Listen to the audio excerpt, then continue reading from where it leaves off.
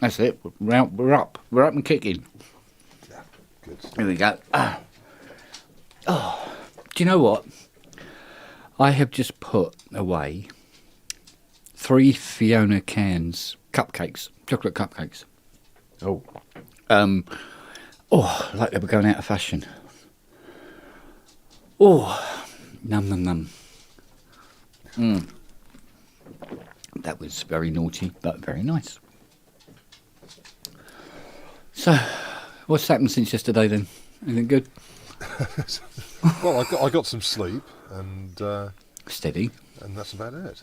Yeah, the world hasn't totally fallen apart yet, so give it time. Okay. It's just I hadn't looked for the last hour or so.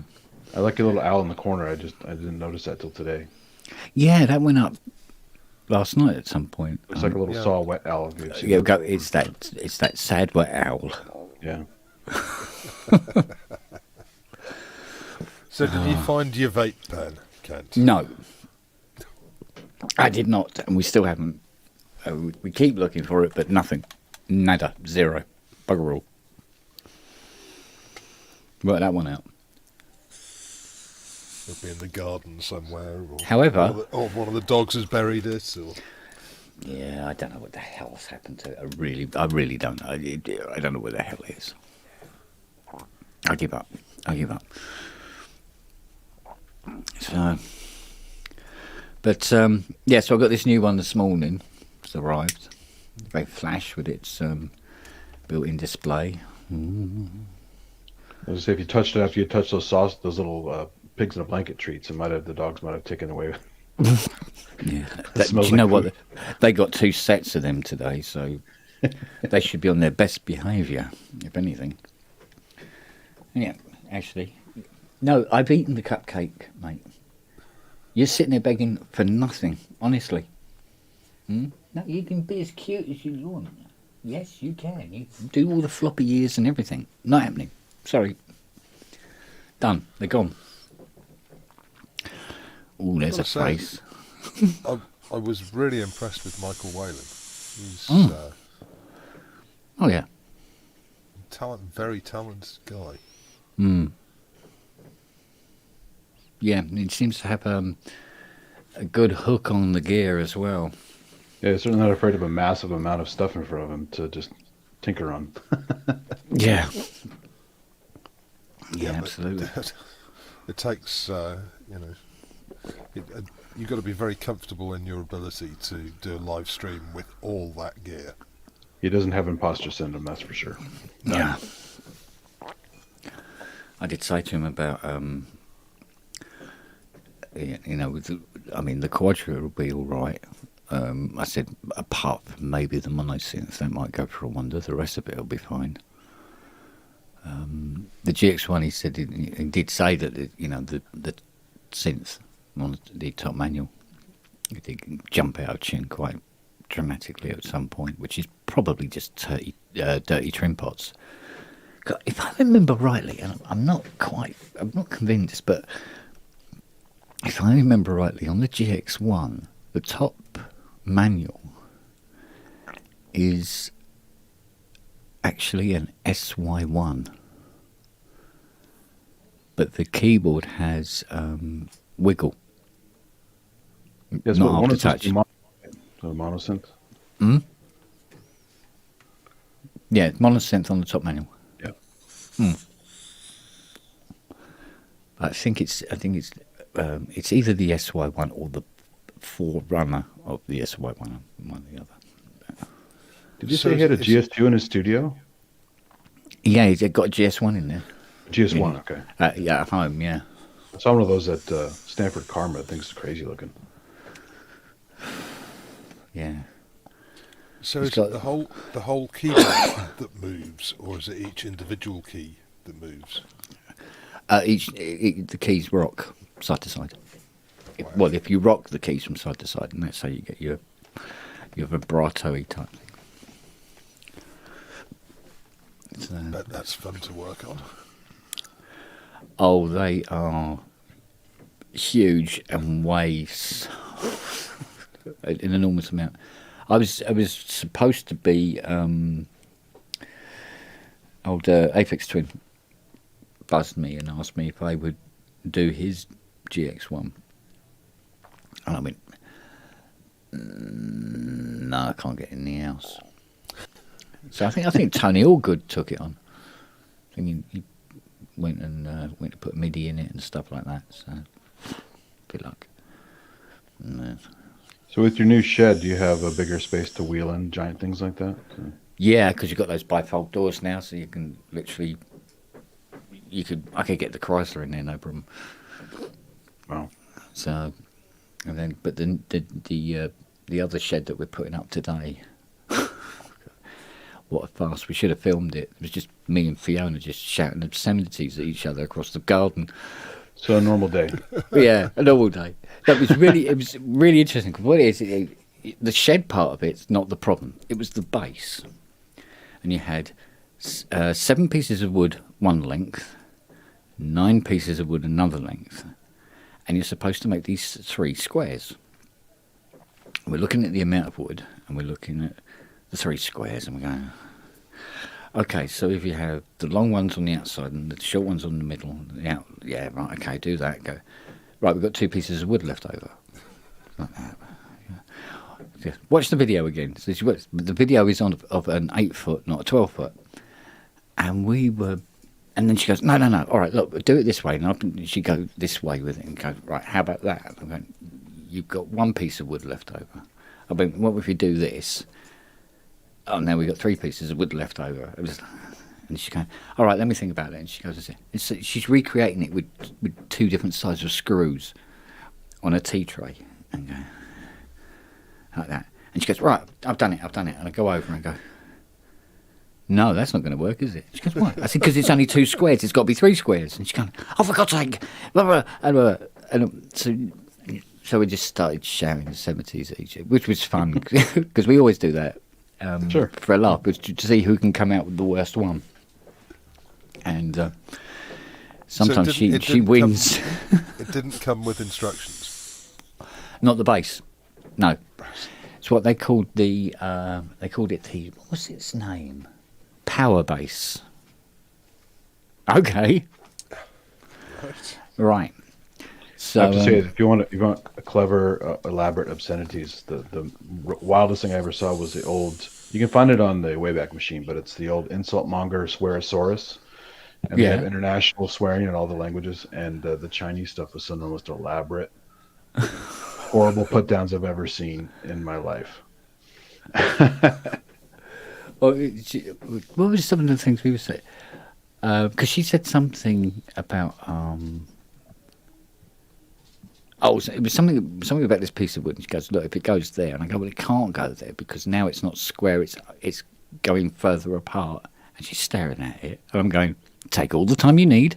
And she goes, have you had enough time yet? She goes, she keeps looking, and she's going, oh, that's it.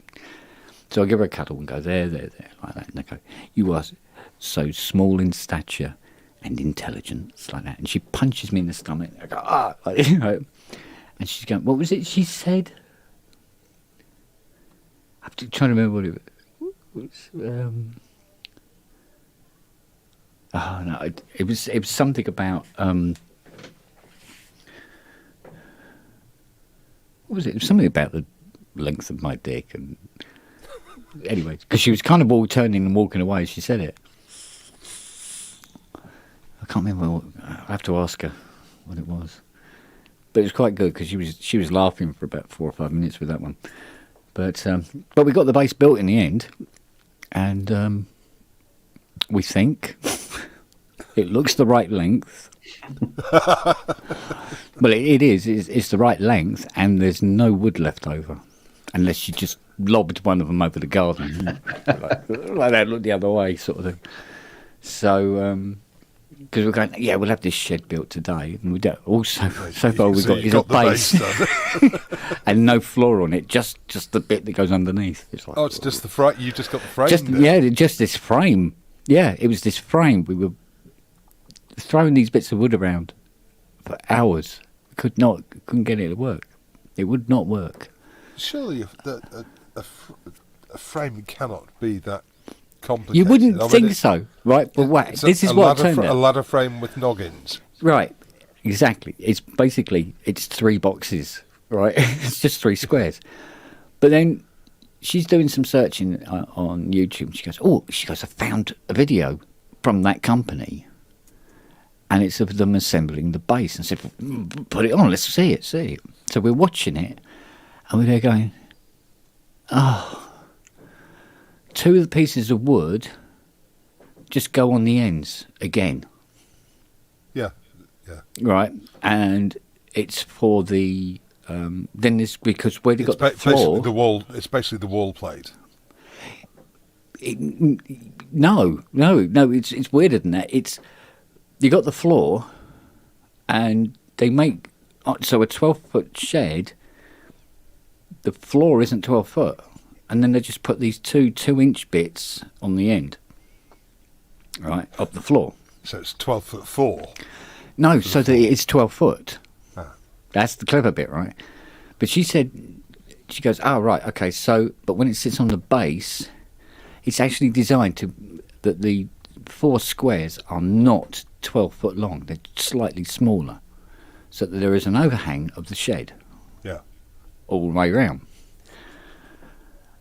And I'm going, oh, well, we've just spent 4 hours trying to get this to be 12 foot. To match up to a floor that apparently isn't 12 foot. Wow. So we had the instructions for the shed, and that's pretty straightforward. But the power base didn't come with the assembly instructions for the base. And it was just fun in the end. In between that, we're just throwing a tennis ball for nearly every 5 minutes. I put together an adjustable desk recently, a little power desk, and it's amazing how lazy these companies are now with just giving you exploded diagrams and very little text. Yeah. And if I hadn't done 3D and CAD stuff in my past, I would be completely lost. But they expect the average person to take this and go, hey, no problem, I'll figure this out. It's like, no, they can't. They're lazy, so lazy. Well, I mean, really, we both of us should, be dragged kicking and screaming into the 21st century, to be honest, because like a lot of these things that we've had now, where they have, those little square dotty things that you're supposed to hold your phone over. Yeah.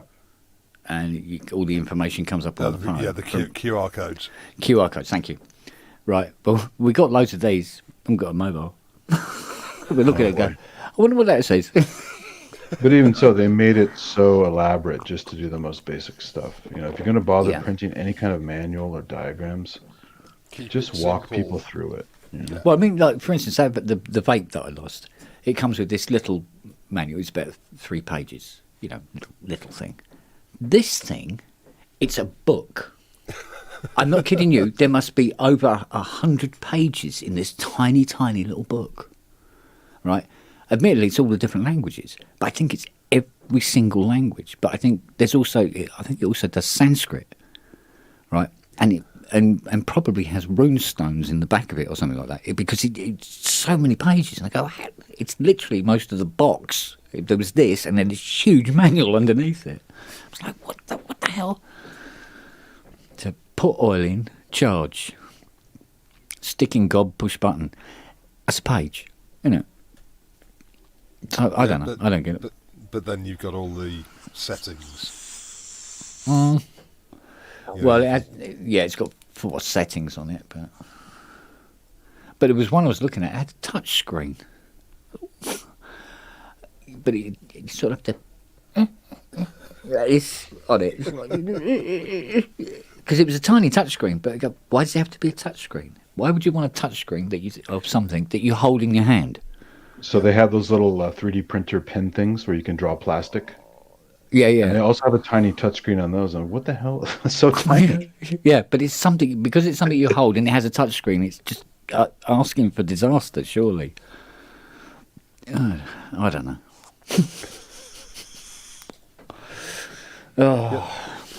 Neil Wharton's just said in the chat that you could have used your iPad to scan the QR codes. Yeah, after the fact. Never ever think of that at the time. Never ever think of it at the time. Because this has happened before.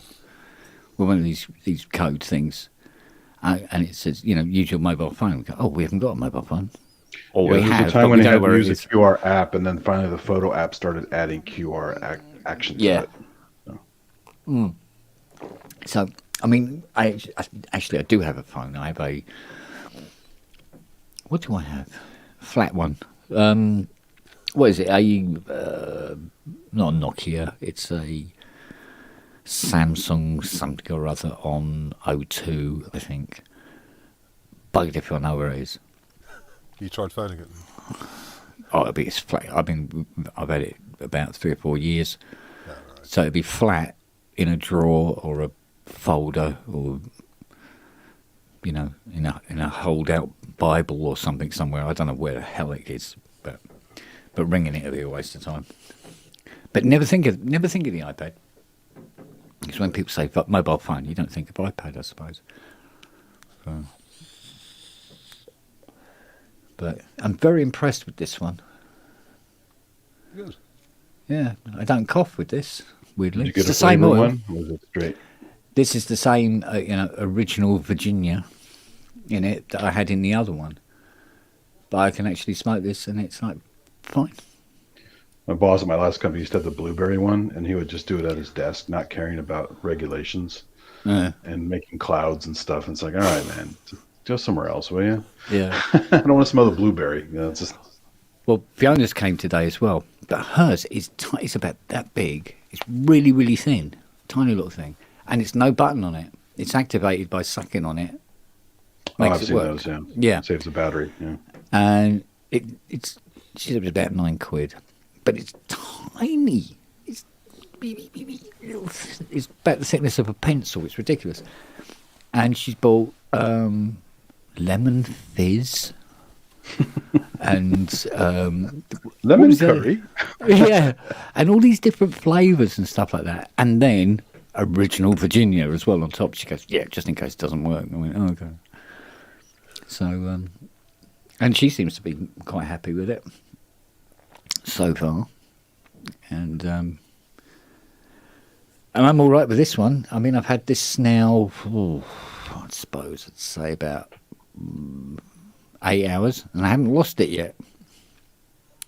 But like I said to Ben, I was thinking about just velcroing it to my forehead or something, I was saying harmonica stand. You gotta have the harmonica stand. Yeah. or onto the side of the t-shirt, sort of thing like that, But yeah, I don't know, madness, absolute madness.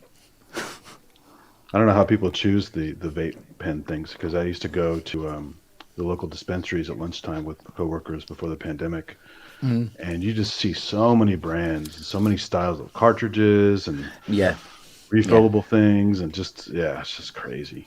Yeah, it's madness out there. You go on the websites. There's so many different types.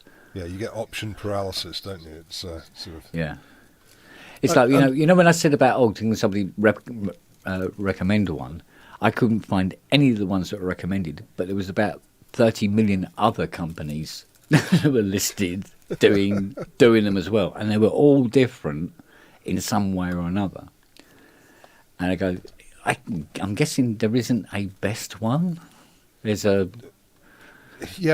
or if there is, you ain't going to find it. You ain't going to find it. You've just got to start. You've got to buy 30,000 vapes before you find them. You go, oh no, this is the one I want. This is perfect for me. And like anything else, there are all these hacks for them too, so you can do mods and things to them. Oh yeah, mine has firmware updates. I mean, you just think, what the hell? Yeah. But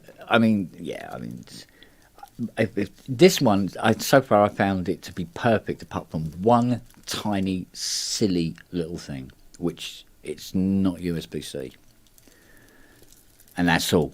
The other one was USB-C, because we got all these USB-C charger cables around the around the the coffee table in the front room for the iPads and all the stuff like that.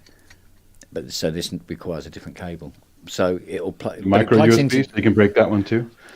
Yeah, exactly.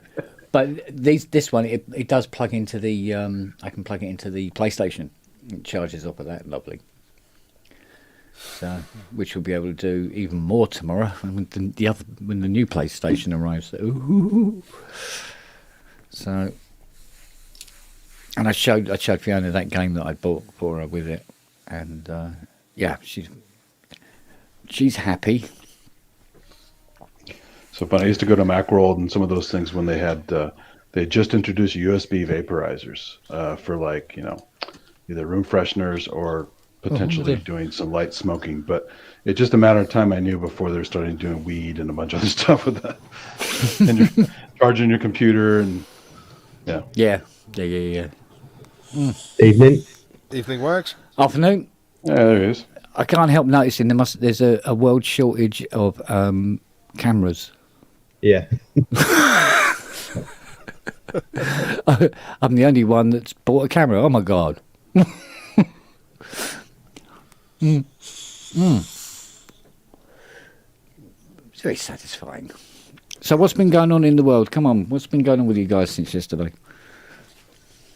Since yesterday? Yeah. You must have bought at least one synth in that time, Wags. I don't think I did, actually. I got a FBO1 that's coming. An FBO1? Wow. So what about this, was it the JDX with its version 3 software update? Oh, the Jupiter X. Jupiter X, sorry, yeah. See, Well, I've forgotten the name already. All this supposed Jupiter 8 emulation stuff is just a parameter template for their generic VA engine called Zencore. So really all they've done is taken their previous restrictions for the Jupiter 8 supposed model and given it more oscillators and that kind of thing, which makes sense, but it's still a subset of their like normal VA engine. So yeah, because it sounded quite good in that demo video on the show, but Yeah, but this is the thing, and it's I suppose it's one of the issues I hate about the way that synths are being sold these days. It's fantastic. You get to hear a synth and it's being played really well. I can't play that well. It's not going to sound like that with me. I would rather, play it myself and work out whether or not I like it than, splashing out and then having to piss around sending it back because it just doesn't fit. Yeah. Well, that's the American way, though, isn't it? Just order it anyway and then just return it if you don't like it. Yeah. Yeah. By the way, I had a good testament the other day to how good ACB is over this Zencore and other stuff. I did a hardware jams thing last week and used the Boutique JUXA in the Juno 60 mode. And even though I had a virus and a bunch of the nice stuff playing, the comments about how nice that Boutique sounded were hilarious. I'm just like, it really makes a difference. Sounds great. Yeah, I've got the JU06A as well. I used to have the JU06, but the prices on those just got crazy. So yeah, I'm stupid. I kept mine. The new one. Well, I figured I wouldn't need it because I had the System 8, but I ended up keeping the JP8 and the JX3. So. You still got the System 8? Yeah, I'm thinking of getting another one. Wow. You don't have to faff around swapping the plug outs out. Then you can just get them all loaded in there and leave it. But I wish the 3 plug out thing more. is stupid. They shouldn't have done that. Yeah, they should have had more slots on board.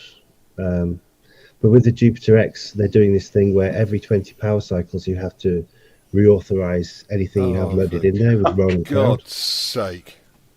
I think it gives you a warning after 10 power cycles. Or it might be 20 and 30, but you have to plug it in all the time, basically. Which would be great if you're out on tour in some difficult network location. So then it's not technically a plug out anymore. Yeah. It's still a plug in. Yeah. Well, it looks like me shouting at whatchamacallums, who was it? Softtube today has not paid off yet. No return on that. Basically, my Console 1 fader, I have not been able to use it since I bought it last year. Because when you put in the registration number that comes on the card with it, it says that it's already been registered. Oh. And you bought it new? Yes, brand spanking. And it says it's registered, and gone, well, it ain't. And then the software that you can get, which is it's sort of like it's for a demo. It's it's a timed period that you can have the software for it running. Died in I think the beginning of January, and then so I said, look, this won't register, and they go, oh, we'll send you an email. So they sent us an email, and what it was a link to the registration page that when you clicked on it, you entered the registration again that I still got, because it's the only one I got, for it to say, this is already registered. So that went round in circles a couple of times. And then I think they got the idea that what I was trying to say was, I can't register it because this registration number, apparently it's registered already. And then I heard nothing, so I did it again. Then I heard nothing, did it again, and tried it with capitals and see if they could hear that.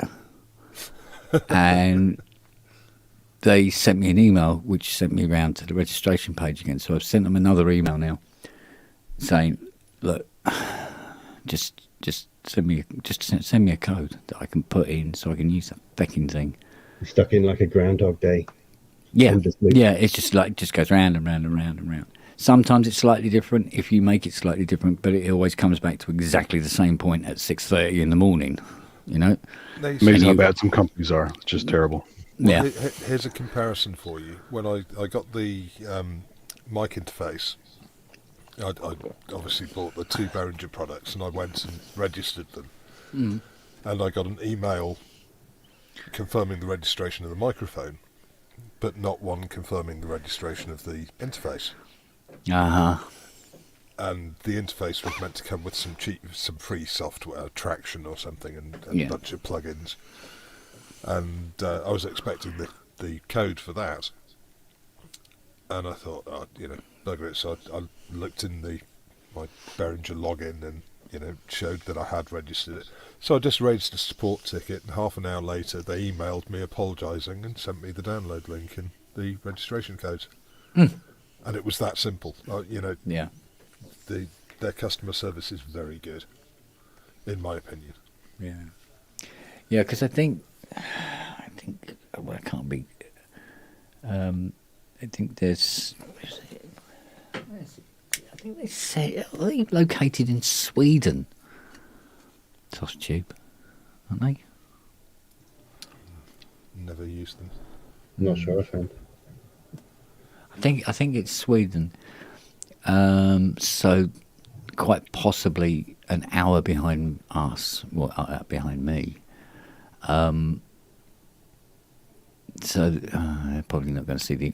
Well, it depends if they're in the office tomorrow. Otherwise, they're not going to see it till Monday. Where did you buy it from? Oh. Was it a retailer? Oh God, I can't remember. I'd have to go and dig out the email. Just if Softtube aren't responding, go back to the retailer. Yeah, I can't remember. I think it was either. Be Tommen or. No, it wouldn't. I think it might have been either GAC or someone like that. One of those places. Yeah. Might have even been Guitar, actually. So great they named it twice. Yeah, if you can find the receipt, just go back to the retailer and say, look, I've been, unable to register this. I bought it from you. Here's the receipt number. What are you going to do? Yeah, I thought it was new, not ex-demo. Boom.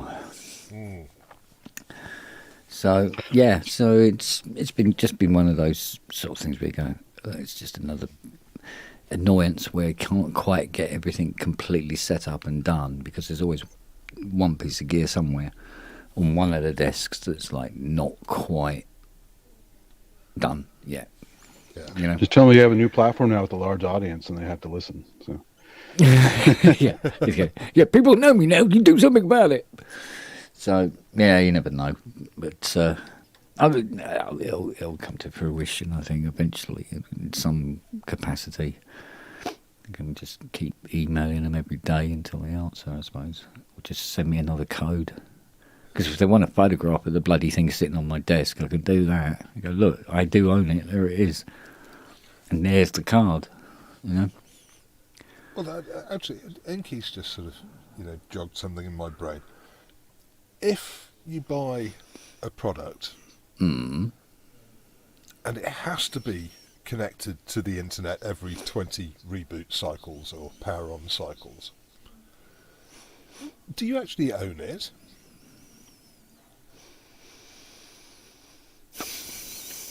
Yeah, it kind of redefines what ownership is, I suppose. Yeah, I mean, Inky just says rentware, and it is sort of like that because you are tied to them. It's not, you haven't bought a product, you've bought a service. Because if the product stops working because it can't communicate back to base. Yeah. Well, we don't expect Roland to go anywhere anytime soon, but they now have to maintain that authentication service forever, effectively. Yeah.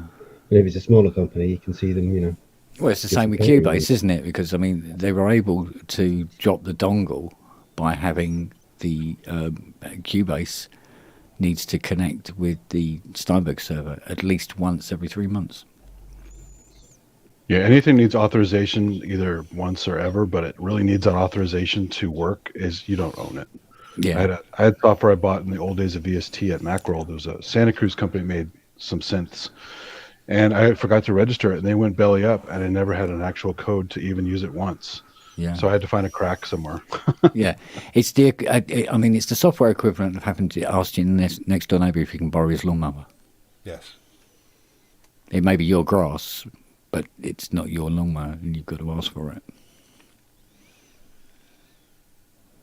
And also, it'd be interesting to sniff the packets and see what information is actually being sent, whether it's just a simple, request and acknowledgement, or whether there is data. Well, like they do this thing with Softube where it actually synchronises with your iLock. And there's exchanges of data between iLock and the Softube server. Wow. This is great about Little Snitch on the Mac. It gives you really clear, easy idea of what exactly is happening with software in and out of your system without too much IT gibberish. Yeah, because a lot of it's all buried in all sorts of spurious code and shit all over the place, isn't it? But I don't know. I mean, if it comes with some sort of what's the word? For instance, if it was Cubase, and it has to run home to the Steinberg server at least once every 3 months, otherwise it stops working. It has to come with some sort of promise on Steinberg's part to look after your product for you. Then they go, well, okay, if it's not my product, you look after it. Yeah. You make sure it's working, not me. But also, surely it is also, dare I say, possibly discriminatory, because it requires you to pay for an internet service. I mean, if you wanted to, for example, go off grid, why, when you've spent the money on buying a product, would you then have to pay for a method of communication? There must be a way of disabling it. Well, I would imagine that, like many things, they could be shooting themselves in the foot here, because as we know, hackers have been known to be able to get around those sort of things anyway, so that you can fire up your Cubase and it doesn't give a shit, it never connects, never goes looking. And, there's no record of it on the servers. Well, there is, but in a particular location. But if it never connects, they're never going to know it's there. Because they generally write their own service which intercepts the authentication request. Yeah, exactly, and just loops it straight back at it, yeah. That's why a lot of software preservation, it's always the hacked versions which are there because they don't have any hang-ups. Yeah. With authentication. Well, I think they would have rather just risked that than have to keep the whole e-license system up and kicking, which is getting quite antiquated, and just not have to bother with that anymore, and just do this request respond thing in Cubase, and you go, yeah, but if they hack it, it doesn't matter because they've been cracking Cubase since the dawn of time when dinosaurs roamed the earth. So it's sort of like, we just accept that. That's just part of it, and we'll just dump this e-licenser. Yeah, that's what I'm waiting for. Yeah. So, but I mean, it must come with some sort of responsibility, because if it needs to, if you like Sass says, you don't own it technically because of this. It's out of your hands. It won't work for you unless you provide it with the means to be able to communicate with Mummy and ask if it's okay to fire up and get her permission, then come back and fire up. It's got to come with certain amounts of responsibility on the part of the company. It's a bit similar with all the web MIDI apps we see popping up. Like a web MIDI controller run on some personal website, and then one day it goes down and that's it. Like, unless you've downloaded all the HTML and maybe there's stuff going on in the background you can't download, then that's it. It's just disappeared forever, and it could be part of your workflow. That's why I gladly use cloud stuff at work. It's part of my job. But the for personal stuff, like there's a 3D package I've been using for 20 years. Finally went cloud a few years ago. But if you paid a premium, they gave you a disk version, and I was happy with that. I could always use that; it never dies. Yeah. I mean, there should always be that sort of like. I mean, it's all very well doing this, because this request respond thing it's all very clever and all the rest of it, and blah, blah. Yeah, it's the way forward. This is the blue sky thinking, the zeitgeist of the moment, and all this bullshit. And I go, okay, but can we have a plan B when the shit hits the fan? So if it can't connect to the server, is there a plan B for that? So I can still use my bleeding software that I've given you a shitload of money for.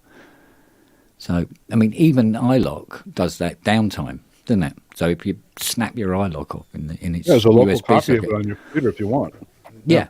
So you can keep those licenses there, or you can have this, pay for this service that allows you to run without the iLock plugged in. And it's all there, it's fine, all well and good. But there's, there's another side to the coin. So you go, if it doesn't work here, it will work here. But this, with Cubase, I mean, if my internet goes down, I can't fire up Cubase. Really? Yeah. It's the you will take this and you will like it attitude. And if you don't like it, get off the bus. Yeah, exactly. So what it actually says to me is like, well, I'll keep my e-licenser and I'll keep a version of Cubase 11 to one side, just in case shit hits the fan. Yeah. Then what's the point in buying 12? I do think that it is discriminatory, and it would be interesting to challenge them in court over that, because they're basically saying you've got an internet connection, you can be my customer. Oh, you don't have an internet connection, you can't be my customer. Well, that's their loss, though, isn't it?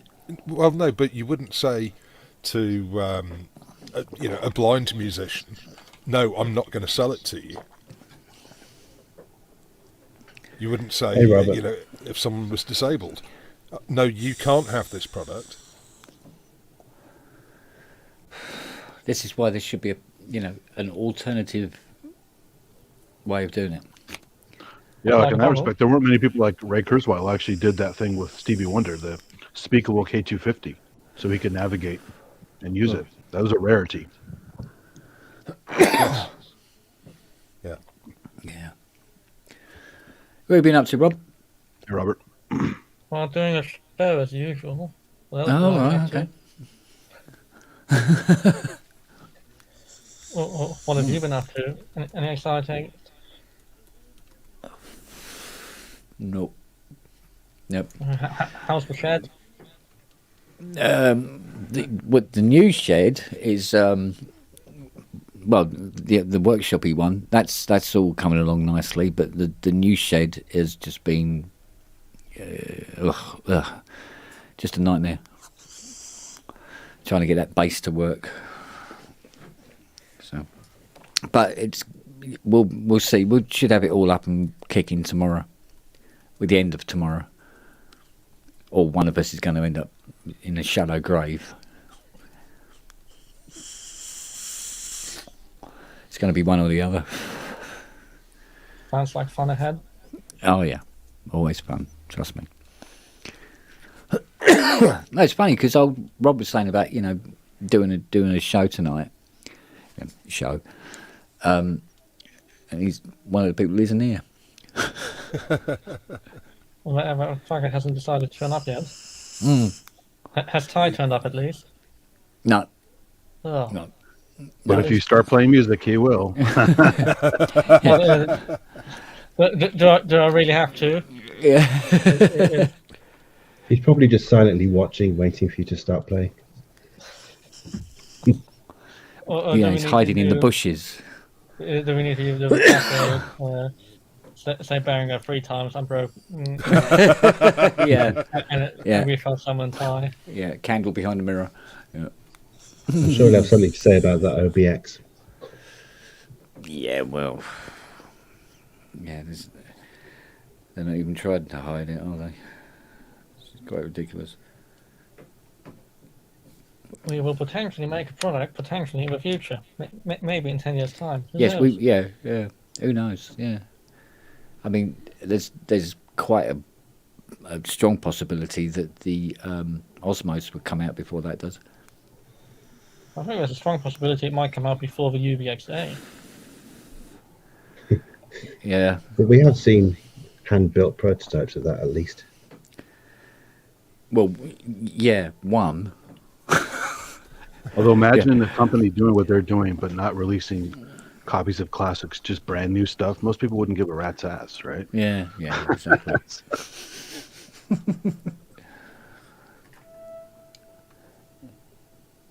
It's just bad timing with the Oberheim sequential thing Well, coming up. it's bad timing for Birmingham. That they're going to be probably after sequential Oberheim releases their product. Do you not think they're two different markets, though? Someone who's going to shell out for an original versus a Behringer. It depends. If sequentially using Novations manufacturing, then that 2099 hint could be a price thing as well. Well, yes, yeah. Yeah. I don't know. It's And Rich was hinting earlier in the chat on PSN that he's heard through a few grapevines that it's probably going to be more than one product from Oberheim.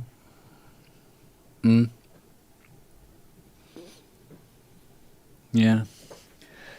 Well, it's got to the point now where I'm not beginning to really care anymore because I haven't got any room for them anyway.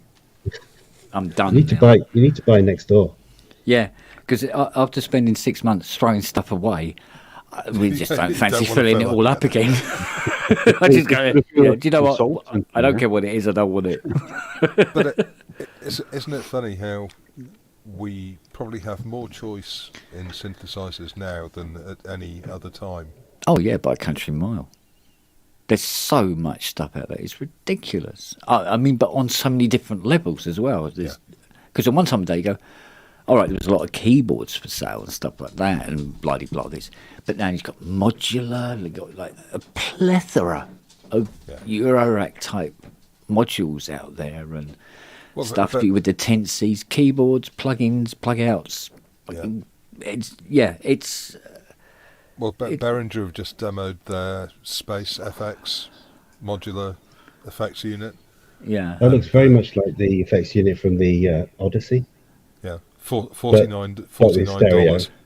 Yeah, but with stereo, no CV control over the knobs, which is a bit annoying. But yeah, very cheap.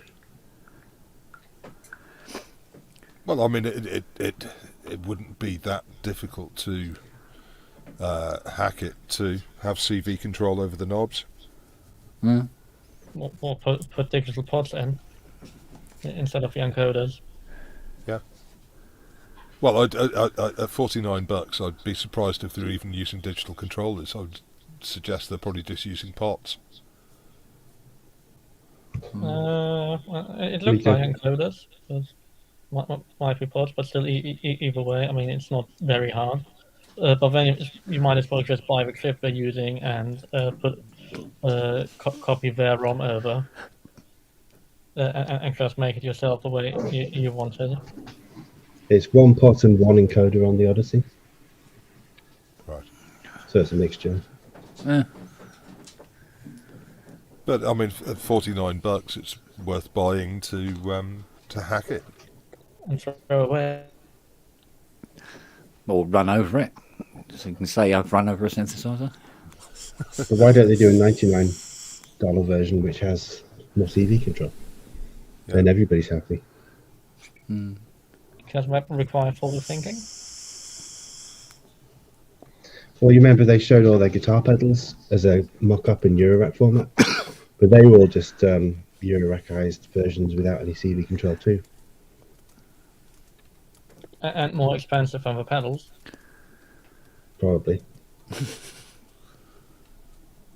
Probably better build. I mean, probably a metal front plate, where the pedals are about as much plastic as you can squeeze into that stuff. True. And you don't. Apart from some of them, I mean, like the small stone clones are in metal cases. Yeah, but it looked more like the classic old pedals of the old plastic style. Like, Yeah, it looks like the Boss copy ones, yeah. or mostly Boss. Anyway, I really should get going. I shall see you in an hour if you're still going. Yeah. Right, Right, good buddy. luck. You're over. Take care, man. Cheers. Yes. So, yeah, I think one thing I have noticed now that when I was setting up this, when I got this new PC and I was setting up, all the musicy bits on it. Christ, I got too much stuff.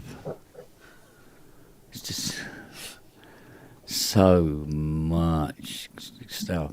But I tell you what I do like. I always find it quite fun.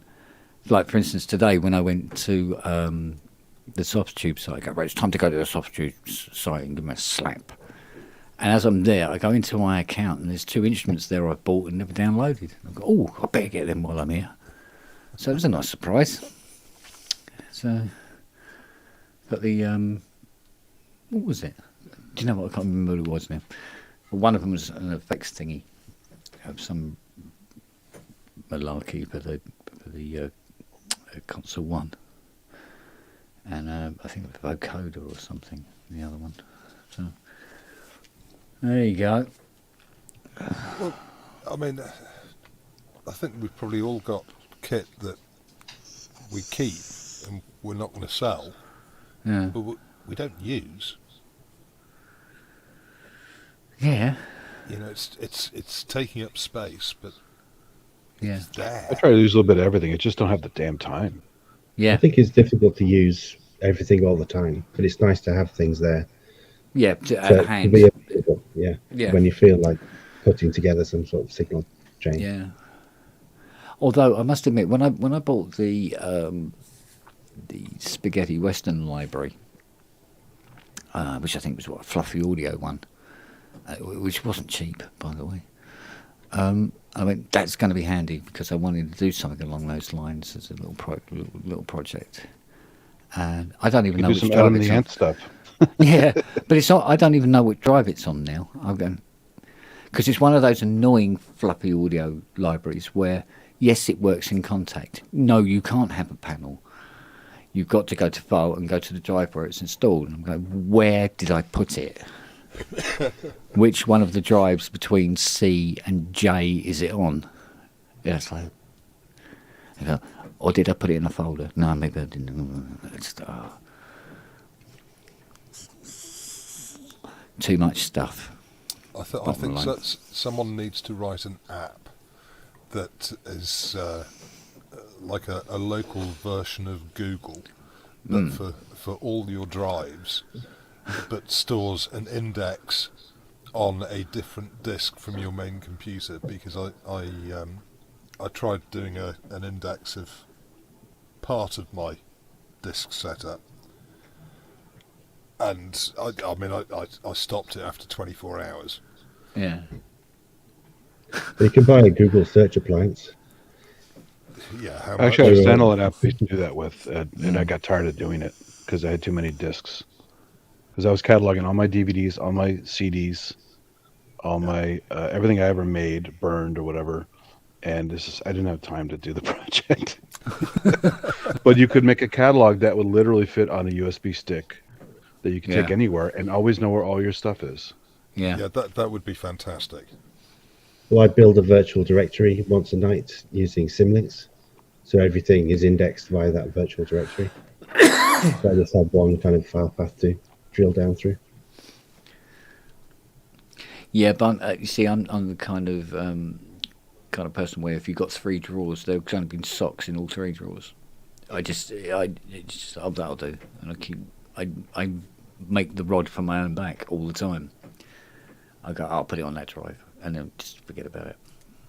And then till I go, oh, where did I put that software? And then have to troll through the whole bloody lot looking for it. And well, Windows, most of the time, crap instead like of that. actually using the built-in search, I fire up Cygwin and just run like Linux find stuff to get. It seems easier to find the files that way rather than use the built-in Windows search. Actually, everything on Windows is great. Use the Everything app. It's super fast, and it's free. Yeah, because I know the search in Explorer, boy, can that take its time sometimes. It looks under the settee, it looks everywhere. It's like looking under the floor tiles, but except where the bloody file is. That's a problem. It never goes straight to the file. So, but yeah, I don't know. I don't know why it is that Contact need to charge so much money for a software company to be able to put a bloody panel into Contact. Why does it have to be so freaking expensive? Because they can. Well, it's not doing them any bleeding favours, mate. It's one of my little bugbears where you go, oh, it doesn't come with a panel? Oh, so I've got to try and remember where I can put it. Same reason teenage engineering is charging so much for that new device. They don't have to. It's nice looking. It's probably pretty well built. But as a fan of their stuff, that one's just kind of outrageous. But they charge it because they can.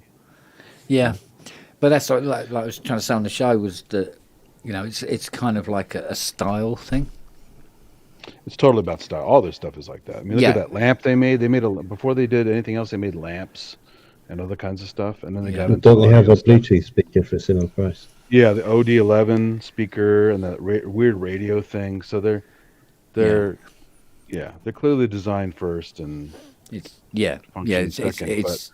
an extremely like a cutting edge sort of. But with that said, the OP1 and OP0 are edge. amazing devices. Yeah. But if you look at their modular stuff, it's awfully designed. Yeah, I didn't buy any of that stuff. The little sequencer has a touch panel made of paper, and if you press down on it, the whole front panel bends because it's just thin metal. And then it runs off batteries, and you have to take it apart to swap the battery every time. Well, the big yellow one, just to put it together, requires certain precision bends, and you could really fuck that up. Yeah, there was a It was like company bad that sells Meccano, wasn't it? yeah, Yeah. There's a company that sells third-party panels, so you can take that yellow thing and put it into Eurorack modules. But it doesn't seem that special anyway, as far as the sound goes. So. Well, I know people love their OP1s, but Hello, Six String.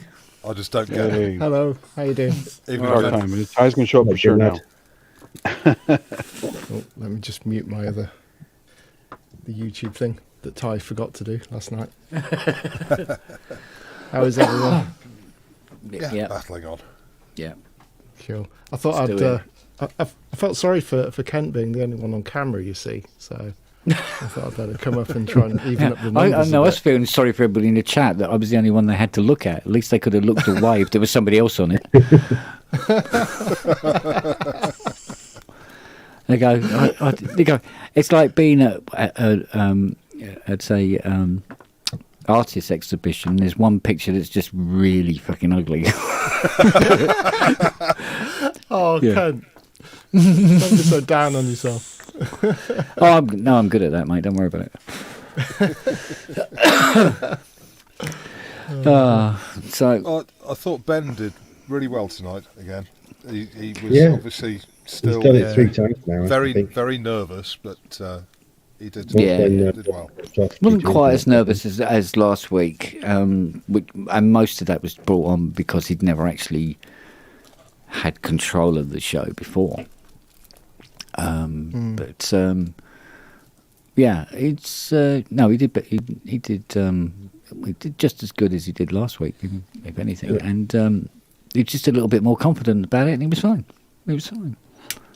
Yeah. So he missed his chance to, like he did last time after Robbie was. Yeah, I was waiting for him to do it as well. Yeah. What a wanker! What a wanker! Yeah, That was brilliant that time. but So yeah, I think what it was, I think the reason he didn't do it was because he sort of like professional hat on for a moment. Yeah. But yeah, no, it was funny because he asked me tonight if I wanted to be sort of like permanently on the team. I went, yeah, sure, yeah, I don't mind, I'll do that.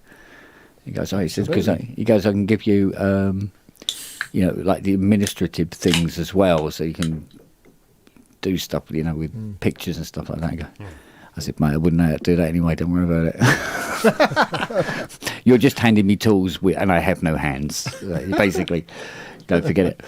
So he's going, yeah, I know what you mean. He says, I was pissing around changing these bastards, and they were moving about everywhere. And I go, yeah. I said, yeah, I know. Leave that to Robbie. He knows what he's doing. yeah, Robbie makes it look quite slick, doesn't he? Yeah. Well, I mean, Robbie does the. We can tell by the way he will talk about things and the way his segues work and stuff like that. That he's very slick. He knows what he's doing, and it's all very natural for him. Well, to be fair, it's tricky. Even Ramsey, who's been doing it quite a while, has a lot of gadgets going on, and they fail sometimes, and he gets weird results. So Yeah. But, However, when you consider how much Ramsey does in his show with all the different camera angles and the modular tracking stuff, cameras, exactly, yeah. and there's so much stuff going on, and it's sort of like he really holds that show together well. Yeah, you could imagine Robbie doing a radio show. You know, he has that yeah. There's that tone, slickness isn't there? and Yeah. the tone and the. I thought you were about to say face for radio. I was just like, Yeah, I've got the face for radio. I've got a face for radio, absolutely. But, And now at number 23. he has the gift of the gab, as they say. I actually did a little bit Indeed. of college radio. It was fun. Yeah, There was a missing spot of electronic music at the time, at least decent electronic music, so I had a little slot for that. sweet. Yeah, I mean, what was the? I'll tell you what I was quite surprised at when Michael Whalen's saying about risky business, and it was the first time he'd heard Tangerine Dream. yeah, I was like, really? I know. That was the first time I'd heard. That was the first time I Really? heard it too. Yeah. But I suppose actually, when you think about it, yeah, because Tangerine Dream was, you know, what the weird kid listened to at school. Well, Maka Man put him on the map for a lot of people Yeah. too, because he used them in a lot of scores. Yeah, but you know what I mean? It was Tangerine Dream was underground. I Yeah. didn't Yeah. know There was anyone. nothing mainstream about it at all. I didn't know anyone who was listening to Tangerine Dream at the time. In fact, you in the know- commentary for Thief, Michael Mann and James Caan are on there talking about stuff, and he purposely brings up the score and how great it is and how great a guitar player Edgar Froese was. Yeah. And James Caan was like, "What is this crap? You know, I don't like those dee, dee, dee, dee kind of stuff." You know? Yeah. Yeah. But this is it. I mean, I can remember back in like, what, 70, 78, 79. The only synthesizer I'd ever seen was a picture in the Encyclopedia Britannica of a VCS3. Yeah. And, you know, I knew of them. Although I knew very little, but I knew of their existence, and I was able to recognise them when I heard them, whether it be momentary in a film or on a track or whatever. And there was nobody else I could speak to where I could say the word synthesizer, which wasn't met with a furrowed brow and people going, "What? What was that in?" You know. So yeah, it's weird. I had a friend at school who was a literal genius. I mean, the guy is a professor and he's done wonderfully in life. Yeah. And he was a real... people talk about geeks, and he was sort of beyond that. So, I mean, he built his own first computer from scratch, you know, hand-wired, wire-wrapped the circuit board. And he used to build synthesizers. But, I mean, he did his grade 8 guitar at 13. I mean, you know, he was astonishingly clever, and he was the one who introduced me to synthesizers, because he used to make them. Yeah. But like I say, you know, it's very. I think I have to. We had to travel a considerable distance to go and look at a synthesizer in a shop, because it was only the one shop that had one. You know, it was at that time it was just you just didn't see them. You know, any manufacturers were you know, demonstrating and synthesizers directly to big bands and stuff like that. Yeah. The public never got to see these speakers until they, you know, maybe they might turn up. You might see one in a video. Well, I say a video, a film. Of a band, or on top of the pops or something. Yeah, that's what ARP did, isn't it? They sold direct to bands and schools and all this sort of stuff. Yeah, but I mean, it's like the 2500 with 2 wings that they gave to, they sold to, what's his name, making Close Encounters. But they didn't know how to work it, so of course old Dodd and all the rest of them went up to actually operate the machine and everything. Although Mr. Perlman did say off record that he goes, those bastards never paid him for the work and time, still waiting for the money. And you know, and that was another thing. So when that film came out, people go, whoa, what's that? What the hell is that? And where do you get them? The movie studio let that 2500 rust, so it was basically scrapped by the time Arp got it back. Yeah, it's mad. But I mean, they had this thing with like with Rod Argent's in London. Rod was a bugger for lending keyboards out, apparently. So he lent that was it, Andrew Lloyd Webber, a CS80, to do the Variations album, but kind of didn't ever get it back. So there was a lot of that going on, I suppose. Hey, Jim, that sounds a little bit like the Brokeback Mountain theme. I've never seen that still. I haven't. No, I haven't seen it, I must admit.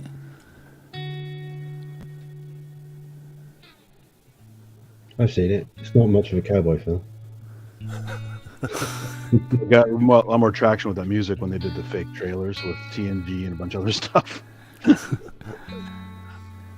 I like the what was the Will Smith? Wild Will Wild Smith? West. No. The wasn't it Quentin Tarantino one? Was it Will Smith? Quentin Tarantino. It was quite brutal. Hell, what was it called? Hang on, let me Google and see. Trying to think. The only thing The Hateful Eight? What are you talking about? No, it doesn't ring a bell. It was set in the Oh, are you thinking of Where Kurt Russell smashes Django 100-year-old. yeah, Django Oh, with right. yeah, not Will Smith. It's not Will Smith. Thingy Boy, What Me Do Be What Not. Oh, I can't remember his bloody name. No. But yeah, because I thought you were talking about Desperado or something for a minute. Yeah, it's the guy Trying who was to on Living in invoke the Color. tie. Jamie Foxx? Was it Jamie Foxx? Jamie Foxx, yeah. that's it. Yeah. Yeah, good film.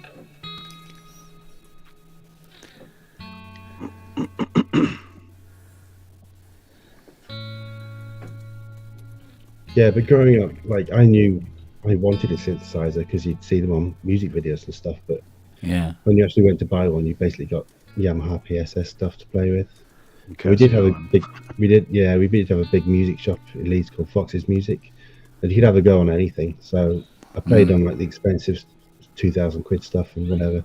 I can't remember what they were, but I probably had a go on things back then. But yeah, as far as actually getting one, it ended up like PSS and that kind of thing. Yeah, no, because when I got to my first big candy store, it was early spring of '79, I think it was, and it just walked into this tiny little converted sweet shop, and there was a Art Quadra for £4,999, wow. and a second-hand Mark II black and gold Odyssey for 850 quid. but that was the price of a car, practically. Yeah. You know. And there was a Oberheim 8 voice on legs in the window. It was like, oh, what the hell is that? You know? Hence the if you can afford a truck, you can afford a synthesizer advert. Yeah, exactly. Yeah. And yeah, I can't even remember half the things were on the other wall. But I remember went in there with my mum. Go, oh, mum. Oh my God, what were you expecting me to do? What were you expecting me to do? You know, so like, what? These prices are like, what? They do The first one I HP. saw was a CZ1 at a mom and pop music store. Mm. I was like, this is Casio? This is crazy. Yeah. Yeah, that's why I ended up with a Transcendent 2000 kit. Because it was 168 quid and it only took me about a year to save up the money for it. But I How didn't know long to anything build? about electronics.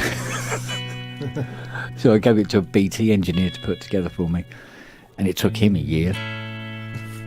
But he didn't know how to calibrate it. So it was always out of tune. I could play half an octave on it before it went out of tune.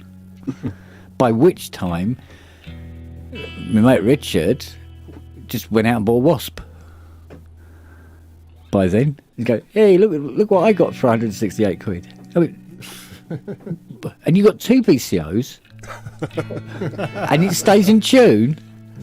Oh, and then he goes, yeah, but look what else I got. This was 499 quid. And he comes in, an RS09 polyphonic. And it's got an ensemble in it. So we pumped every fucking keyboard for over the next 2 or 3 years. Every keyboard we owned all ended up going into the audio in on the back of the RS09.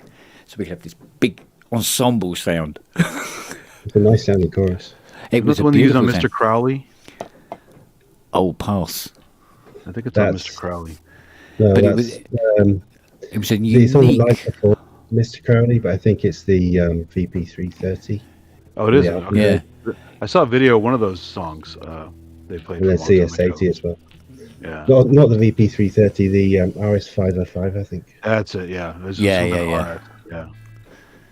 Yeah, because I must admit the RSI9's ensemble was actually quite unique. I thought that the CE1 would do the same thing. It didn't. It was different in a way. It wasn't quite so strong an ensemble as the RSI9 had. But apparently the creamier one, like you say, was the 505. So. And then the CS80 on that track as well. Yeah, well, I mean, the thing is, like, the chorus on the CS80 is like, is that really chorus? As such, you know. It's one of those things.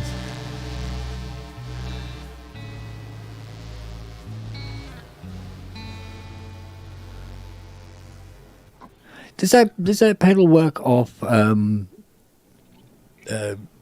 audio detection? Yeah, it's got different modes. So it's got polyphonic mode. Yeah.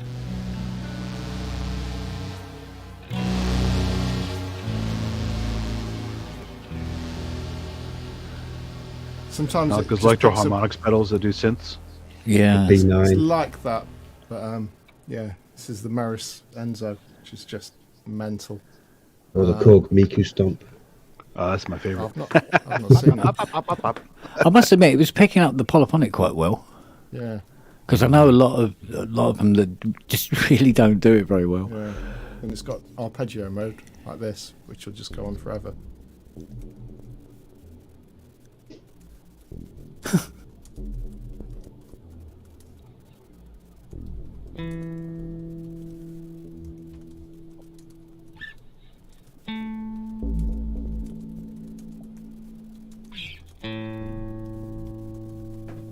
And it's got some mono modes. Let me try and find one of those.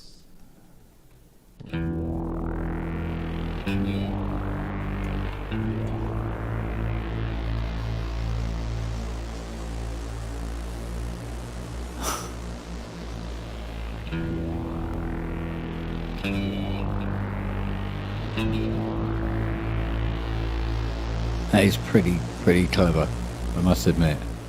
Yeah, Yeah, it's really not. I like that. yeah. And then you can just use it as like a straight effect with a sort of delay and ring mod and all sorts. Well, I've had my eye on that Meris reverb because it's supposed to be modelled on the Lexicon 224. Or the Mercury 7. Yeah. Yeah. I was close to getting that, but Specular Tempest just kind of got me instead. Meris stuff seems just superb. Though I've got the Autobit Junior as well, which is in my live rig, which is just that again. Yeah. That's another mental thing, but I use that for sort of just chopping beats up. It's just on the fly. It's just crazy what that can do, as well as the bit reduction and stuff and sample rate reduction. But yeah, it's Yeah. just really cool. It's like with there is a lot of great tools now that if only we could have had them years ago. Especially at the prices that they're at. I did a thing where I did put, I think it's still up on SoundCloud. I did a track using my CS80 doing China's Long March. Right, the whole thing. So it's like multi-tracks of CS80. And I put it through the Lexicon 244 emulator on the UAD card.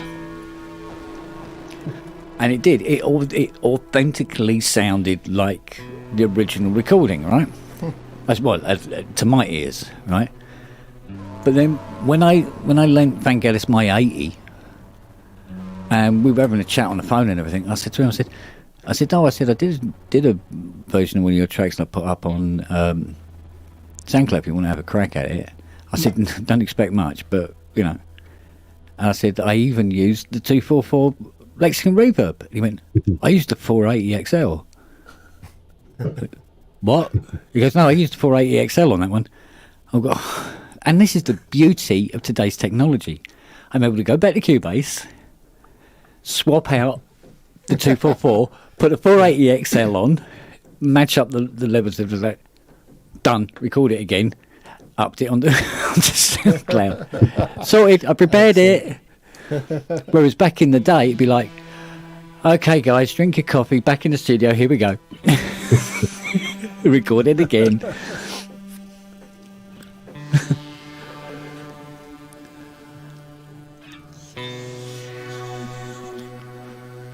Well, I mean, it's never been an easier time for a home musician to make music, but there's probably never been a harder time to get discovered.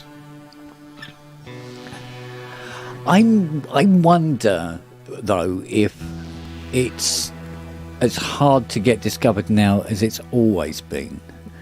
I think, because, for instance, if anything, it might even be slightly better, because there are, without walking on anybody's toes here, there are artists out there now who 20 years ago would have been laughed out of the record label. To be honest, there are some guys where you go, really? So I don't know. I don't think it's really changed that much. I think if anything, because of the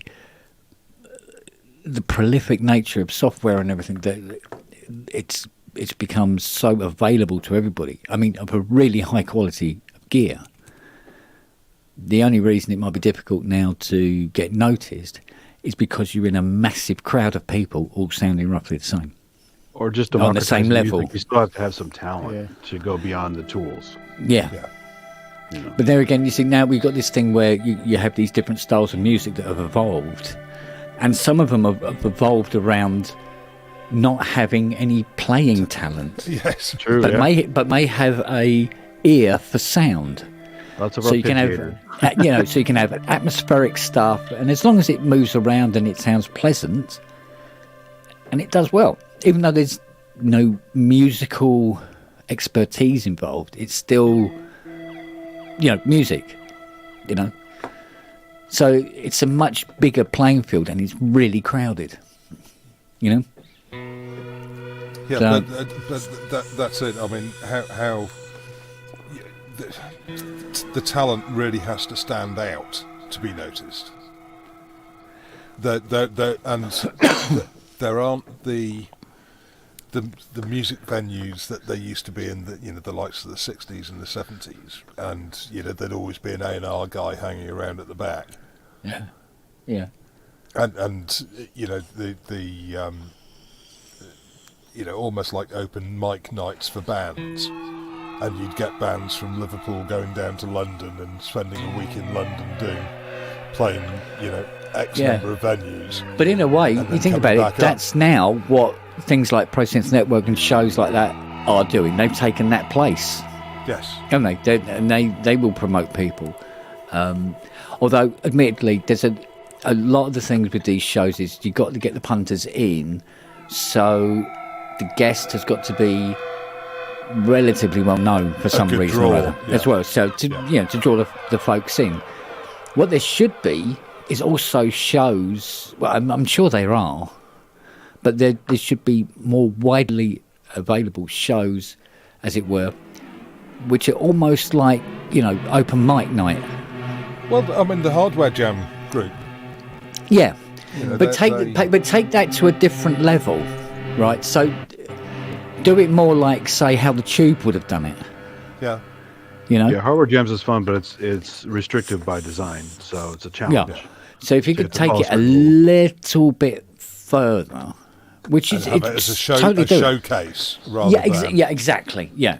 So you could go from one guy to, and then introduce the next people and all the rest of it, and then these, and if there's the kind of music that you like, promote them yourself. Jules Holland did that perfectly, didn't they? Yeah, exactly. So, and I mean, the whole thing, like the careers that were started through the Tube. Where you could on on a Friday night, and a band would walk onto the stage, and you didn't know them from Adam, and you just go, right, here you go. You're either people are going to remember you and be looking for you on, tomorrow morning when they go to the record shops, or they're not. Yeah. You know. Well, I remember watching the Jules Holland Hootenanny back in the day, and first saw Casey Tunstall play. Yeah, Opportunity Knocks 2022. Yeah, I'd never heard. I mean, most specifically, folks. Never heard of her, but my God, she did a good set. Just a looper pedal and a guitar. Yeah. Well, you think of the stuff that Tara Bush is now doing. we've got Ed Sheeran. Yeah. I wonder where he got that idea from. Yeah. Yeah. But I mean, you look at what Tara Bush is doing. I mean, to think that she's come up with all this stuff, this personas that she comes up with, and then go on stage in front of all those people, and knowing that most of them are not going to get what she's doing as well, but still go out there and do it, and make it happen. Yeah. Stuff like that. But if she could do that in a broadcasting or broadcasted setup, it'll do even better, because it gives people time to acclimatise. Yeah. But I don't know. It's like with Richard Hilton, right? I mean, he's out there and right in it, and yet a lot of his stuff that he's done, nobody's ever heard. Yeah. He should just bang it on Bandcamp. Yeah. We'd all buy it. Yeah. He's one of those guys that won't do that though. But I keep banging on. It's just sort of like, come on. People are interested, there's the occasion. Yeah, and there's the connection by association as well, which is always a great little help along as well. Yeah. And now I'm sure he could develop a fan base for his personal stuff pretty easily. Yeah. Oh look, we got our roving reporter. Ah. There he is. I was about to say, at least we can't see him this time. Sorry about that. I look like the Michelin Man. I've got all these bloody layers on. It's so flipping cold in the wind. Oh, so I thought I'd come and sit in the car because there's no fucker else here. Billy no mates. So what? You got no one else there to talk to or anything? No, my mate David's here. We normally we're the two that normally sort of stand out here at all bloody hours, but. Nobody else. There probably won't be anybody else now until about 1 o'clock, 2 o'clock. So just had a Domino's, most unhealthy. A couple of beers. I thought I'd just come and sit in the car and get out of the wind for a bit. Is there anywhere nearby you can relieve yourself? Sorry? Small hours. Is there any way you can relieve yourself of that Domino's? Yes, yeah. The record store's actually got a toilet. An outdoor toilet with the gate access to the side, so he always leaves it open. But can I switch my camera around? Oh, hang on. Ooh. I don't know if I can turn my camera around. I was going to show you the other side, but if I Please do don't that, show us the toilet. No, I'm not going to show you the toilet. Hang on. What's this? Yeah, show us the amenities. Back camera. There you go. So that's my mate David. Yeah. No, he won't. There you go. He's just been to the Jimmy, and there are little picnic chairs. There's the shop. Very dodgy looking. You're going to get arrested. Yeah. There's a nice pub across the road, but of course, you know what'll happen. We go in the pub, and then some other fucker will turn up and take our place. Take your chairs. This reminds me of people lining up for Black Friday deals. Yeah. Exactly. Yeah. So. We'll just rest you over there and do that. Should have brought some thermoses and asked the barmaid to fill it up with beer. Yeah. Well, luckily I brought a few bottles with me, so I need to be careful because I must have put my keys in the ignition because if a copper comes along, I'll be get done for that. So, yeah, that's all right. How are we all? Yeah, we are perpendicular. Lovely. Oh, it's David. Evening, David. Hey, David. All right, buddy. Hey. I won't stay particularly long because although I've got a fair amount of charge in the phone, again, it's a long night. Normally leaves the outside plugs on, but he hasn't turned them on this year, so got to conserve. You play us a song, Jim? Oh, I'm just noodling. I'm trying to invoke the Don't tie. be shy. I'm trying to invoke the tie. Yeah. Help me. Berenger. Come on, Jim. I need to cry, Jim. Please make me cry. Hey, Robbie, you don't have any USB power banks? No, I don't. I used to, but they all kind of got a bit frazzled, so I've never replaced them. But I tell you what, the iPhone 13 has got a stunning battery life. Yep. I can go 3 days without charging it. It's incredible. So I was always paranoid. I always carry a couple banks with me. So nah, I've got I've got CarPlay in the car, so I can just plug it into the car and turn the car on for a bit. But if I get desperate, but shouldn't have to. So It'd be cheaper to buy another phone with diesel the price it is. yeah, quite. You're not wrong, mate. You're not wrong. Yeah, so we were just before he came on, we were talking about promoting of musicians through this medium. What medium? The internet. Mm. The YouTubes. But grassroots level. Well, Our level. that's the weeds, not the grass. Yeah, no, all right. Yeah, we're in the tall grass. We're in the tall grass near the better sewer. the weeds than pushing up the daisy. Yeah, we're over by the sewer. Just behind the sign saying dog toilet. If you think about how things used to be, Yeah. and how they've been since the advent of the internet, Jim, what are you doing? I can't hear a thing. What? It's pretty loud. Jim's been the Robert standing. Yes. Yeah. No, but if you think about it, like Wait for him to finish nowadays, work. anybody can be famous, and anybody can make a video, or have something.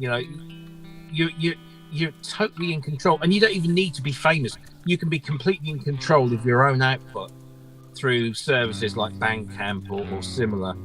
If you look at Tara last week we spoke to, their current album is selling like hotcakes, and there is no label involved whatsoever. It's just them, Bandcamp, and they've done a couple of deals with, personal deals with pressing plants to get the stuff done.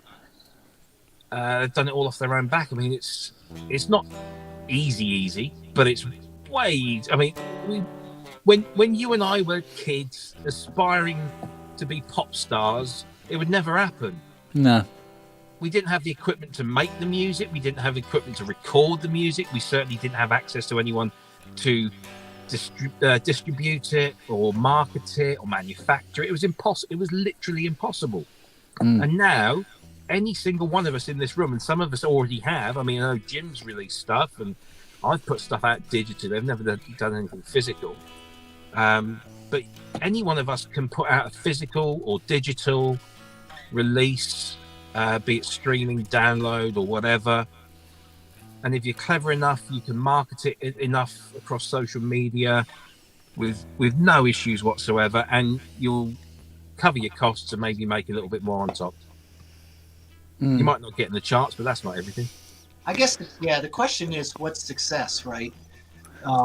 Is it 20 units, 50 units, 100 units, 1,000 units? Well, success used to be you got your record in the charts. Yeah, record deal, right?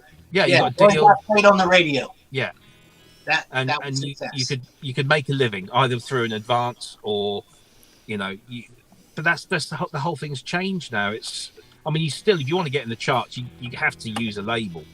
There's no way you get in the charts without a label these days. And of course, what are the charts based on now? Well, exactly. God knows. I can't wrap my head around it anymore. I go from like Casey Kasem to now. yeah, but I don't know what it means anymore. But nowadays, certainly in the US, you've had multiple charts for different styles of music for many years. College radio, they brought them all together. Yeah, but over here in the UK, we kind of just had the singles chart and the album chart. Well, now we've got the singles charts, the album charts, the vinyl charts, the download charts, and then We just made it up charts. yeah. But do you remember, magazines like Sounds and NME? They'll have 10 different charts, indie charts and metal chart, and so whatever music you're into, there was a chart for it. And even if you weren't selling millions of singles, if you got your track into the top 20 indie songs, most bands would be quite happy with that. But like you say, what is the measure of success? Is it money? Yeah. Is it fame? The last time I actually did listen to the charts, which was for the first time in about 20 years, it seemed to be all tracks from the 70s and 80s in there. Yeah, top 40. Although that wasn't the run up to Christmas, but yeah. I guess they own all that music, right? So they're just pumping it back out to us. Yeah, that's what's so strange, isn't it? I mean, yeah. Because you used to be able to. Well, I remember even you'd have kind of your local shows, and like have your Sunday nights. I don't know if they had that overseas, but like Sunday night at about 10 o'clock, right? The most least listened to time. They would play the local music, and if you could get on there, you were getting played to still a significant amount of people, and that was a big measure of success for the radio. Yeah. Without getting actually on the label. But what was so different, I think, was that the label actually came to shows. Like there would be rumors of certain shows that somebody was there watching another band. And if you were really in the network playing, you were getting seen to some degree. But nowadays, it's like we're just pissing in the wind on the internet, seeing if something will stick. I don't even know who's supposed to look at it. Or just the consumers. Yeah, no, I I agree. It's such a weird model. I mean, if you're talking units as being a measure of success, then I'm mega successful then. I've got about 1.8 million units with my name on. Wish I'd got paid for them all. That would be different. But that's a lot of units. Yeah. Most were given out free with the newspapers. So what I always thought was funny is on my SoundCloud account where I got the name of a track, and included in the name is the word CS80, and it's got like over 4,500 downloads. Just because of that. It's solely because of that. It's just ridiculous.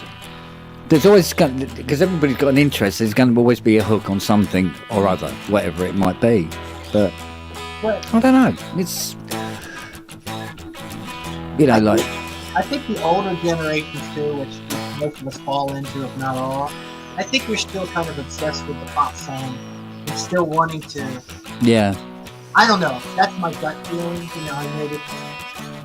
And we love to write Tangerine Dream type music, but there's another part of us that wants to write the pop song that we always want to deliver, And I don't think anything's wrong with that. I know we talked about Cresshead and Jen, you sing on your song. It's fun, I like still hearing vocals still, even though I like the electronic stuff too. I mean the non-vocal. Well, I'm a big fan of Cresshead stuff. I really do like hearing vocals in electronic tracks, and I like the guitars he puts in there as well. Very Cure-like, with the phaser and stuff on the guitar. Can't go wrong. Does it really well. Yeah, really cool. There's certain formulas that are very. No, I haven't heard any of his stuff. Now, why haven't I heard any of his stuff? I don't know. What was it played on? Ramsey's show, wasn't it? Yeah, it was Ramsey's, wasn't it? Yeah, I probably missed that. Or was it? It was Jamie's show. Ramsey would have played it, but unfortunately he couldn't get permission from Steve because Steve was asleep or something. Yeah. Like Steve, or had a life. I don't know which it was, but yeah. See, because I mean, that's the thing. Sometimes it's you think the exposure's there, but it isn't. You know, I mean, I know about Michael Whalen, and I know about Michael Whalen because of when being with the Pro Synth network. Yeah. Yeah. Rob's not saying anything. But it's difficult to see because it's so bloody small on my phone. But no, I would have had mine last night, but it's a little bit thin. Yeah. So, All right. So, and I love listening to other people's music. I really do. But I love listening to other people's music who I know of ahead of time. So I know Chris. So, we've spoken in the chat many times and all the rest of it. So I can go, no, I have a face or a persona that I can put to the music I'm going to listen to. Love that.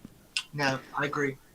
Because I must admit that sometimes, I don't know what it is, but like somebody say, oh, listen to this, it's by this guy. I don't know this guy from Adam, and I'm going, yeah, I'll listen to it tomorrow, probably. Yeah.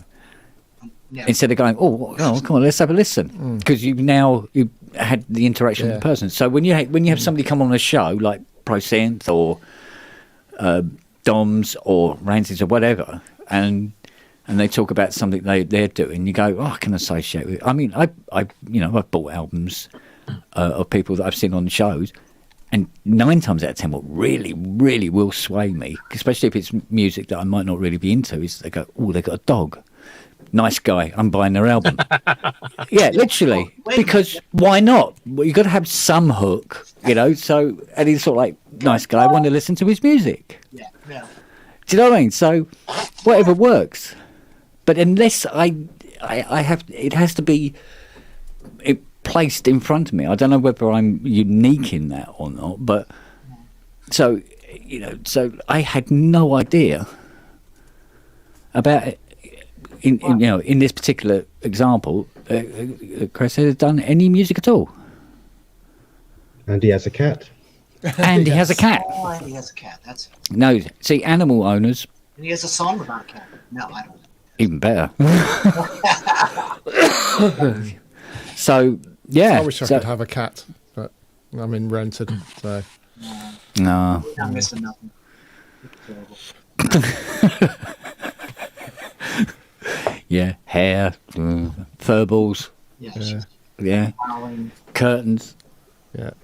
Do you know what? One of the dogs today, I don't know why, because they all have their little space on the grass that they would like to poo, and I clear it all up. And we had some of the bricks left over from the driveway out on the lawn in various places because we were trying to balance up this base for the shed. And one of them crapped on the brick, but not fully on the brick. He did a Dali on it. Not a Jackson Pollock. No, Jackson Pollock. He did melting time thing, right on the edge of the brick. He's like, you little bastard, how am I going to get that off cleanly? And they must have worked out exactly where that was. A little to the left. There you go. I like to see him try and pick that one up. But it was a little sod. It was just the one. Just the one. There was no others on the lawn anywhere else. Just this one. Bugger. But there you go. But I digress. Well, I could talk about dog poop all day, but I'd rather you didn't. Please continue. Glad you offered me that. Our new dog. The floor is yours. we have a stealth pooper in one of the trash cans in the bathroom, and we're not sure if it's the dog or both. We think there's some kind of territory battle going on. Yeah. And that there's always the wild card, it's the kids. But I can't rule them out. Can't rule them out. Stupid enough to know.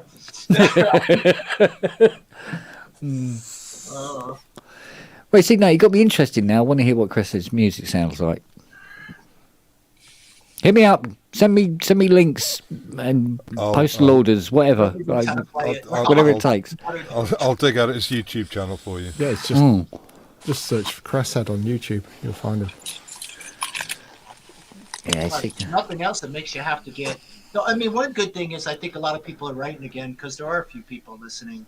And then you get to the point where you go, wow, I got to actually start practicing like mixing this properly. I just can't start throwing out crap. But it's good. I think there's a lot of. I've put his link in the chat for you. Okay. Ah, lovely. The one that I first listened to was the Take 22, which is the latest one. But if you work through, he's got some interesting, really good stuff on there. I feel like if I remember right, it's got some really interesting video stuff too. Oh, hang on. Images, We've got hang on. street stuff. If I'm thinking, I hope I'm not getting mixed up. Hey, bud.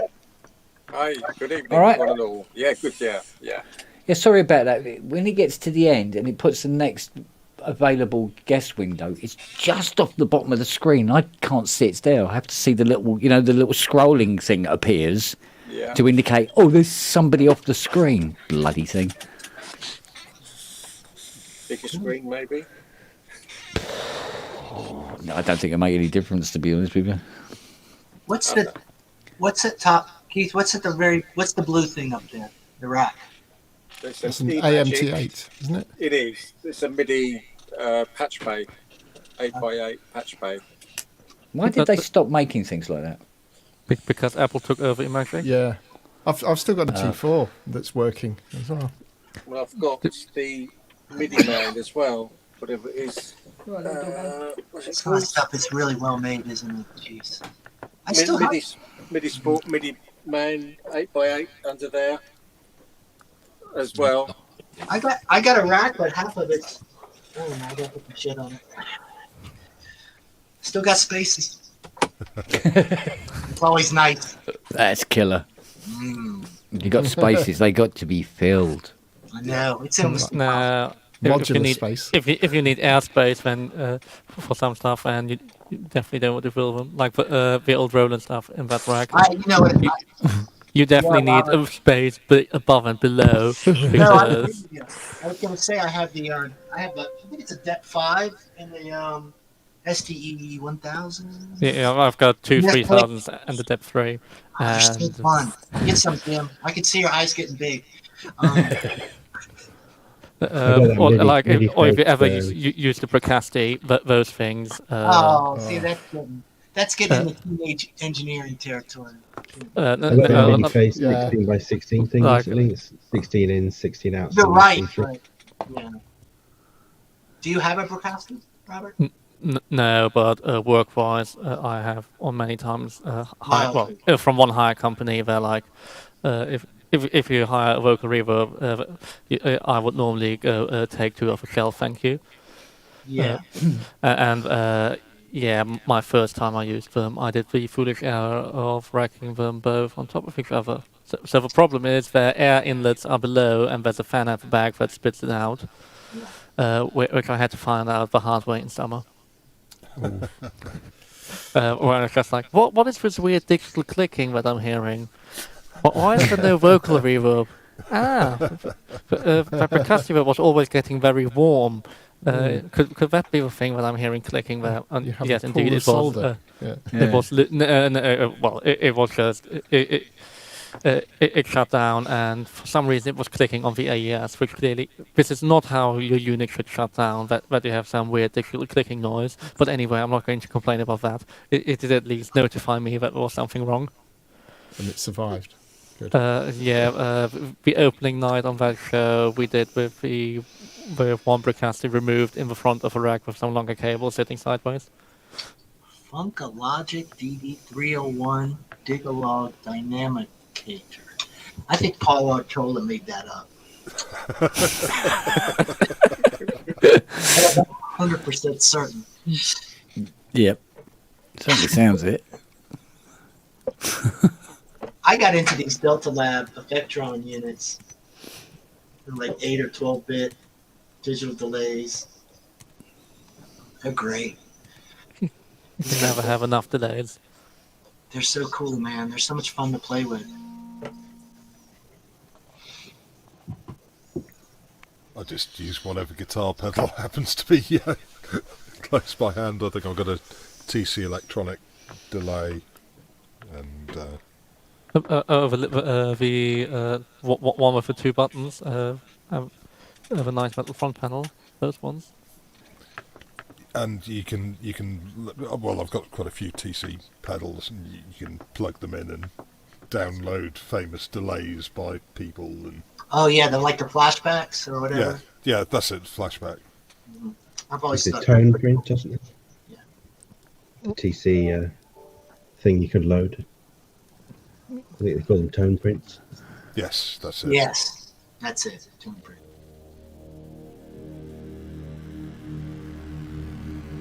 Whoa.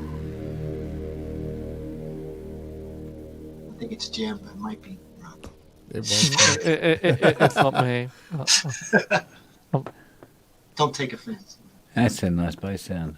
But it did sound nice, so I should have taken credit. Yeah. Yeah. Orgonate, You should have Nathan. done. Huh? It's the Orgonate. That. Oh, I've got one of them. Oh, cool. You have? Then it is nice. Then super nice. Yeah. I always thought it sounded better than the Cobalt on the demos. But, not the Cobalt. really. Oh, Yeah. oh, thank you with accordion. I can't believe they've done this.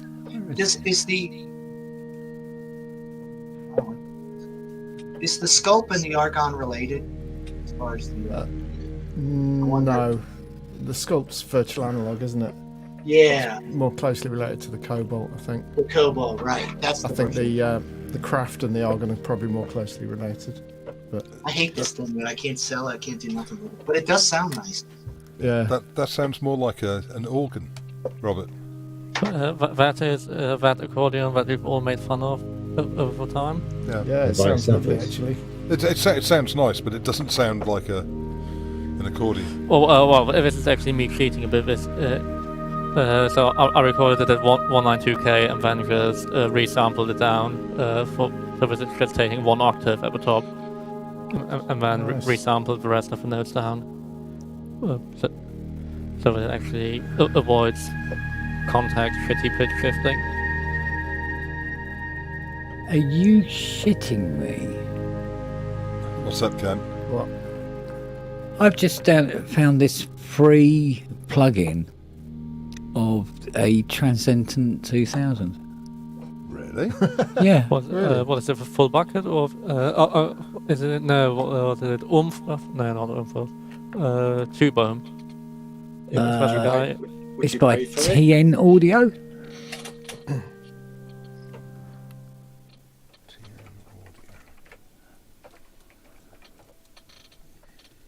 Yeah, somebody.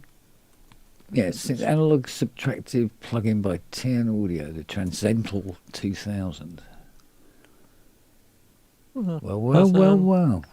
I mean, yeah, Tube Ohm had one for a long time. Yeah.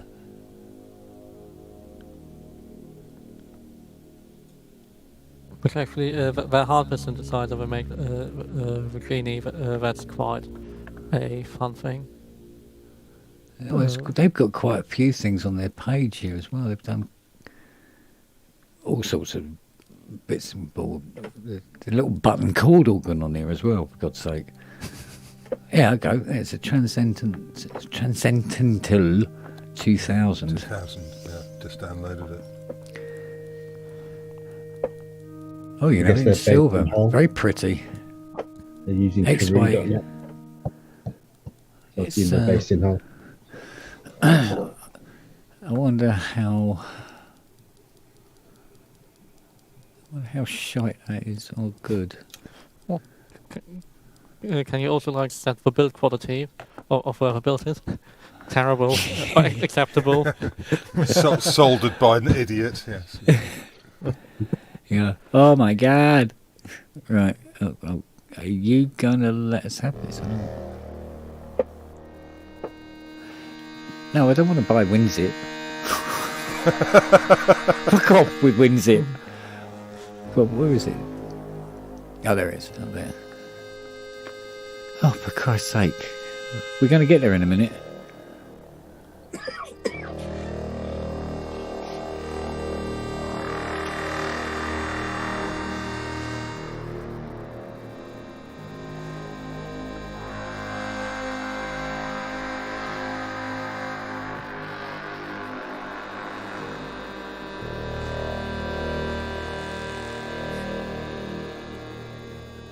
I don't know if I got that or not. Oh, apparently I did. They have a bunch of plugins. There's a Paya thing. There's a bunch of different ones. Yeah, there's a load of interesting things there. Like what Paya stuff? Like the world famous drum machine. So that's got to go into Windows. Oh, Paya Proteus 1 is one of them. Program files.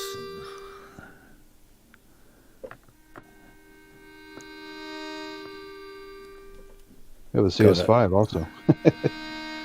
I hope this isn't for the Spectrum of 48K or something. Just my fucking luck. Don't you have one just in your shed or the attic or the garage? No, it's in the bog.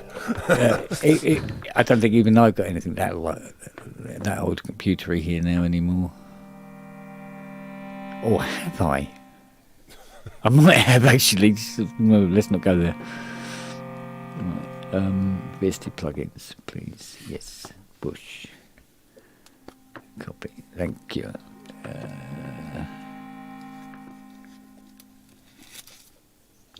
They have a one called bar synth. This looks like all drawbars to drive it.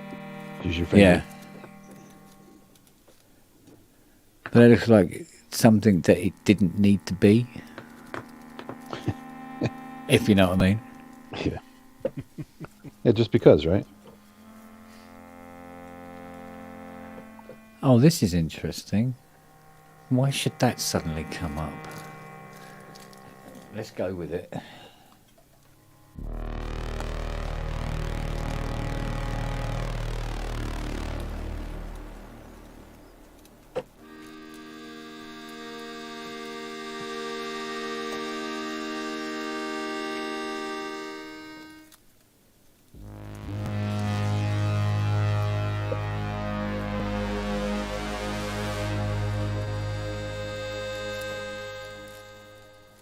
Are you fucking kidding? Fuck off with that.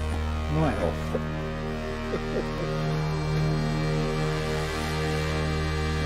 It's asking me to register that console 1 fader again. Piss off. Yeah.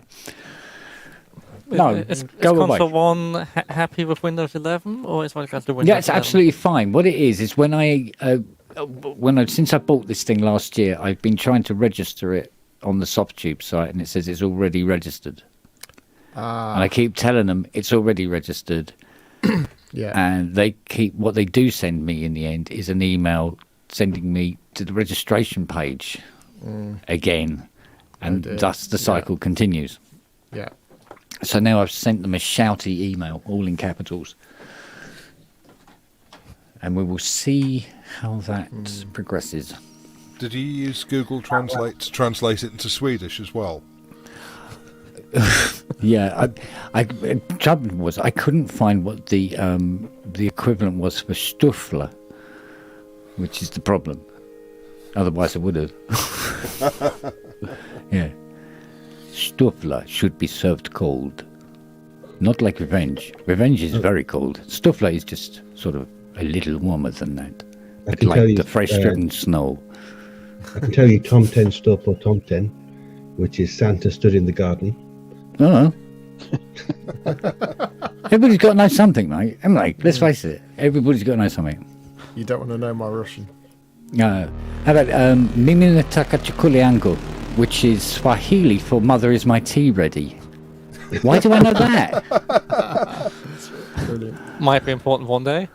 You never know if my mum ever comes back to life and is from Swahili, from Swaziland. I'm sorted.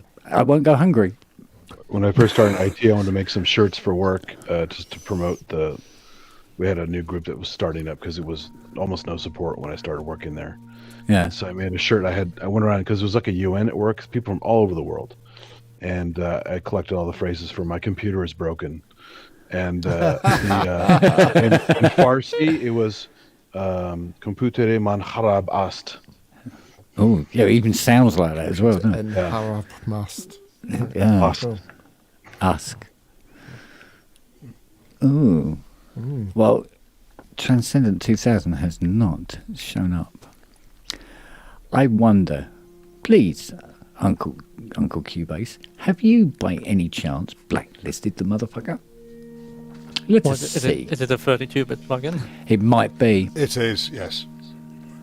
And yet it hasn't These are old, blacklisted yeah. it. You can tell they're old. No, it's not blacklisted. At least it's not listed. It hasn't even bothered to read it. Yeah, Modern Cubase doesn't know that 32-bit ever was a thing. They completely ripped out their bridge. I mean, it's understandable because it was quite bad. Yeah. Well, what I might do actually is just download the standalone version, and then use my my virtual cable or whatever. What? Loopback MIDI for those fun things. Yeah. Well, I've been playing around with Countable. What a disgusting piece of software that does the job very well, but it's still disgusting. Yes, Oh, Robert, don't beat about the bush. works. Just say what you mean. But it does work. It is that simple. And you can pretty much throw any version of VST at it, and it makes some sense of it. Oh, hello, you. Yeah, but Git and Tabulate install it, they bug you endlessly with emails. Oh yeah, I just block those. But Brad from Countable, so like 2 emails a day or something. Well, that's better than Brenda from Human Resources.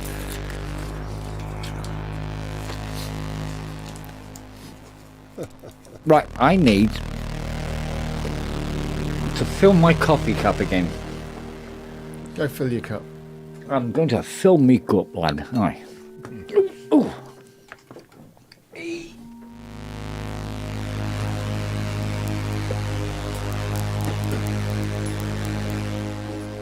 You coming, little one?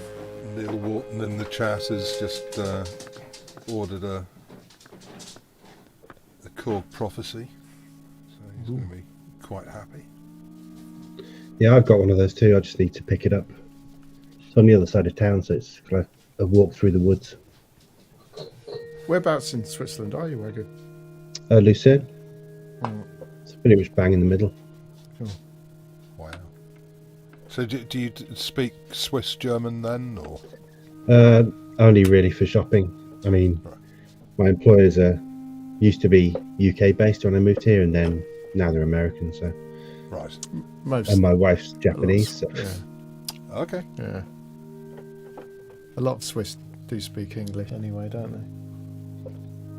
Well, they always have done in like Zurich area, but Lucerne it was more less common when I first moved here, but it's really common now. Yeah. I spent a whole summer working in Bern, and it was so. What a shithole of a city!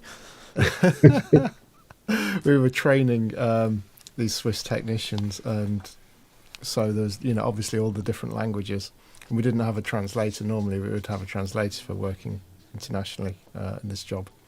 But what we did have was this. We had one guy who could speak, Swiss German, obviously, Italian, French, Spanish, Portuguese. Couldn't speak English. It's just like it's amazing, all these languages, but couldn't speak any English. I mean, French and Italian is reasonable because those are languages in the country. Yeah. I mean, why didn't speak Romansh? That's clearly a question you should have asked. More importantly, I'm sure there's other languages as well, but yeah. Why are you not speaking the fourth official language of a country? I think there's something wrong with me. I can sort of get by in very basic French and Spanish. I lived in France for a bit, and I got by. But both my parents were multilingual. My ex was multilingual. Some of my siblings are multilingual, and yet I really struggle with languages. Yeah, my wife speaks like 8 or 9 languages. It's crazy. Wow. Like Japanese, Thai, some Swedish, some Chinese, German, Swiss German, French, Italian. Well, my dear old mother can still speak fluidly in Latin and Greek. I mean, yeah. And English, of course. Yeah, I learned a lot of Latin studying biology. So.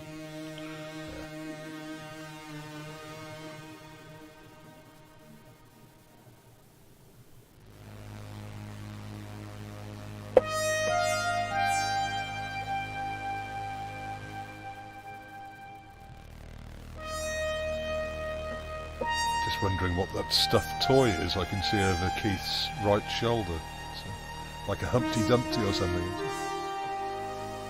You're muted. For the M&M? Yeah. Yeah, it's definitely an M&M. The red M&M. No. He's died. That's the bad one.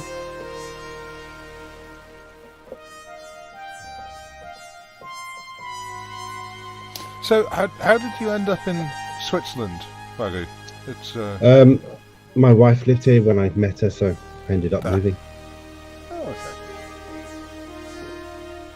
But now we're probably going to end going up to moving move to over Japan. Yeah, that's the plan. Wow. And whereabouts in Japan? Kanazawa, which is it's on the Sea of Japan side. Yeah. So it's a bit less prone to earthquakes and tsunamis and things, which is good. But it gets loads of snow in the winter. So I've heard it in DJ Crush raps. And they've got the port of Kanazawa.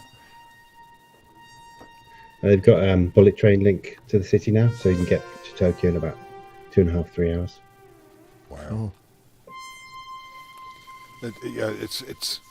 Paul Greenwood says he'd love to visit Japan. I think it's one country that I haven't been to, and yet I've got a friend who used to lived there for 20 years, and I've seen a couple of YouTube channels of people who've moved to Japan and made it their home, and it just looks like a fascinating country. And contrary to what was being said the other day, everybody there is pretty friendly, really. I mean, you very rarely meet someone who's that xenophobic towards foreigners. I mean, if you can speak a few words of Japanese, they just generally open up and just want to be your friend. Well, I had that experience mostly when I was there, but there were certain places where I was excluded as a gaijin. And for various reasons, I don't know why. And I know guys who go there for work, they're translators, and they also can't go to certain places until they've proven they're kind of very much Japanese friendly.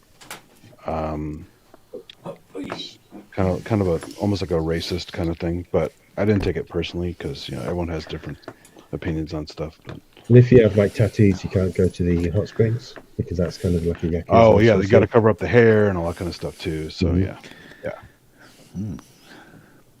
But I was actually chased out of a couple of places just standing somewhere because they didn't want me anywhere near there. Yeah, and there's some friends who tried to go to certain other places I won't mention on the chat or on the stream that were also denied because they're Tokyo? Caucasian.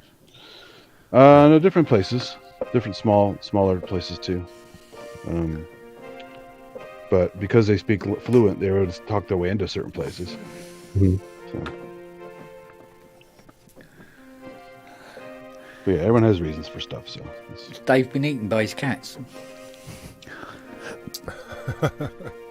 Where'd he go? I don't know. Well, To get a coffee or Might something. made to make a coffee as well. Didn't see them starting on the eyes and fingers. Well, eyes, face, fingers. That would be of the assumed order. Yeah.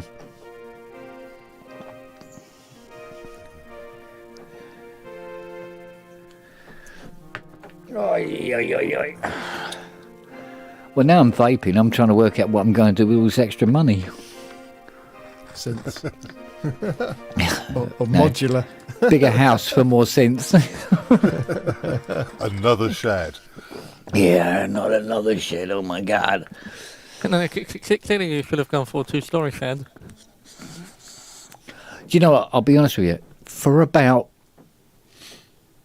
maybe a nanosecond, maybe a bit longer, but I was really geared up to buy that Fairlight. Just for a moment. It looked fantastic. What the Brad Fidel one? Or? Yeah, but it would be what me and Richard used to call a vacuum purchase. Yeah, it's one of those ones where you buy it, you put it into a glass case, and you pump all the air out, and you go, look what I own. yeah. Well, it's like that brand new, supposedly never used VL1M that's for sale locally. It's like as soon as you use it, it loses that status. So, Yeah. Did you really say never used? That's hilarious. yeah. Although there's pictures of it turned on, of course. Yeah. So it's been used. Yeah. It might not have been gigged, but it's been used. Yeah. Mind you, never gig doesn't mean it's in good condition either, does it? Yeah, I had a few things that sat around for a while that don't work anymore, and they were perfectly fine. So Yeah. But the Fairlight, like a Colossus, like a GX1, they're pieces of furniture as well. They're not just synthesizers. They are things of beauty to look at. Yeah. Oh yeah, absolutely. And it looked very pretty. Yeah, but in Ken's house, that'd be like, all right, let's just shift these CS80s to DX1s out the way and then have a proper look at the Fairlight. Yeah, I know. It's kind of ironic in a way. I don't know what it is, but I'm drawn to CRTs. I think a synth with a CRT is just... there's something... Yeah, there's some romance connected to that, I think. I do prefer the whole light pen thing of the Series 2, though. Yeah, when they worked.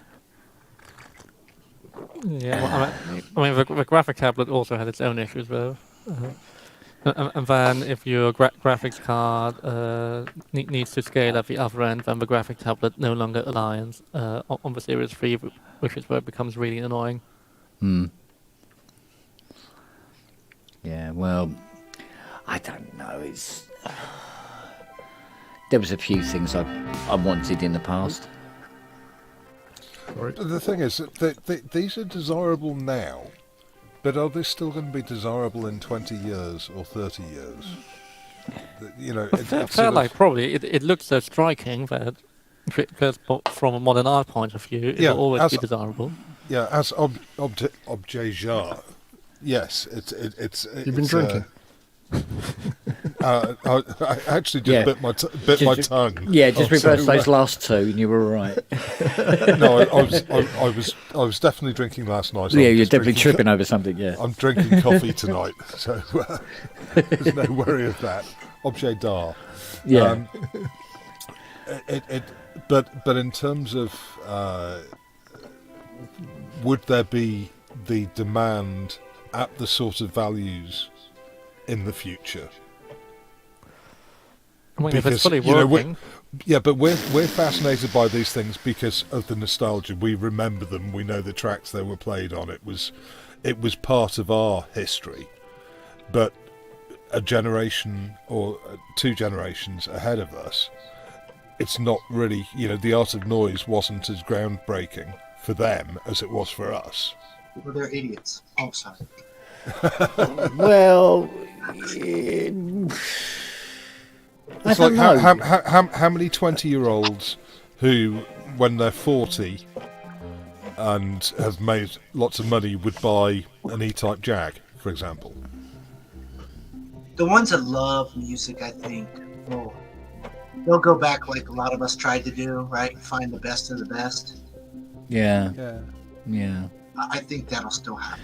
I don't know. It would be very hard to predict whether the Fairlight would be worth more in 20 years' time than it is now. It may.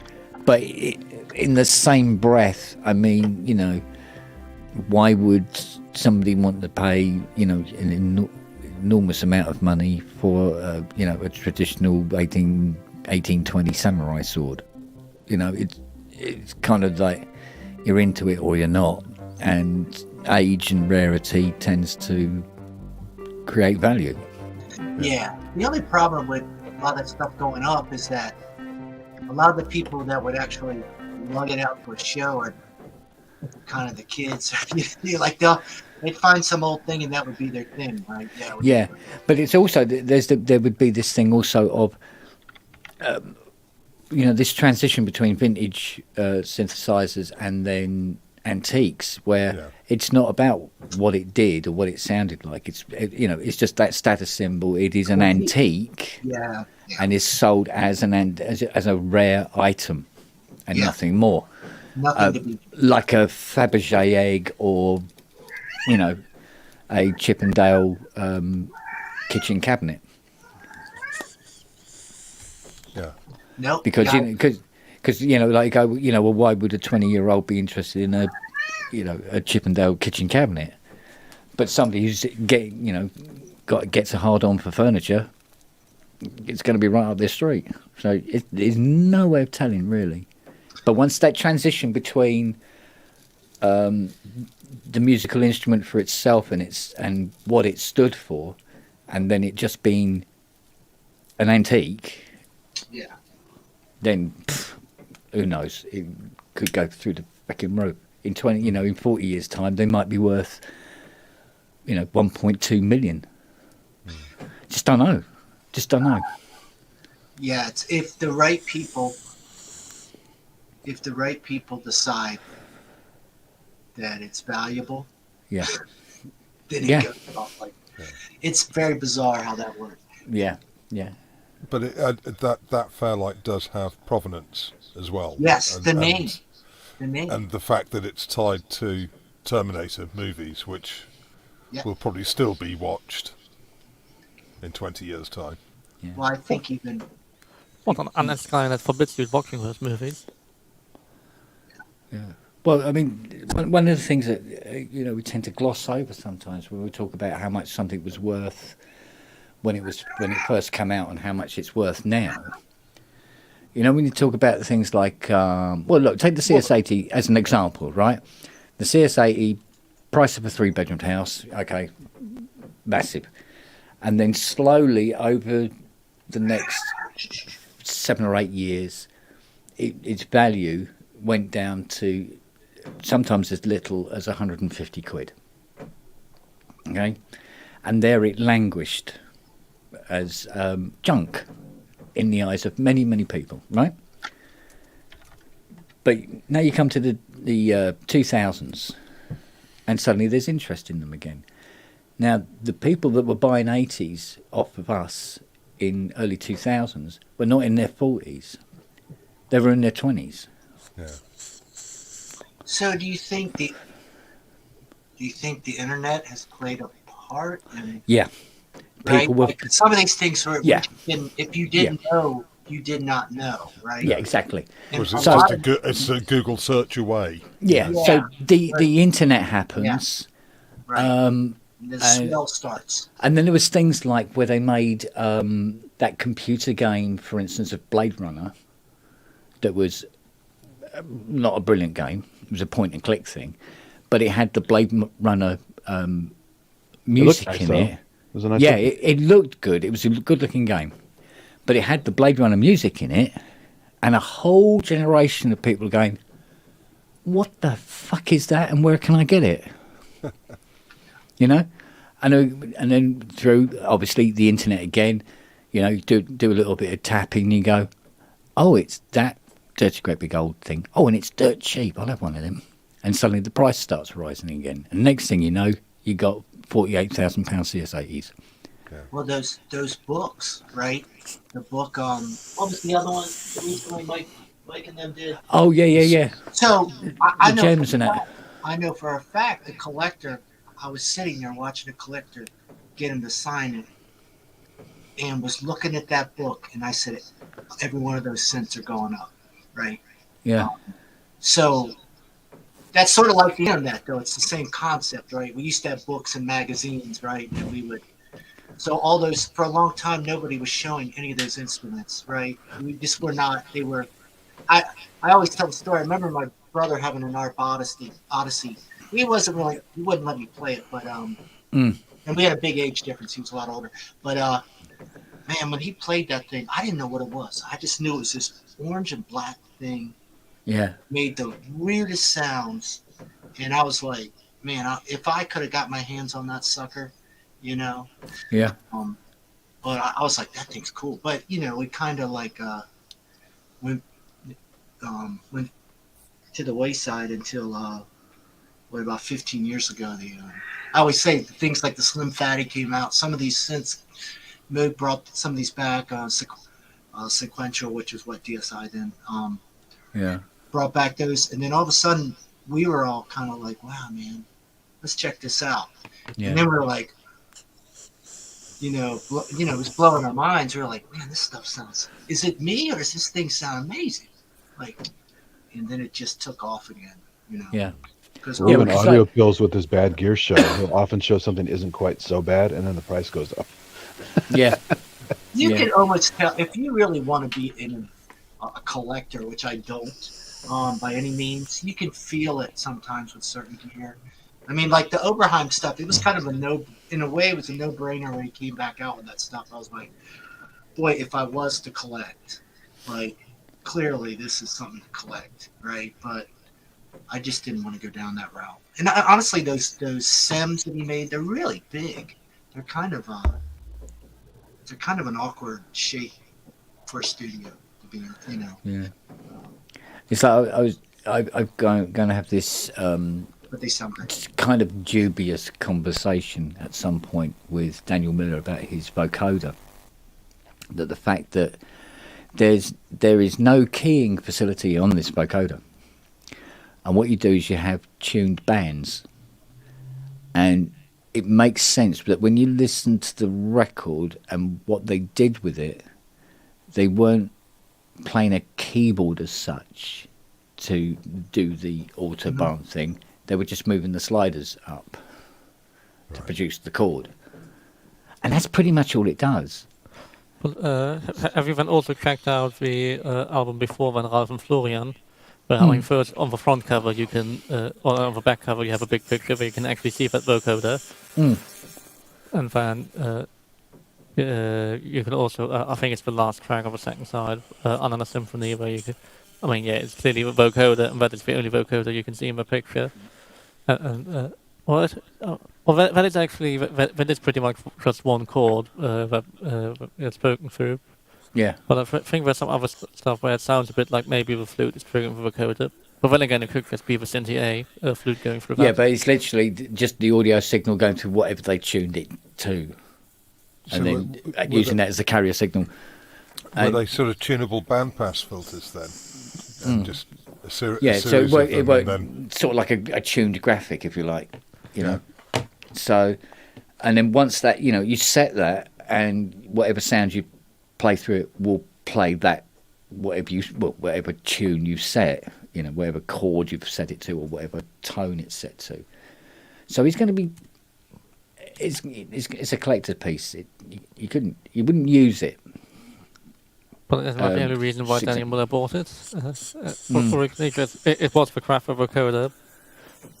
Pretty much simply because it was, that vocoder, and because it's not got far to go.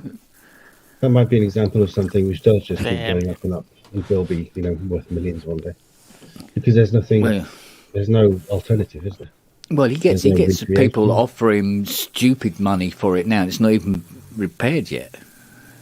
I mean, it's close, but it's not ready to be sold or anything like that. And yet there's people want to throw 50,000 quid at it. I mean, bloody hell. Yeah, because it's the Kraftwerk vocoder. Yeah, exactly. At least you have it's now become it's now become that ultimate antique, that collector's item. It's got nothing to do with what it does anymore. You could become the Uli Beringer of Kraftwerk vocoders. And knock out a few copies. And, but exactly. If it just becomes a museum piece and nobody can access those sounds ever again. But if it goes in the Mute Studio, then you can just hire that and actually use it. Yeah, but here's the thing. Other than the fact that was the vocoder that they passed the signal through, there's no merit to it as a vocoder at all. Other than that, the fact that that's the one that was used. Whereas any other vocoder on the planet is infinitely more useful and and can do exactly the same sounds, literally. I But mean, because it's that blue lump that was used, And Also, there's one only advantage one of of those them. guys selling stuff is Alan Wilder stuff got sold, and all those sounds ended up on the internet. yeah, Is there any software that's going to become? I'm getting some really bad stereo phasing noise. I think It's just Jim's having some serious issue over there. he's having some serious fun. it's electro He's sloosh. having fun. What is it? Tremolo? It's an electro sloosh that I built. Except it's got contact points on as well. I'll just turn it down a bit. I bought one of those about 10 years ago. They're fun. He's so close to your rack. Yeah. It's like Do you know- If you run through you know what- delays like that, they're Sound really of my cool. phone. Yeah, do you know what I nearly said on the Pro Synths show tonight was when Stereo as well. So. when Michael was talking about when he said about the GX1, he said, yeah, when you touch it and you get like this sort of shocky electric feeling going up your arms, and I nearly said I was probably a bad earth. Yeah, like which would have completely ruined the whole image. So Well done, no, Ken. no. Yeah. Some good restraint there. Yeah, I was a key. But you were saving it up. No. That's why. So, yeah. This is where you can vent. Yeah, this is where you can say things like that. Yeah. Did you try putting your feet in a bucket of water? Ah! You know. But no, it looks like it's a lovely setup. Absolutely gorgeous. Yeah. And he did say to me before the show, he said that the DX1 is the most mint one he'd ever seen in his life, ever. And his one's pretty bloody good. So when is Ty going to write to Emmy up? Yeah. Yeah. He'll be up there. He goes, I give you $20 gazillion. You know, I take everything. How about me giving you these two not quite mint DX ones, and I can take that one instead? 2 for 1. Hey, Jim, for that electro sloosh, you should run it through the Monotron delay. It's super dirty. It sounds great. Cool. It's the time to dig out my wideband glamour and then realise that my radio mic will no longer have a great time. And there's just a modulated a signal, a modulated sweeper going up and down. Cool. It's a great thing to carry around, particularly when you have like annoying TV people around. Not that I would recommend doing it at all, because it's definitely not legal, but it's great fun. You Also can buy now, those multi-jammers that jam every frequency. You can jam Bluetooth, and you can jam... I just have a low quality build one, but it has an oscillator that gets swept up and down. Yeah. But if you set the sweep rate fast enough, and if that's even annoying on the digital frequencies, it just when you try to get towards 2 gigahertz, it just doesn't have enough power really anymore. You can do it with the Hack RF. The Hack RF is a really nifty little device for that. But they're great. Take them to a movie theater and make everyone's cell phone die so you can watch the movie in peace. Yeah. I mean, it's quite nice when you're walking around somewhere and within like 10 meters, everybody's on their phone. Like, why isn't this working? What's wrong? There's something really funny about that. Well, I'd say that. Check this out. German engineering, getting nothing off this mic. Practically nothing. Well, you haven't used a vintage Neumann then. No, this is a new Neumann. Yeah, this is my Apple mouse. That's quite interesting. You can hear it squeaking. Well, the last thing you want is a noisy mic. Yeah, I know, but or more of a problem with the older Neumann mics is that they, many older microphones, how much they like to pick up RF. when you really have to tell a person, no, can you please really not have your phone in here? Please put it. Yeah. Yeah. Yeah, but.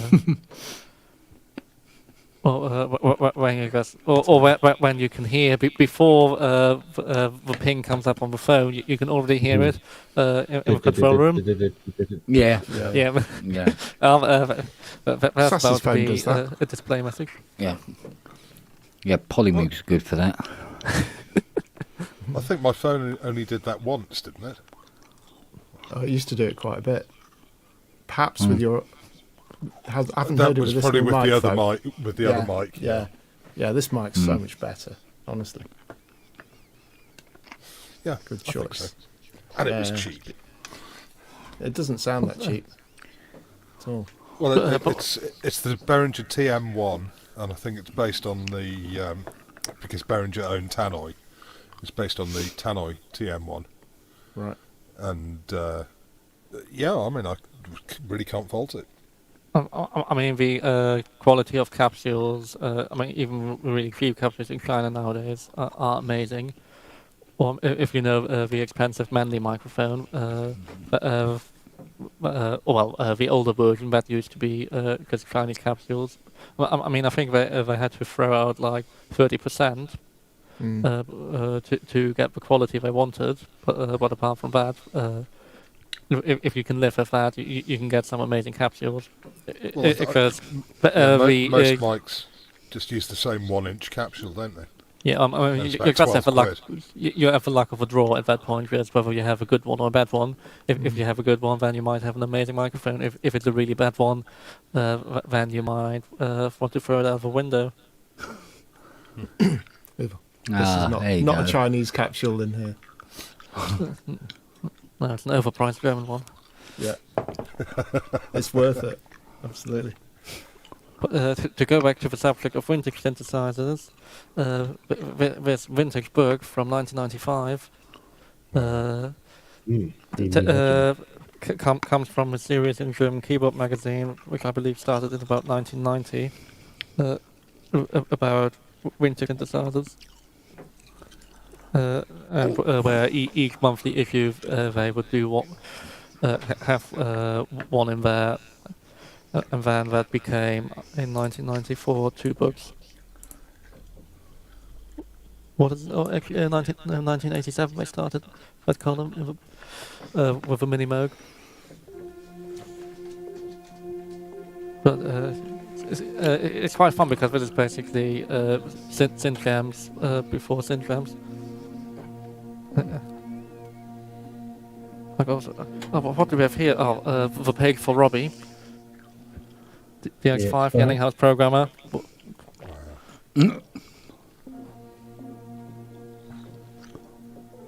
Oh, my connection's going, I think.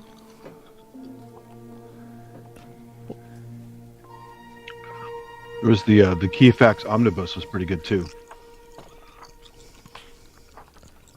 Haven't heard of that.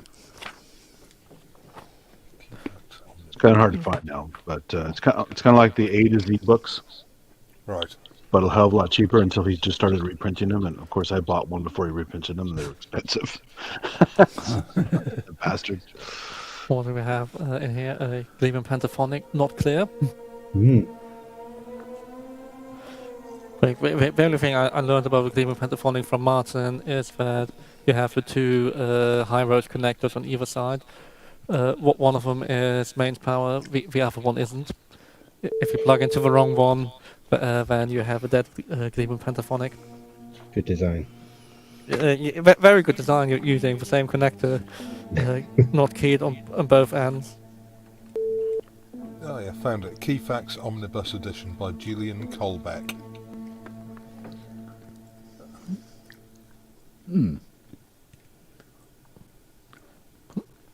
Well, I mean, the A to Z is more sort of just a general listing and a bit about manufacturer, and like the few picture sites in between. But it's not really about opinion. That book, it's more just about what is there. It's like They have like a historical price guide. Yeah. Which is actually quite interesting. But of course, yeah, it stopped in the mid 90s, early 2000s.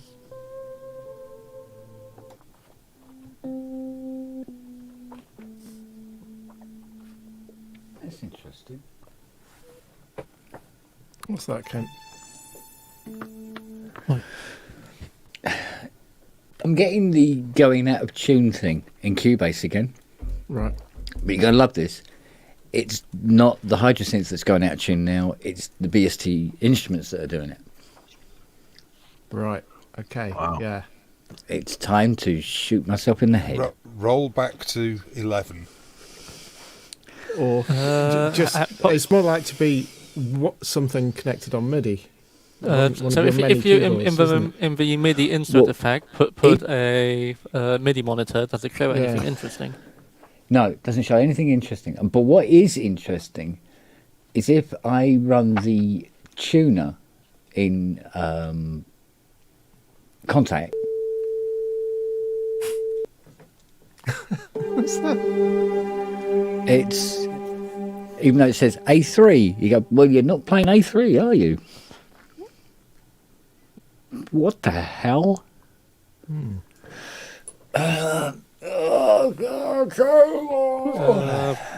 What does your sample rate say? Let's have a quick butcher's hook at that. Well, there's no good way of having proper clock information that would be interface dependent. Well, theoretically, if the clocks didn't match up, it just wouldn't make any noise whatsoever. No, everything's right. No, everything's as it always was. I tell you what, though, let's change it for the feckin' hell of it.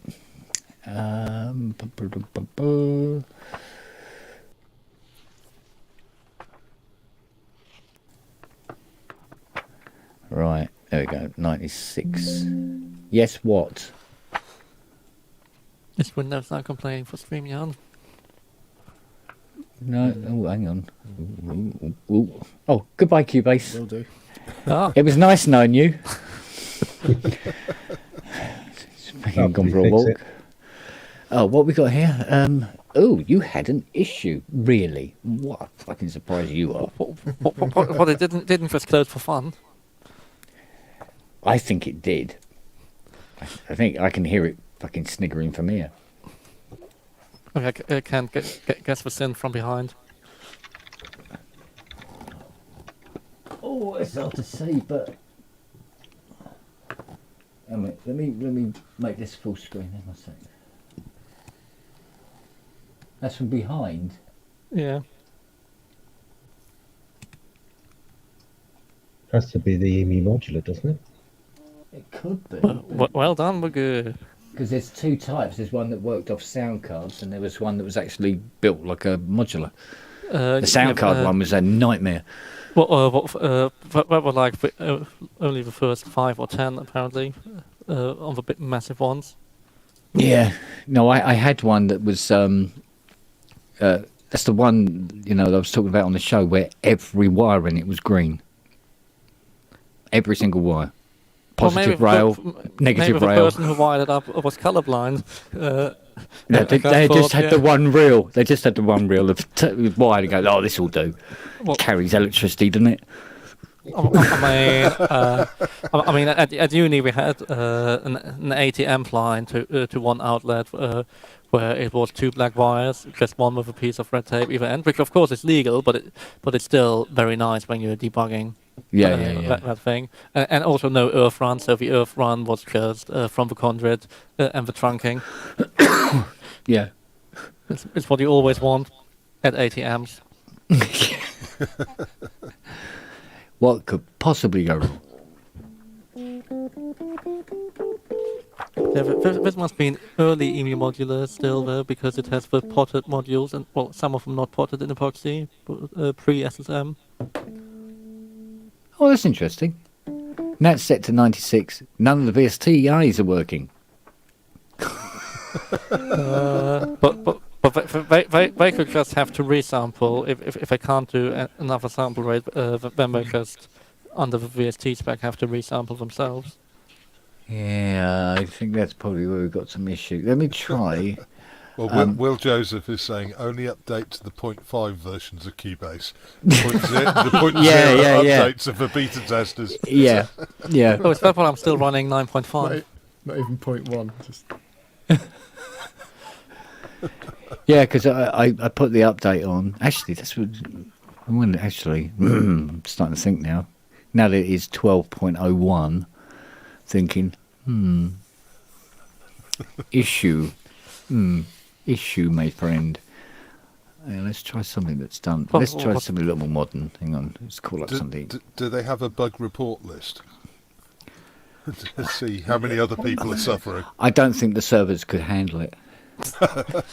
I mean, they're quite separate things. I mean, shouting in the forum, well, in the German forum normally helps. In the English one, that's normally not a good place to hang out. Wow.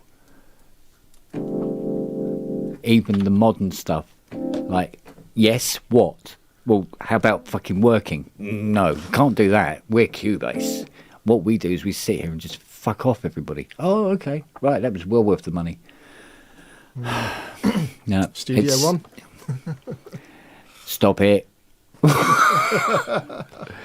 I've been with Cubase since dinosaurs roamed the earth and the rainbows were in black and white. I'm not giving up on it. Actually, I might do. Actually thinking about it, but not yet. Not yet. Have you considered just going to Cubase 11? Yeah, now, where did I put my Cubase 11? Because I noticed that they very sneakily take it off of my account once you upgrade. I mean, that's been since version 8 or 9 that the license allows any older Cubase version to run. Right, I'm just looking at the release notes for 12.0.1. And it says, MIDI remote. The MIDI controller surface editor now offers an additional transmit to hardware option in the item's property section. When disabled, it prevents data from being sent back to the hardware device. It can be necessary for devices that transmit data to Cubase but interpret it differently when returned. So there's obviously a... Well, that could only work if you set it as a remote in the device panel. Those shouldn't matter, those settings, for normal track data. Well, something's going on. It says they've improved the stability, though. Yeah, I must admit, the monitor hasn't fallen over for weeks.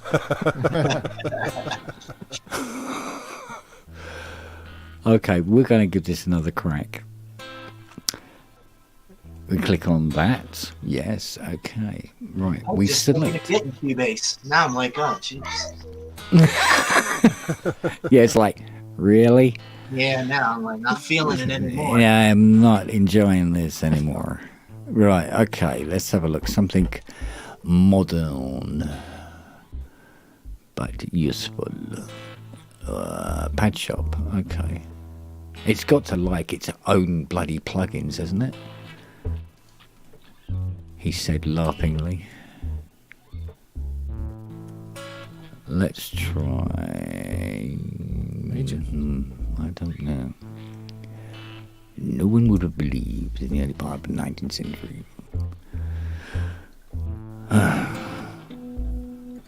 Oh, for feck's sake, really? Alright.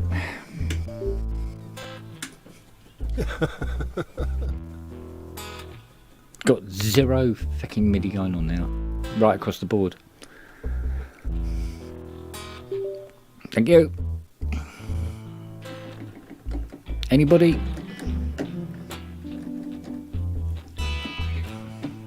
Nope. You are having a giraffe. Okay, it's... Oh, sorry. Okay, studio setup, control panel. All right.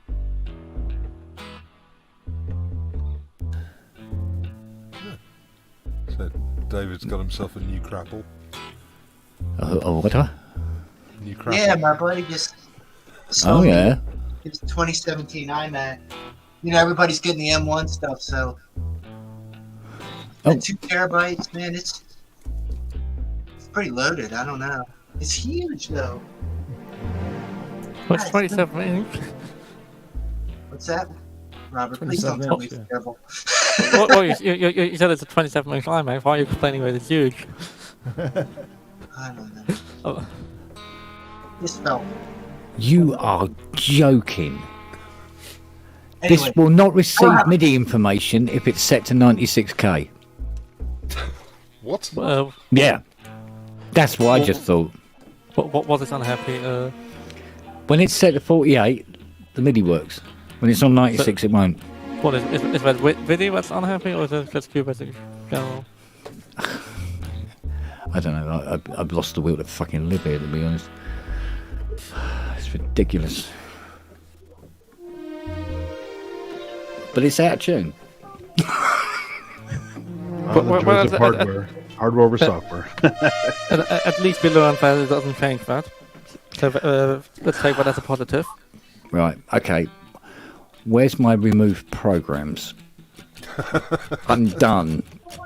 Alright, where are we? Apps.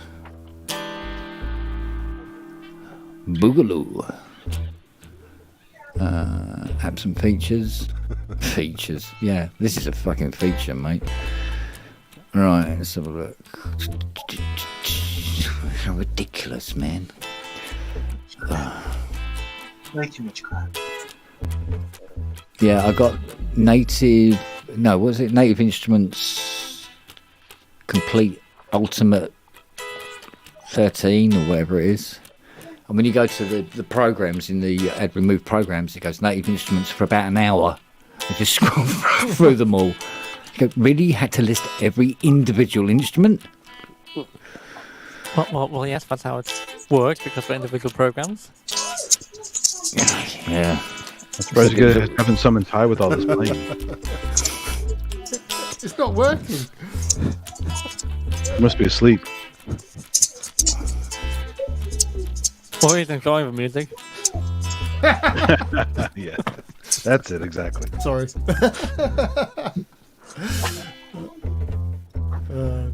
Goodbye, Windows 12. Cubase 12. 12. Yeah. I don't know. I think pulling it off might kill Windows as well. Well, you're also using Windows 11, right? Yeah. Yeah. So yeah, I mean, yeah, that's a grave mistake as That's well. yeah. There's actually that should have been at the start of the sentence of why am I having so much shit in my life? Start with Windows 10 and then put Cubase on. Yeah. I seem to remember that working quite nicely. Yeah. I don't know. I love it. All these things like operating system updates. It's almost they're chasing something, and you sort of think, well, if Windows, whichever version works, why change it?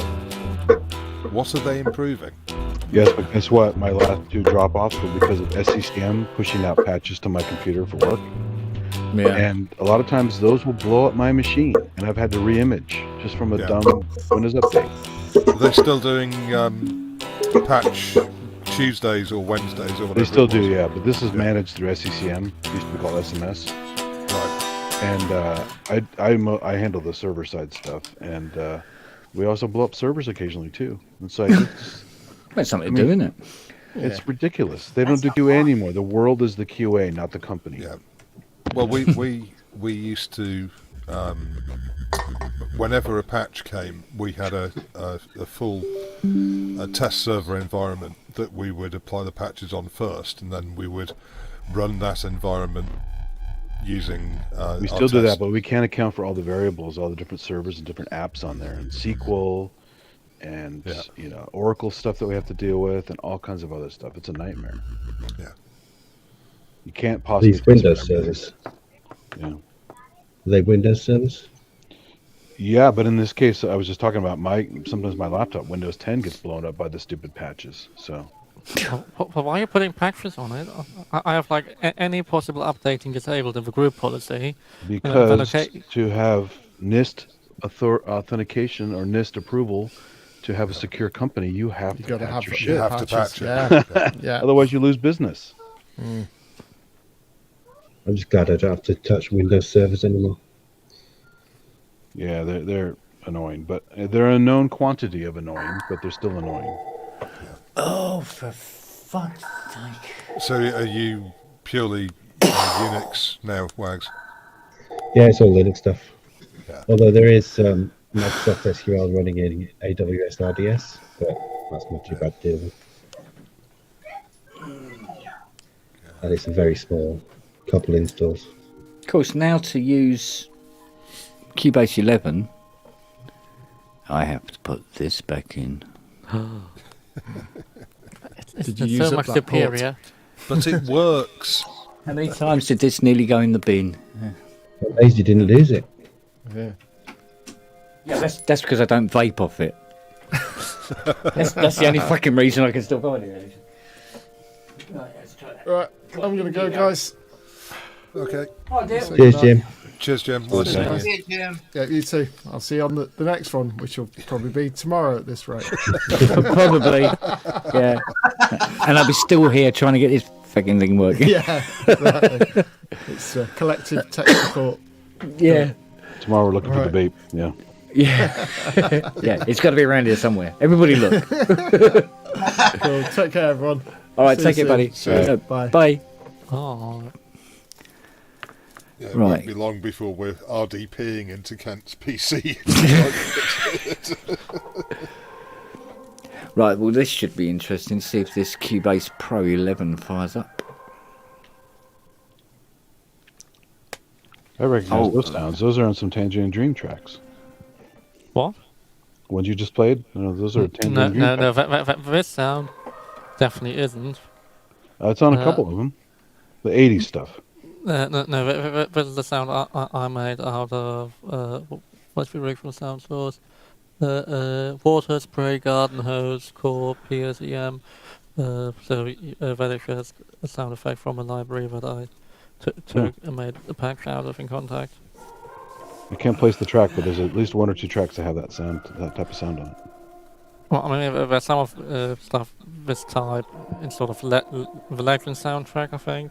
Some of the emulator to Yeah, it might be factory emulator. patches. Yeah, it might be the Legend. Yeah, I know. Yeah.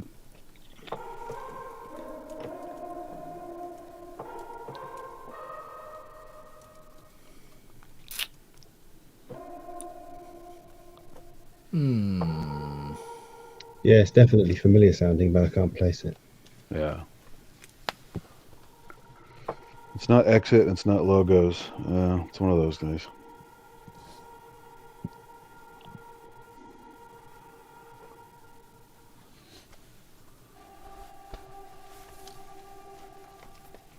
What did I do to make it sound that way?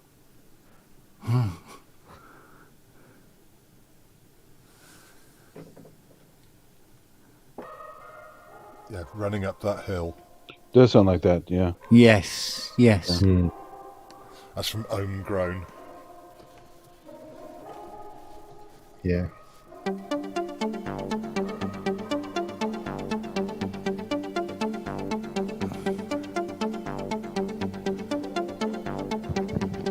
Is that a Justin Bieber track there? No.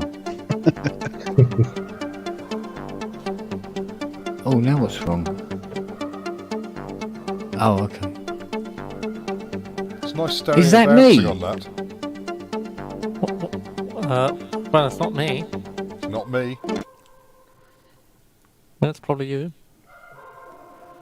Don't remember writing that. Oh, and it's... Oh. Bye-bye. Got all the way in, gone, bye-bye. All right, let's try again. For fuck's sake. What, the install failed? No. It was Cubase 11 firing up. Oh, Got all the way in and then loaded up and then went, okay, started playing something. It might have been OBE or something like that. And then went, bye. for no apparent reason. The problem is that when you uninstall something, it doesn't always Oh, you're telling me. remove all the artifacts. Mm.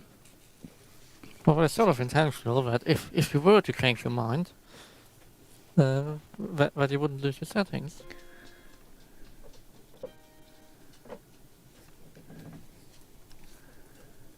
Well, that might be a bleeding option, actually, thinking about it.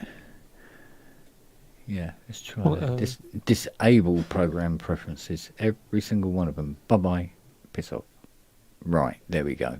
Gone. All right, let's try this. The state of some context instances cannot be recalled correctly. Please open any context instances to resolve the problem. Whatever.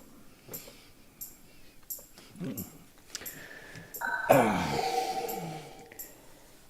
must admit, I do kind of hate the bit where being musically creative actually gets bogged down with doing fecking IT. Well, it's one of the reasons why I don't really use my computer. I like playing with the instruments, but I don't like using DAWs. Yeah. And the complexity of something like Cubase now, it's just. I sometimes wonder whether it's too much. Yeah, I know what you mean. You end up having so much stuff. It's like, oh, for God's sake. It's just too much stuff going on. Lost Andy. Oh, there is. Oh, there you go. Yeah, updates again. Gotta love it. Hardware is the best way to go. I know, man. And here's me just poo-pooing software. Tell that to some of the Moog 1 owners. Yeah. Well, that's the problem now. So much stuff is really software on hardware. It's, Oh, we saw the inside of that Hydra synth, man. There's nothing in there. Yeah, just ghosts. Oh. So is the Hydra? I didn't see the 20-minute silent teardown. Is the Hydra based on a custom DSP chip, or is it FPGA, or is it ARM silicon? I honestly didn't look that hard. It was sort of electronic-y. That was about it. I had no idea. It's very remember, it's definitely custom code, and they use machine learning for a lot of the programming. Because to be honest with you, my eyesight isn't at best. But I tell you what, those ICs weren't big, and the writing was tiny. I was like, it's a thing. It's a black square. But I would imagine it's probably something like FPGA. It's got to be in it with that much, because that seems to be the one that's you can do an awful lot with, isn't it? Well, yeah, when you can buy them with ARM cores already embedded in them. Yeah. But it's I don't know. Steve says it's not FPGA. It's not.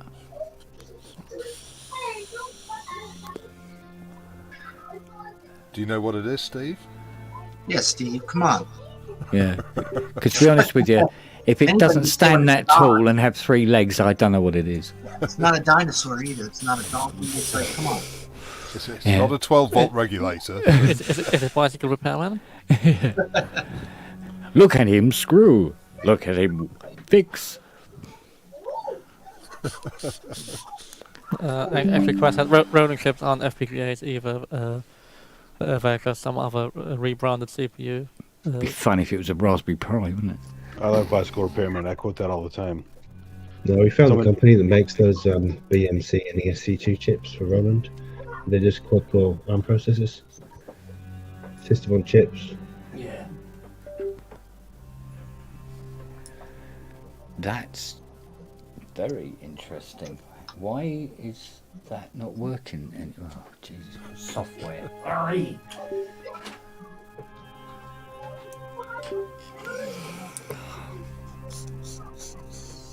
I'm shocked how large a 27-inch screen is. Jesus. It's at 27 inches, I believe. Yeah, I mean, I think I'm used to that. Yeah, Well, I mean, I'm used to like 12 or 13 inches. It just doesn't get any better, does it? I guess that's really. I'm feeling pretty good about that. He can handle 12 or 13 inches, but 27 is just too big. Just a word of warning: if you hear 27 inches, it's. I'm quite happy with. I'm quite happy with my 28. Yeah. I've got you on 48-inch OLED, and then above that's a 55-inch IPS. Bloody hell! But it is kind of funny to look at how big that screen is. I'm like, wow, holy cow! Whew. They all look big for a month, and then they just look normal. I guess I gotta learn something now. So that's the second-hand one, is it? Yeah, it's a second-hand one. Was it reasonably priced? Because second-hand Apple stuff seems so much cheaper in the States than it is over here. It was another synth friend who kind of just was kind of moving it on. You know, he got the M1, and then he was kind of like, "Man, I think I gave you a good deal." I was like, "Yeah, I think so too. I don't know. Let's just give it over here. Let's just put it in the car." Yeah, it'll be fun though. I think I got it for now. This is vanished. Oh, I was gonna say I got GeForce Oddity. It was like $29, or it's like it's 22 euros or something. I don't know. It's like absurdly cheap right now. So is the mini. Hey, buddy. Hey, good evening, Manny. Hey, Manny. I think it's 22 euros. How you doing? I'm doing good. What do you guys do, bud? Sounds interesting. Do you still have YouTube open, Manny? Yeah, I can hear me. Echo. Echo. How you doing? I'm doing good. Yourself?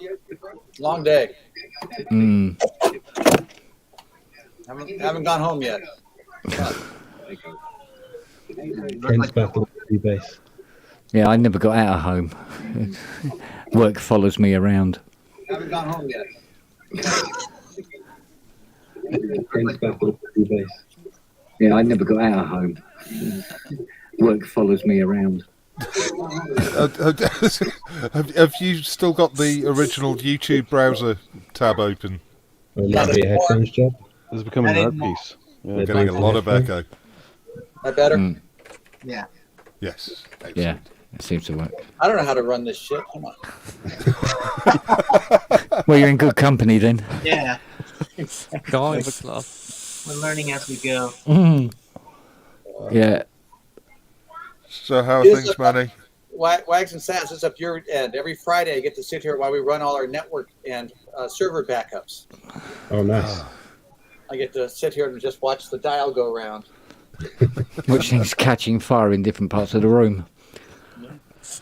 I always, whenever doing major updates, I always used to think, well, I'm getting paid to do this, so yeah. I mean, if they want to pay me to sit and watch something, I'll sit and watch it. You've got to have the log file running and intently watch it in the corner of your eye. Yes, whilst reading a book. I mean, watching fast transfer for NASCAR for half an hour is about the dullest thing in the world. I used to watch proper underruns on my CD-ROMs, CD burning. The bar. It's just when it's 10:15 and you're still there, and it's just like, oh, another 10 minutes. I need to be here at 9:30 tomorrow. This is not a good day. It's going terrible. Why is the NAS so slow? Well, it's a lot easier these days as well. I mean, I can remember having to do upgrades and carry a huge stack of floppy disks around and go from machine to machine, updating each one with the floppies. Clearly, you should have used some form of super floppy format. It was before those days. I mean, we're talking Windows 1 and then Windows 3, 3.1, or 3.11. Well, 3.1 you could actually network with Pain. Yes. Yeah, it was a bit in depth, but it would work.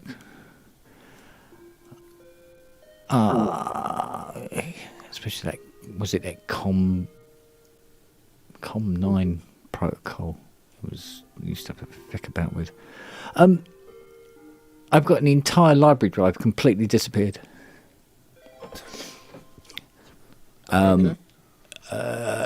With emphasis on the word library. That's not good. That's not good, solve is one it? problem. It's time for another problem. So yeah, that's how computers work. I don't know why, but it's really upset that this 9 terabyte drive is missing. And I can understand that, but why is it locking the computer up? I don't know. Why is 11 working worse than 12 was? I don't know. I give up. Have you considered installing a proper Windows? How much is a Mac Pro? Might go down that route, I think. Yeah, one of those Mac Studio. Mac Minis with the huge cojones attached to it. What's it called? The Mac Studio. Yeah, Mac Studio thing. Yeah. Well, of like 1600, the lowest config. You're probably looking more at like 2500 to 3500 if you want something slightly future-proof. Still cheaper than what this PC was. You've got to max the RAM out as well. No user upgrades. Yeah. Yeah, this thing's completely locked up again. So, I really think you should put Windows 10 on it. yeah, I'm not sure about the validity of going backwards. Going forward. My manager's the only one that gripped about Windows 11 on his computer. He's had nothing but problems. So Yeah. I'm a bit worried about when it comes to going back.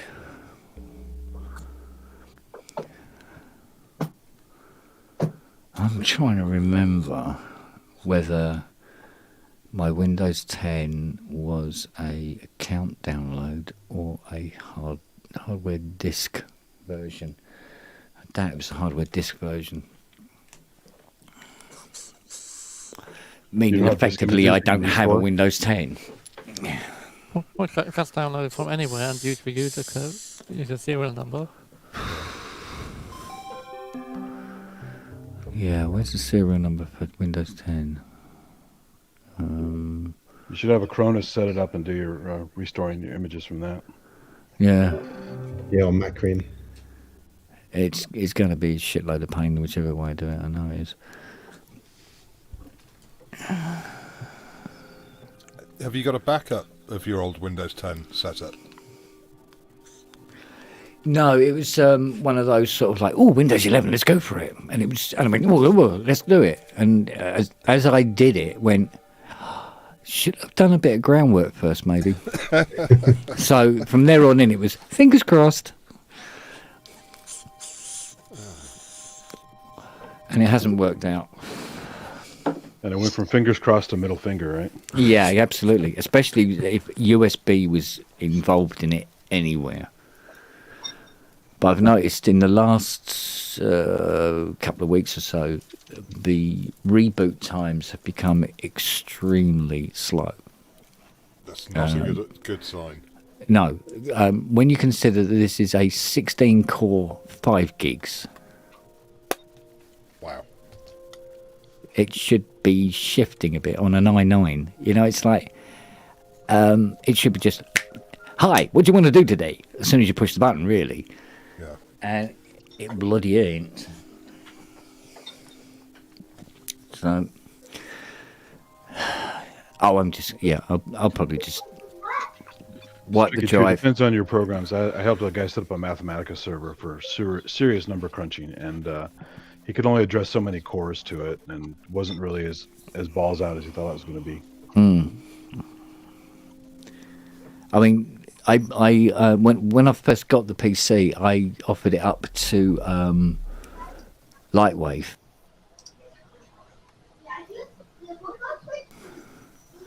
Just fly along. Yeah, I mean, it's like they're going, yeah, love it. Because it wanted to use all the cores. You go, you got 16? Yeah! That's because, 3D stuff has always been that way. Ray tracing is great. Absolutely loved it. I don't know how parallel Mathematica would be because it came out in like 1987, didn't it?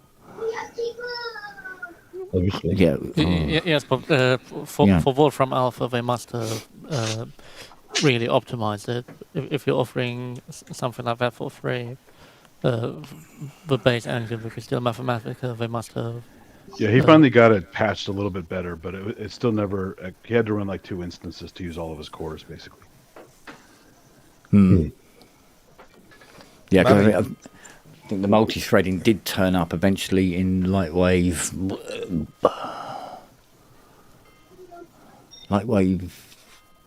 10? No, Lightwave 9, I think. The core multi-threading turned up, and you could go, how many cores do you want? Fucking all of them. Oh, okay, go for it. And the thing went like stink. It was a joy, it really was. So I know this machine can fly, and I mean we're talking stupid speeds. It's really, really good. But since 11 went on, well, plus isn't audio and DAW stuff always the last? To be updated and. Yep. Yeah, I must admit there is something pretty grim about all of this now.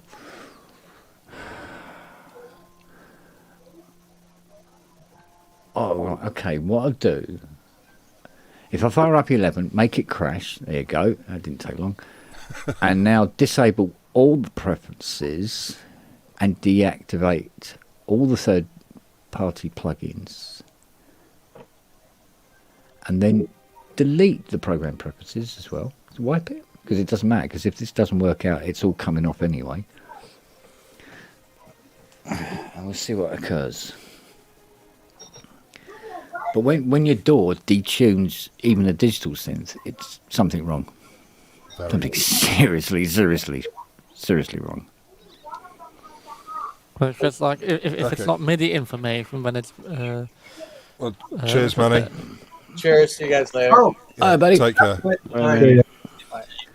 So, Right. If we give it the focus. Really? You want to use the TR8 as an audio interface? Are you fucking kidding me? Fuck off. I mean, maybe somebody wants to. Maybe a Cubase is in aleatoric mode, just kind of having fun with you. Oh, I'll tell you how much I've pissed this off now. It's asking for me to register it. There you go. I think we're sort. Oh yeah, everything's gone. Yeah, absolutely everything has gone. I'm not getting it, man. I'm getting something else. What am I getting? Reason? Reaper? No, that's unreasonable. Studio One. Studio One? Yeah, I mean, Jim seems to like Studio One now, doesn't he? I'm not getting it, man. I'm not doing that crap. It depends on what sort of person are you. Do you like tapping between screens, or do you prefer everything to be in one big screen? I want it on that one big screen. in fixed zones. Well, then Studio One or Logic is probably Logic a might good way. make sense. Yeah. Probably the best way to go is a Logic. Fostex B16. There you go. Sorted, mate. I haven't used Cubase since SX3, so. Maybe Logic, right? I tell you what, out in the garage I've got a lovely Tascam 388 if you want it. I do not. I didn't think nobody else does either. All right, let's see what I can pull out of the hat with this. Okay, people are saying Logic. Well, Neil says Logic. I can go. There's one vote that wins. Okay. Right. Yeah, VCDs should be fun. I'm excited. That is very interesting.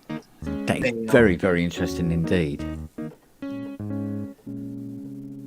Very interesting. Guess what? Go on. I've just asked Cubase. 11 to scan what it thinks for the first time, all of the plugins. And it hasn't loaded a single VST2. They're all VST3s. Well, they finally been discontinued then through updates. But this is the Cubase before. Yeah, Cubase 11. Oh, this is 11. Now, Cubase 12 had included all the version 2s and we was using them. So why is it an older Cubase, which is supposed to still support version 2, not supporting version 2s? Did you freak out with that plugin? Is it not the default folders that it just scans for? So you just need to assign them as. Because you did disable all your settings. So it just used the VST3 common files folder. Because it even included like stuff that had VST3. There would also be like a VST2 deal in the folder as well. Like for instance, OBE, and it hasn't listed the 2; it's only listed the 3, and that's scanning the same folder. That is interesting. What if there is some unusual shit going on here somewhere? Let's see what we got. Right, find something we think might be able to fall over if we push it. Oh, that's interesting as well, yes. Very good. It's found all the instruments except Contact. So maybe the fault might lie in Contact.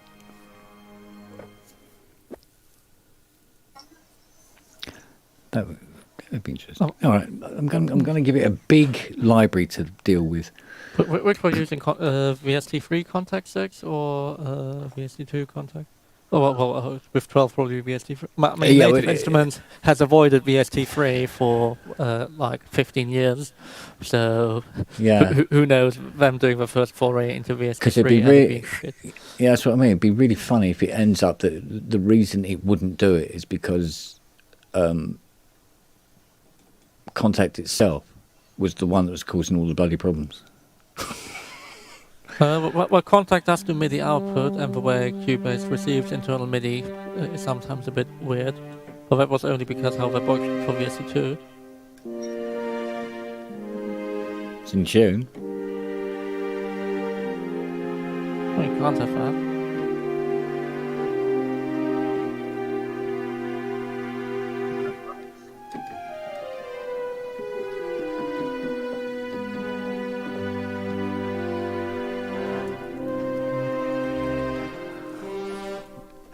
That's interesting. That is interesting. Maybe it's Contact that doesn't work properly in Cubase 12.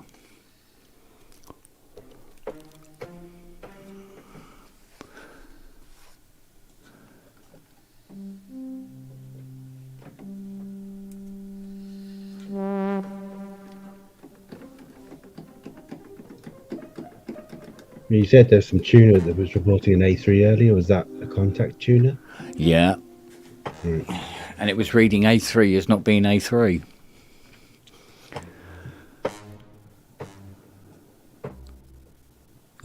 So I wonder if this is the issue.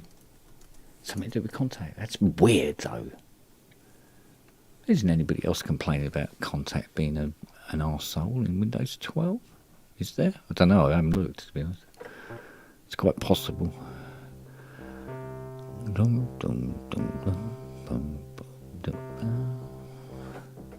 Does Hydra do a good 200A? This is the 200A. This is the Pianet. This is the Scarby Pianet. Why does it sound like a 200A?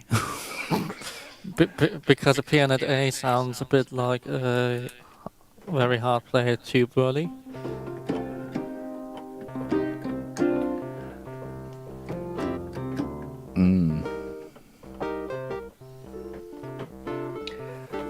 Okay, let's have a look at another instruments.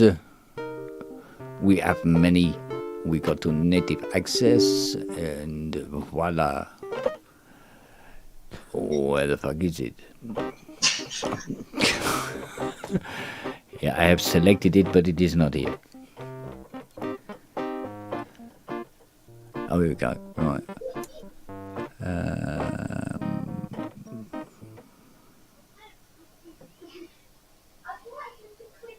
Oh yeah, what's this?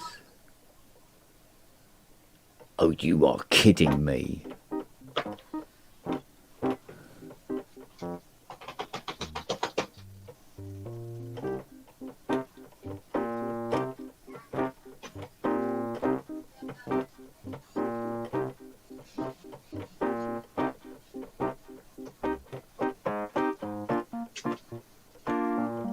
Shit, I don't have anywhere to put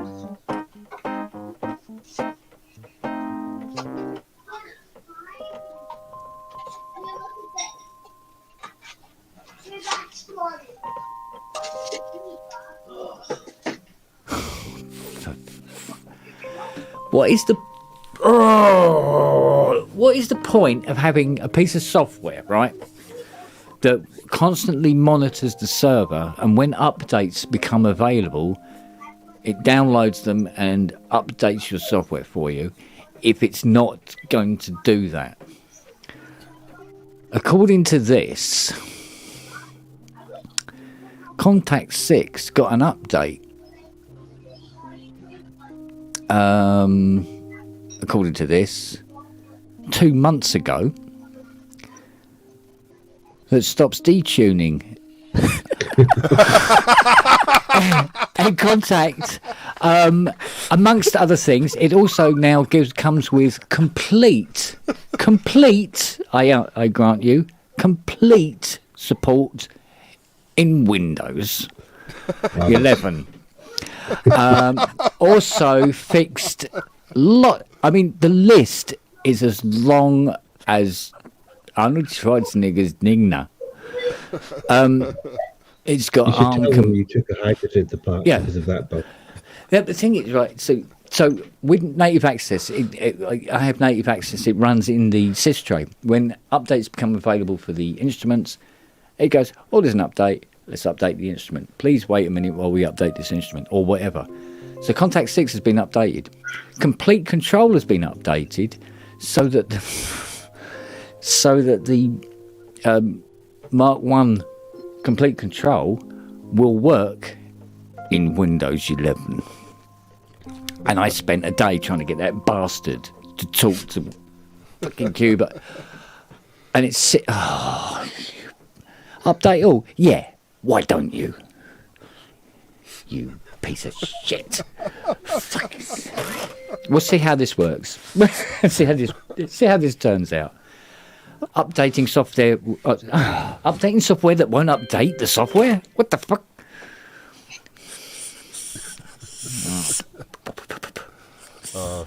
Look at it. Yeah, I know. It's given us hours of entertainment. Feck's sake, I don't know. Really? My God, it's a half gig update. Just on Contact. So right? it's basically a full install. That is how many fixes are there? Oh, a few. So it's basically a completely new build. Yeah. You click on info and it goes scroll. Fixed. Fix this. You bastards. You gotta laugh. Oh, really? What's this? Oh, right. Do that again. That's a very vocal cat, David.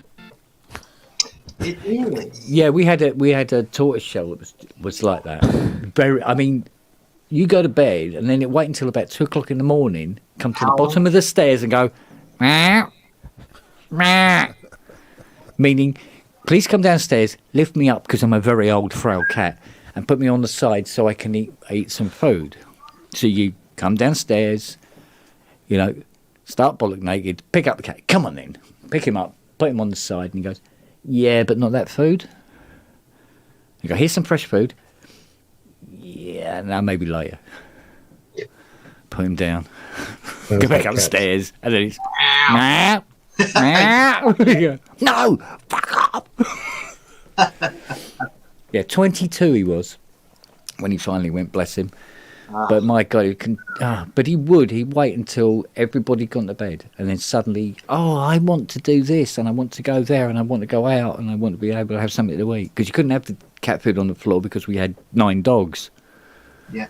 And so he'd go, lift me up. I can't do it. It's like. Her brother looks black, but he does that. He grabs little stuffies and he howls and he runs around the house with them in his mouth. And he just goes. It gets so loud that the dogs start howling, like groaning, because they're so annoyed with him too. Because he's just really obnoxious. It's like in the whole house. I'm like, for God's sakes, go to bed. Yeah. Throwing pillows at him. Whatever, from the balcony, I'm like, shut up. This is so bad. You can't shut him up. But right when everybody goes to bed, it's quiet. It's the same thing. Yeah, it was funny because all of the dogs treated this. It was Whitney's name. This cat's name was. Treated him with the utmost respect at all times. Even though some of the dogs were like, 6 times bigger. They all come running into the front room, but he's walking, and he was skin and bone, really was. And he'd be walking along, and they would go, "Oh, yeah, morning, sir," like that, as this cat would walk through. Yeah. Okay, right, take the way. So, fantastic. Born leader. Just respected him from a distance. Yeah, they all generally get along pretty good, but the new puppies kind of messed up the dynamic a little bit. But you're talking about 4 dogs. Yeah, but they find their niche in the end, don't they? Yeah, they do. It normally results with a paw across the face or something like that, and go, "Oh, okay, right, I understand now." I've got to sit over here. That does take that sometimes. Yeah. Do any of them like sleeping on your synths, David? Yeah. This is the problem with Petner right now. It's just messed up. Yeah, I have this trouble. I mean, I have this. It's a special blowgun thing that I have now. It's really, really powerful, and I have to blast all of the customers' keyboards before I give it back to them because of the husky hair. Yeah. Just everywhere, And so, like, there's your keyboard. No extra DNA. It's like when I sell something, I'll say a no smoking household, well taken care of. No mention of all the animals. You didn't mention the husky. Right, how we do? Oh no, I'm not adding that. No, you can fucking keep that. That's long gone. Right, okay. So now let's see if our young friend complete shows up after this. Update. Oh.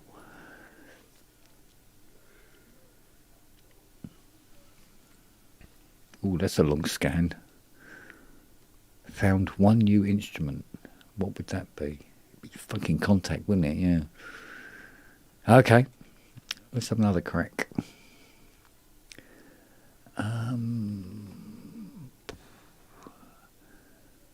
Right, remove, add track. Select. Where have you put Contact? Oh, up there. Oh, you're right up yourself, aren't you? Okay, here we go. Come on, Contact. Oh, the other thing they fixed apparently is they've made it a lot slower in loading. A lot lower. Oh, a lot slower. Here we go. Okay. Let's see if it'll load up my poly instrument.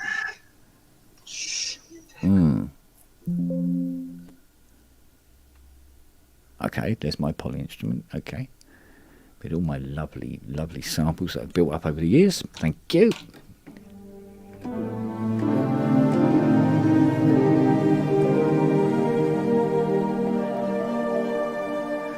Right, let's bring your volume down a minute because I want to hear the Hydra. Come on. Down.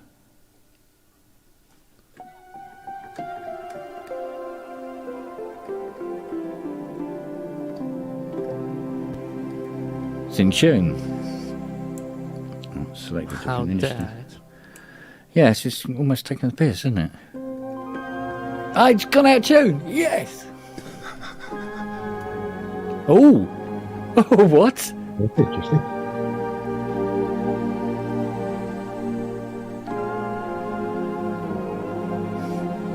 What the? How weird.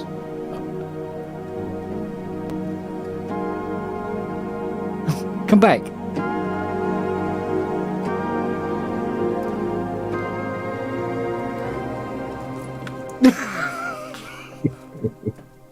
You know what's funny about that? Some of those riffs sound like Vangelis riffs anyway, with the shifting and everything.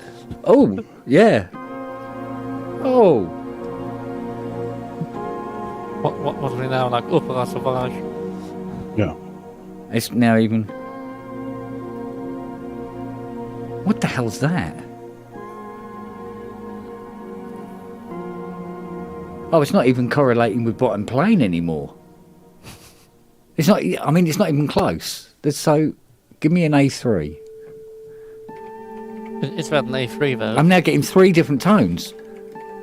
I'm there we getting go. an A3. It's the new microtonal update you got there. That's bizarre. But it's moving just randomly.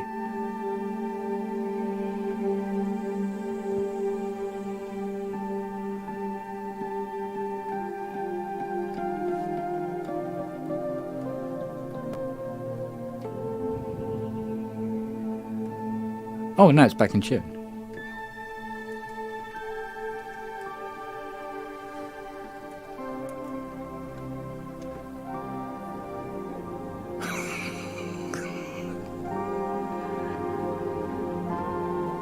Oh, fuck off. I'll give up. No, forget it. That's it. I'm taking up the fucking banjo. That's it. I'm done. Bollocks to it. Great, I go with my accordion then, or well, my boss's accordion. I'm going to take up my dad's clarinet. I'm going to dig it out of the cupboard and I'm going to take up the clarinet. Going to do Acker-built tunes and that's all I know is Acker-built tunes. There you go. So, it'd be Acker-built 2. So, was it something on the shore? Can't remember the name of the track.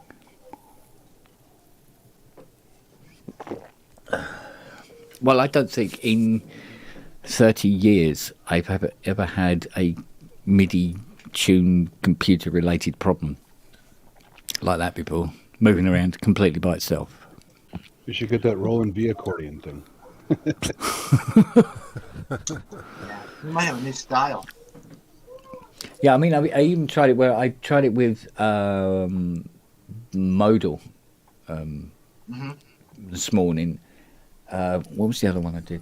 I think I tried it with Oasis and Hydra 49, and it was just going out of tune whenever it felt like it. So Didn't matter which board it was I was controlling it with. Well, it's not the gear hardware. No, I don't think it's the hardware. I really don't. But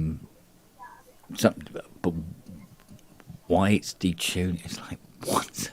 What are you talking about? And there's no dodgy pitch wheel on that controller. No. And you've taken everything out of all That MIDI was half the inputs. reason. Yeah, that's half the reason why I took off the took all the Hydra apart, was to check her pitch wheel, because if you flip the pitch wheel, it went back into tune. But what it was doing a couple of days ago was the Hydra was going out of tune and the instrument wasn't. Now it's completely swapped around. Now it's the instruments that's constantly going out of tune, but it seems to be if it's contact. Does it happen in Contact running standalone? Let's find out. Yeah. Oh, let us find out, didn't it? Because as you say, that's kind of a different thing altogether. Yeah, that would get rid of Cubase, wouldn't it? Yeah, remove that from the issue. But then what does your MIDI routing in Contact look like, input-wise? Okay, let's find out if this thing ever fucking fires up. Nope, got nothing. Hang on, let's try again. Obviously, they didn't fix the standalone one then. Let's have a look. Where are you? Contact. Fire up. Don't know why it didn't fire up the first time. Alright, let's have a look and see what our... okay, cool.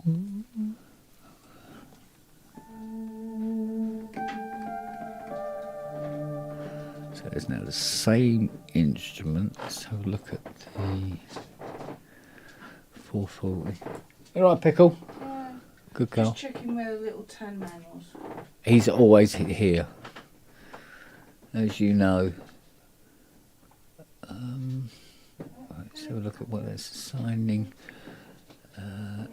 Every single keyboard in this studio is turned off apart from the Hydra. There you go, cool. Check out the outputs. Yeah, everything but the Hydra. Okay, right, fine. And in context, MIDI settings, you're not having any outputs going anywhere, and only the correct input, only the MIDI input. Yeah. Because some contact instruments output some interesting shit over MIDI, which is handy to find out. But when you suddenly have I can choose if it has 16 core support. Do you know what? Let's not go down that road yet. it's fucking difficult. You can choose whether you're going to share usage data. Yeah, let's not change too much before we're ready. Seems to work. Give it that. Ah, hello.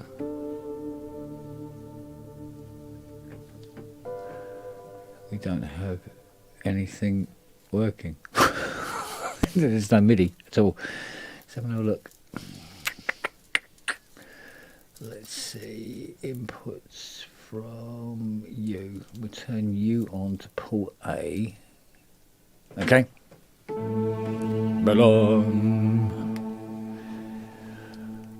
Bish bash bosh. Okay, let's have a look.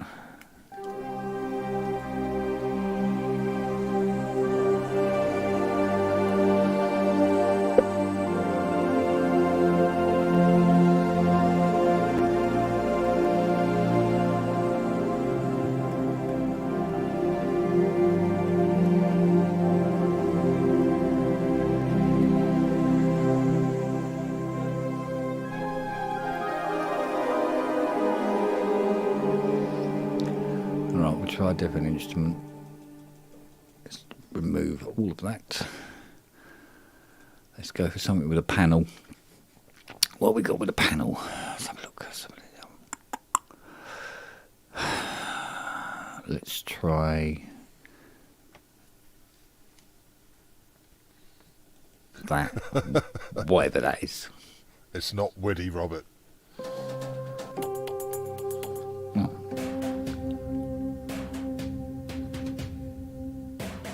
Yeah, because nothing shows up a tuning issue like a drum kit. Here we go.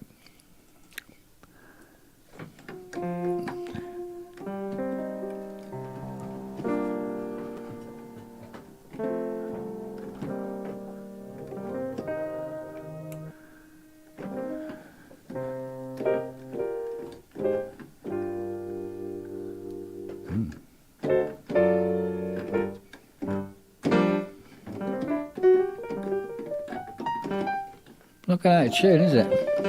No.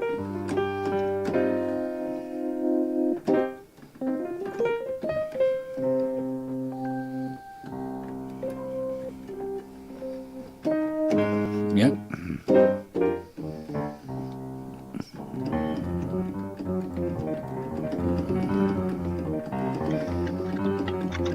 It's not going out of tune, is it? Cubase. Yes, so even Cubase 11. That's very interesting. Nice work, Sasquatch. Wow. Try now.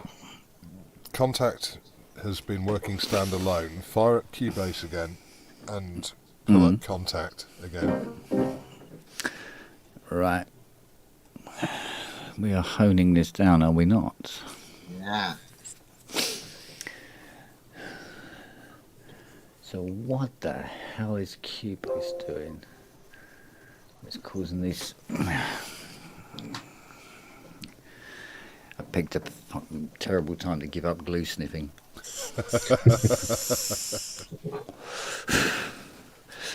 It's fun, isn't it? Yeah, they have your hair sticking up for that, like Lloyd Bridges. And... Yeah. In the corner, wasn't it? Right. I love film quotes too. Always relevant. There we go. Right. Well, Airplane was full of them. Wasn't it just? I still laugh my arse off when they do that. Please assume your crash positions. Always makes me laugh, even now.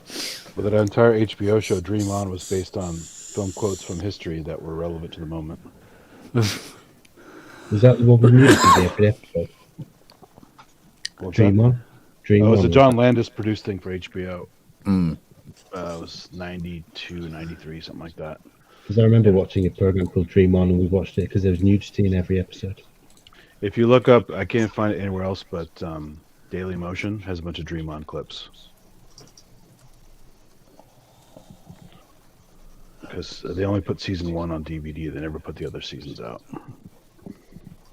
No. But he references, because he grew up in front of the TV set, everything in life he refers back to old movie and TV clips. It integrates like black and white film clips and things. All kinds of stuff, yeah. It's his escapades with various ladies, and he works in a book publishing company. And Michael McKean is in there as an annoying Australian boss. And it's all kinds of weird stuff in there. There used to be, I think it was 10 p.m. on Channel 4. Yeah, McFadden showed up as a crazy lady wants her book published, and he has a little fling with Gates McFadden on camera there. Gates McFadden, huh? Yeah. Dr. Crusher. Oh yeah. I remember there was a scene of a lady on a sofa and being covered in whipped cream. Yeah, that's the lady from Fright Night 2.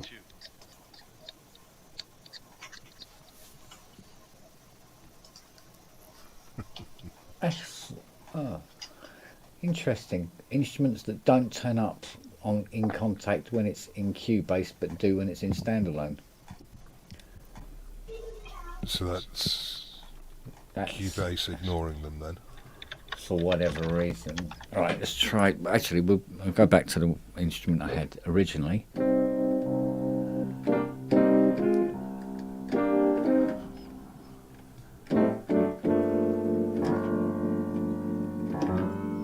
Yeah.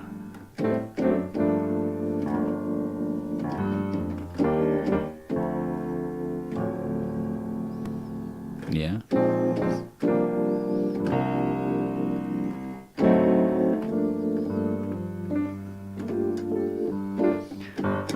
Here's an insight into a little bit of my jazz writing.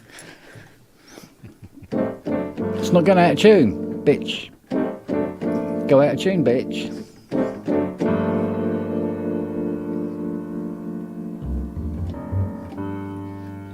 Yeah, as Crashad says, but the piano doesn't have pitch bend though, does it? Yeah, but I mean, anything, the strings don't normally pitch bend either, as far as sample libraries go. But it was. No, but do they react to pitch bend information?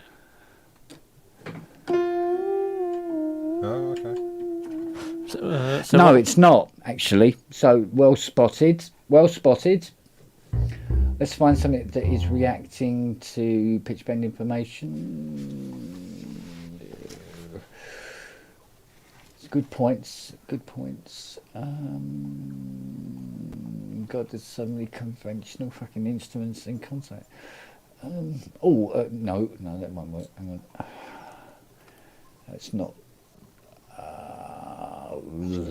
Let's try this.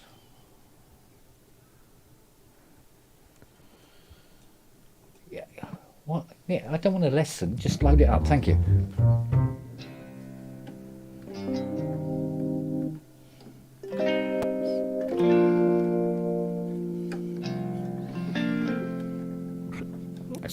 played guitar.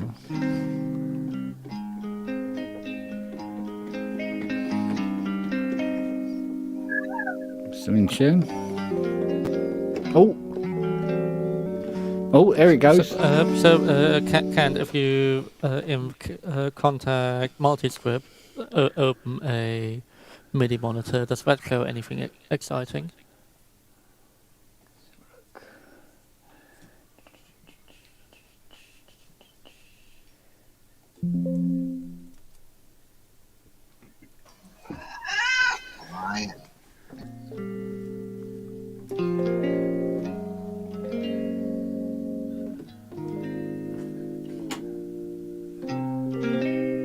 So you hit the pitch wheel and it goes back.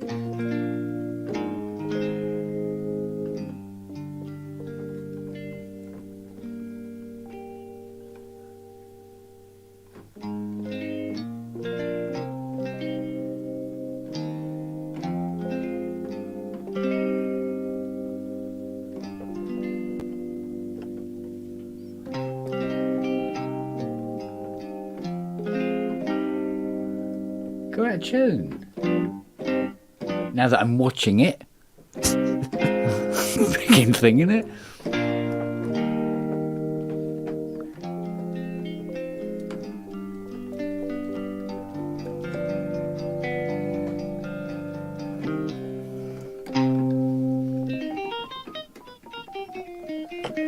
You bugger.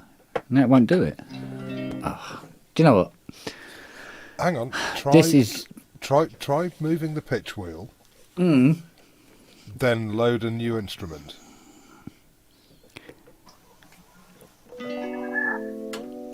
You don't have any ideas. I know. This is weird. Right, new instrument. Whatever this is. This is a thing. Oh. Where'd you go, thing? Come back. Oh.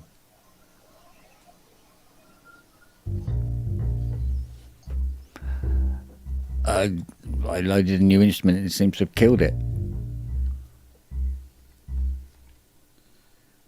Oh, no, it's back.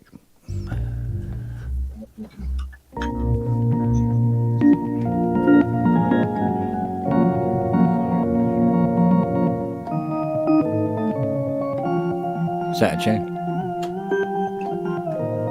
Oh, it's gone out of tune. Dave, you should make a sample pack of that cat. It's great noises. So if you in the contact MIDI monitor, if it's in verbose mode, it should show you all the MIDI events. Does it show you all those pitch bend events, or do they get generated afterwards? It seems to show pitch bend when I move the pitch bend. But not when it's randomly occurring. No. Which means it's probably an automation parameter then, rather than an actual MIDI. But I can't say. But even with fresh templates in an unused version of Cubase, and it's weird. It's just weird, isn't it? Just all round. Well, it's Windows 11. It's weird. Yeah. What I can't understand is when you were playing the instrument in tune, and then I said, right, move the pitch wheel, then load a new instrument, and the new instrument is immediately out of tune. So it is storing the pitch wheel data somewhere and applying it immediately to, or you know, it is corrupted somehow, and applying that to the new instrument when you load it. Of interest, in Cubase, do you have Azure Guard turned on? I doubt that very much. Because that does quite a lot of weird things. Yeah. With VST3. Yeah, I don't think I've had Azure Guard on since. 6.5? Yeah, since about 2004, sort of thing. Because I remember it used to cause problems back then. But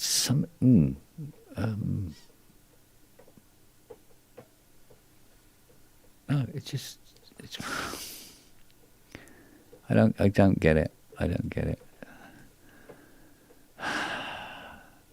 And then there's.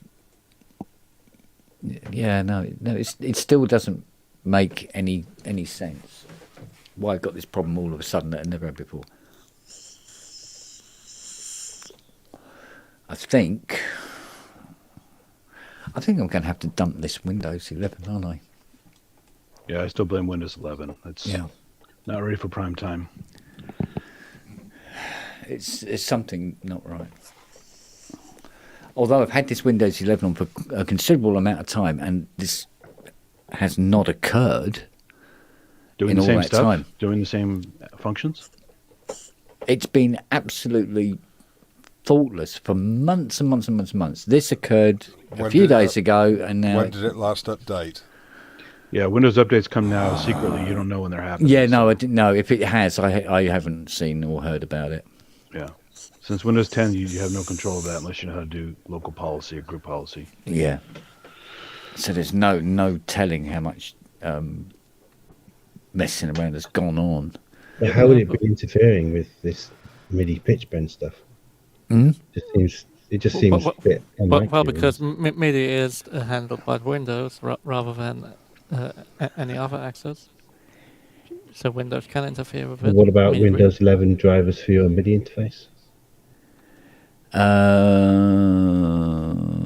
Yeah, they've all been on and they've been fine. There's been no problems there. Let's check her out anyway. Are they beta drivers though? Since it's 11, or are they real drivers? Proper 11 drivers came out for the Focusrite. Let's have a look. Yeah, it's all up to date, bastard thing. Yeah, it's. See, that contact worked perfectly standalone. Maybe this still is Cubase 12. Well, even in Cubase 11, maybe it's something between Cubase and Windows 11 where it's causing it, probably. Something that Cubase relied on that the update might have changed. Yeah.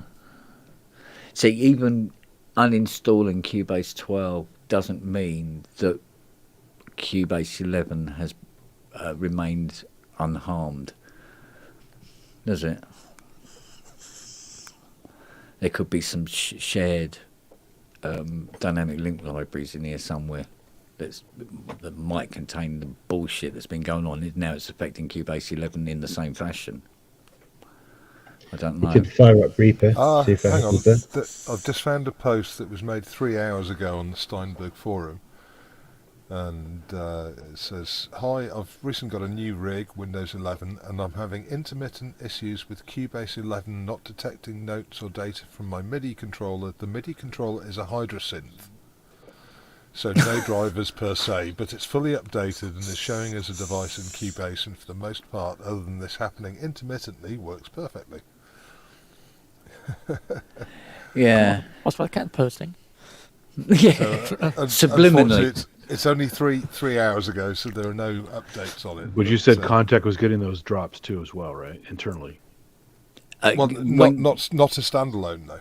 Not a standalone, but definitely inside the Cubase environment. Yeah, but even on the Cubase 11, which is supposed to be fine. Steve's asking if you have the Rolly unplugged.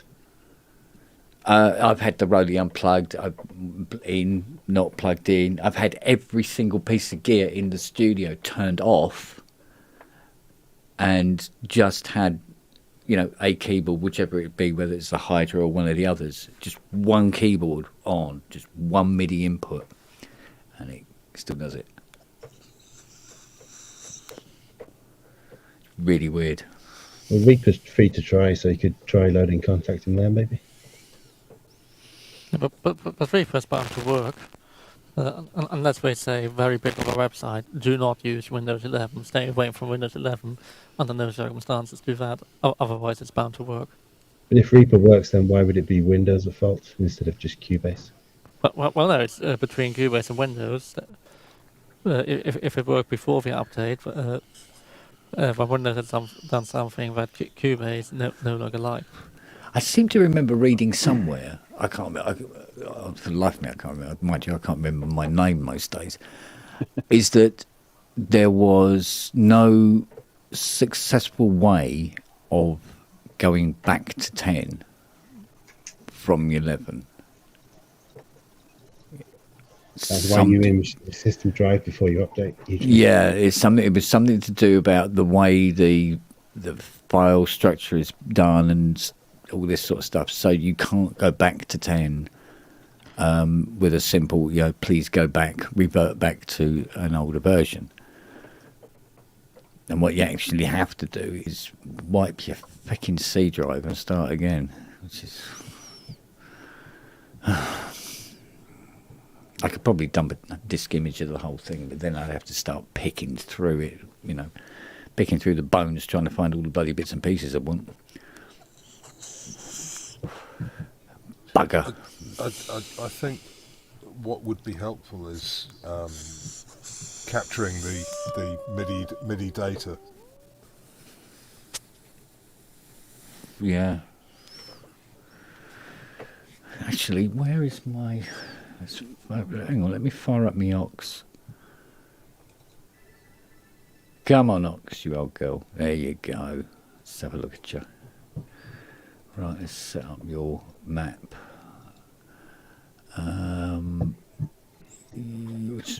Where are you?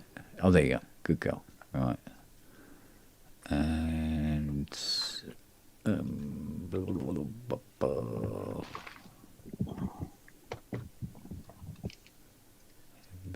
that one. Yep. Thank you. All right. Well. Yeah, well, I didn't really want that. So what have we got constantly running here? What is this? We have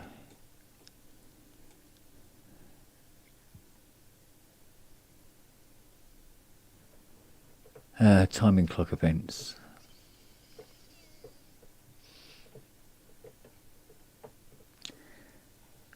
From this old...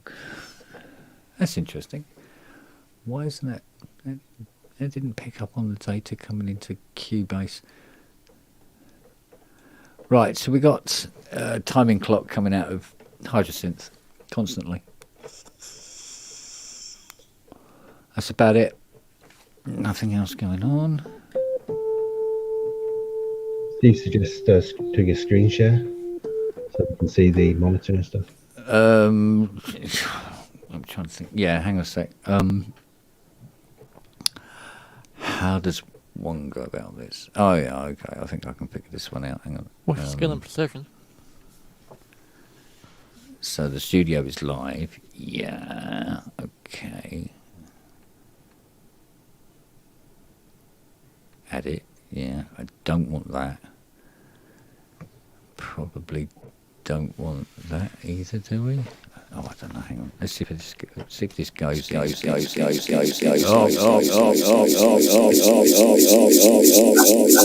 No. Bad move. Bad move. There we go. Oh, I was going to stop my own reggae record in a minute. Yeah. No, oh, I don't know. Oh, do you know, it's too late at night. I'm done with this. My head's fried. I had enough trouble trying to get the bass on that bloody shed working. Just start using the Oasis as a sequencer. Hmm? Just use the Oasis as your main sequencer. Yeah.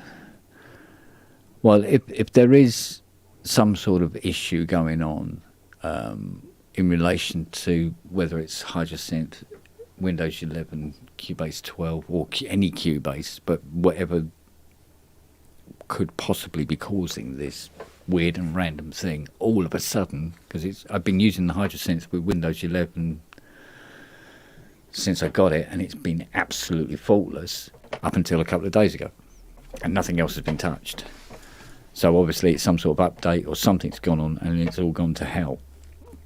We'll just have to wait for Steinberg to figure it out. In the meantime, And you haven't Or done get a any, Reaper or something and just use that for now. you haven't done any other MIDI fuckwittery to get the WIDIs to work in between. That was all not. beforehand. Yeah. And it was still working. Yeah, it's still working. So it was very little I had to do as far as Windows 11 was concerned in the end in terms of getting the WIDI to work, and all the configuration was done on the iPad. So, well, I've just put the link to that post on the Steinberg forum. Kent, if you grab that and then keep an eye on it and see if anyone actually responds. yeah.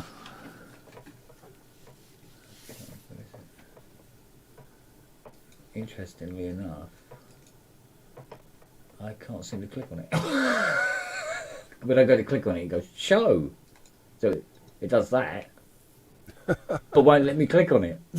or copy paste. I'll put it in the private chat. Yeah, put it in the private chat and I'll go get some there, buddy. Thank you.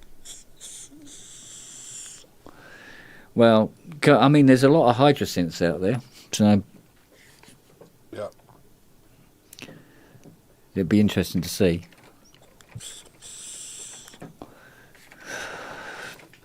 However, one of the best tracks I've written so far this year has been completely shat on because of this.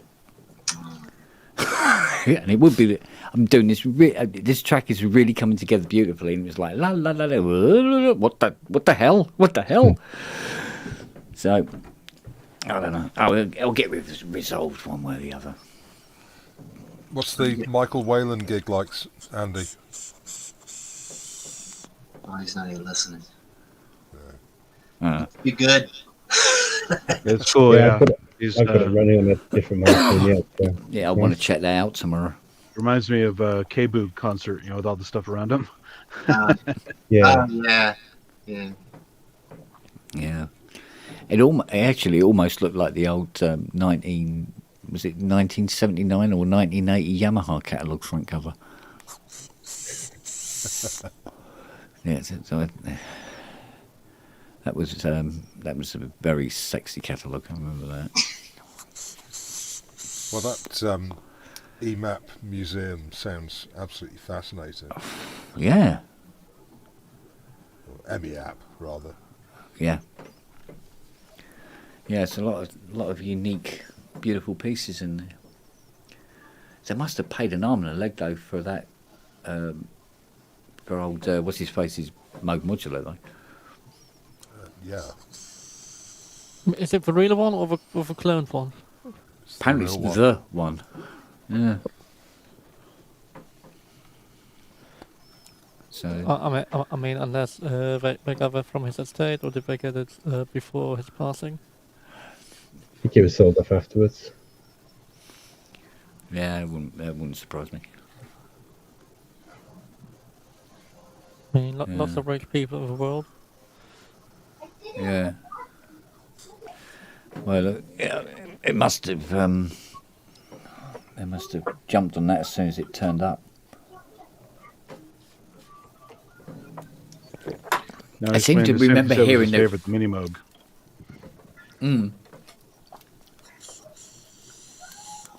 I tell you what, but I mean, being able to. I mean, if they've got Mini Moog number 16. Wow. Yeah. That's massively early. Massively, stupidly early. I mean, I've had RA 47, or was it 40? No, I think it was 47 here. And How many did they make in the RA era? I think it was about. Original batch was supposedly 100, and no Yeah. idea whether they made more before it became Mu Sonics. Yeah, I think it ended up being about 100, for argument's sake, about 150. But it was the first 80 or so that were the cases were made from the trees out of his back garden, which apparently they're going to do again from the estate. Cut down the trees from the estate and make cases from the old trees again. So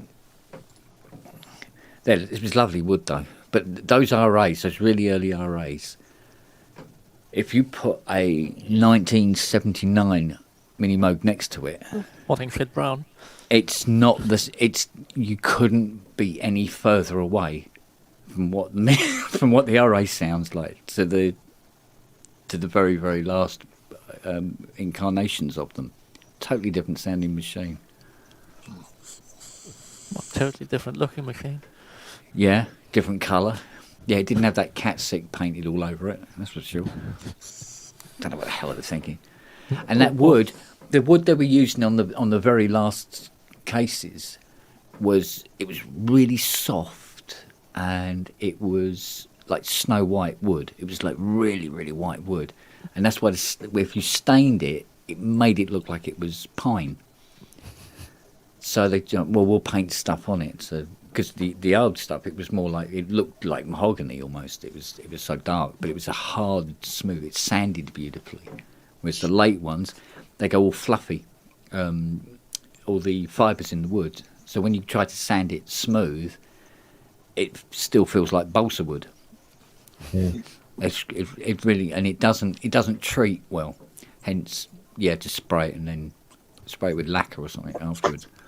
And most of the tone comes from the wood as well. Mm. Yeah, of course. From the sound chamber.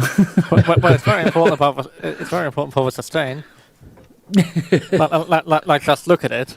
Look at the sustain. But they use these FETs in the RA VCOs. I don't know what it was about them. They would just, the VCOs would just be so powerful. I mean, the waveforms on they were fucking huge. You put the scope on it and go like that, and you'd go, oh, wind it down, so I can see the top of the waveform. It's like fucking massive bastards used to come out of that. No wonder it sounded so bloody brilliant. And all the iconic Mini Moog sounds on the iconic Mini Moog records, a lot of them were those really, really early minis. Is that mostly a difference in the voltage they're kicking out, or? Yeah, and quite leaky components. To be honest, the tolerances on the components were like, yeah, that'll do. I mean, the carbon resistive, so anything close to 5% is wishful thinking. Yeah. And they'd be half watts, big round bastards, It was like, it looked like just coloured sausages all over the circuit board. It's like massive things, So, but I when I did, I think it was the RA47. It had VCO2 didn't work, and it was one of these FETs that had gone, and I had to try and find an equivalent FET, and. All its PFE or HFE matched and everything like that, and I whacked it in, and it just went bang. Just couldn't cope with the fucking shit that was going through it. It just went, no, I don't want to know, mate.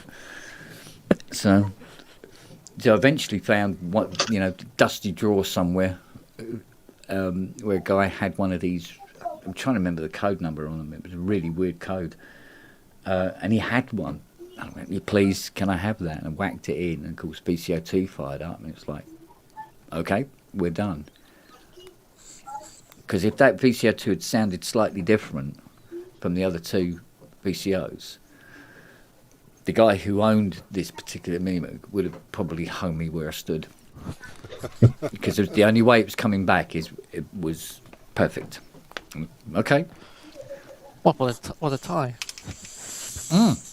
No, this guy was even more fussy than Ty, if that's possible. And but that's fine, because you should have seen the size of the bill. To be honest, Yeah. You want excellent, it costs. You pay for it. It costs, sir. I'm sorry, but it costs. So yeah, but it was a beautiful, beautiful machine. So what's going to happen to these synths when the availability of these FETs is no more? Well, you think that those components would be used in other things. It's just knowing what they are. Oh yeah, Yeah, but sometimes there'd be things, and this has happened before, and I think it happened with the 960 sequencers. The logic ICs that they used in those pieces of TTL shit you don't want to touch with a barge pole. Yeah, I mean there were 54 series. There weren't even 74 series, right? 54 series, and the ones that they had used when they were fitting them into the 960s to sell were already deleted stock. Oh, God. So by the time the things are in the shop to be sold or in the should I say, they were already hard to find components. So I mean I had such joy. Well, I nearly did it as well. On Hans bought another 55, and the sequencer had a problem where it would run through the 8 steps.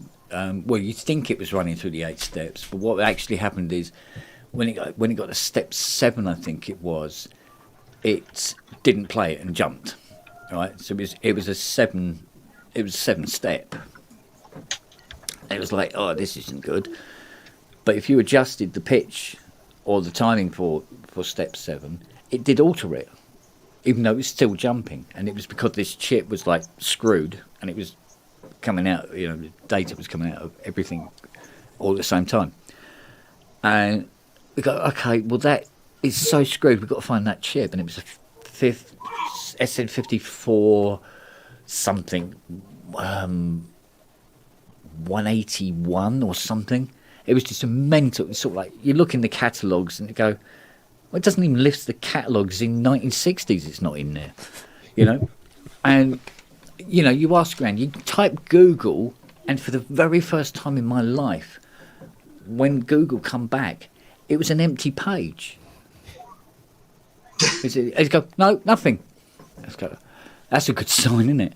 And I nearly ended up buying a synthesizer.com one and then putting the innards into that case, right? Oh, but they have like nothing in common, those two sequences. Synthesizer Correct. is actually usable. Yeah. Also, I was going, oh, hang on a minute, I'm going to actually have to put in another power supply as well now.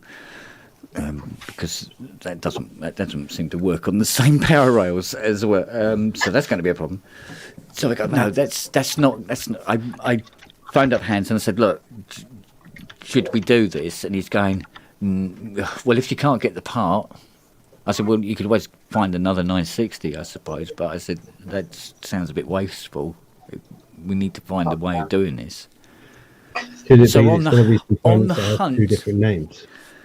Well, yeah, no, this does happen from time to time, but with these particular chips, it was like, no, it was because of the type of chip this was. Because, like, for instance, like, even in CMOS, if you have a 40, I think it's a 4016, a 4066 is technically the same chip. There's but it's not. No, it's not. But if you put it in a CS80, a CS80 couldn't give a shit which one it is. Yeah, but I can tell you with the easel, there are some some parts. I think it's in the sequencer as well, where at 2 points you definitely shouldn't use a 4066. Apparently, for some people it works. For most people, it doesn't. Yeah, because it always depends on the other components hanging off that, and. Yeah, and because there is differences between the 2 chips, hence why the 2 chips exist. But in some circuits, it doesn't matter, and in some circuits, it does. And you actually have to put them in and go, no, you can't use that, and change it back, So looking to see if there's anything that was even vaguely like the 54 LS181 or whatever it was nothing. So I had to do a hunt, and I did a search. Boy, did I do a search. And it took, I think, probably 3 weeks of constantly searching at all times. And I found somebody who had one. and it was a tiny,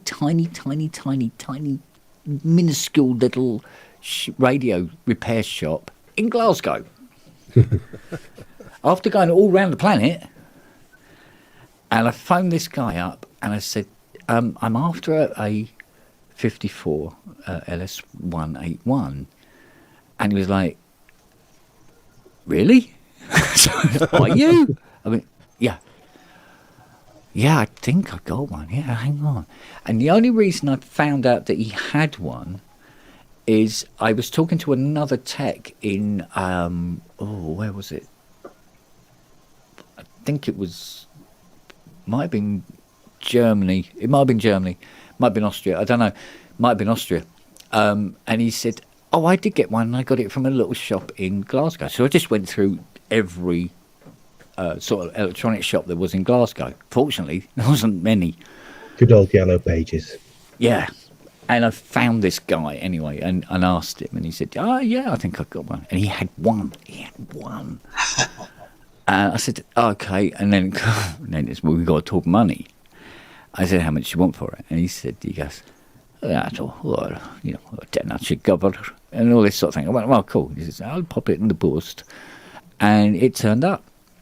And I could have said it's for Hans Zimmer's System 55. And he got, that'd be £1,100, please.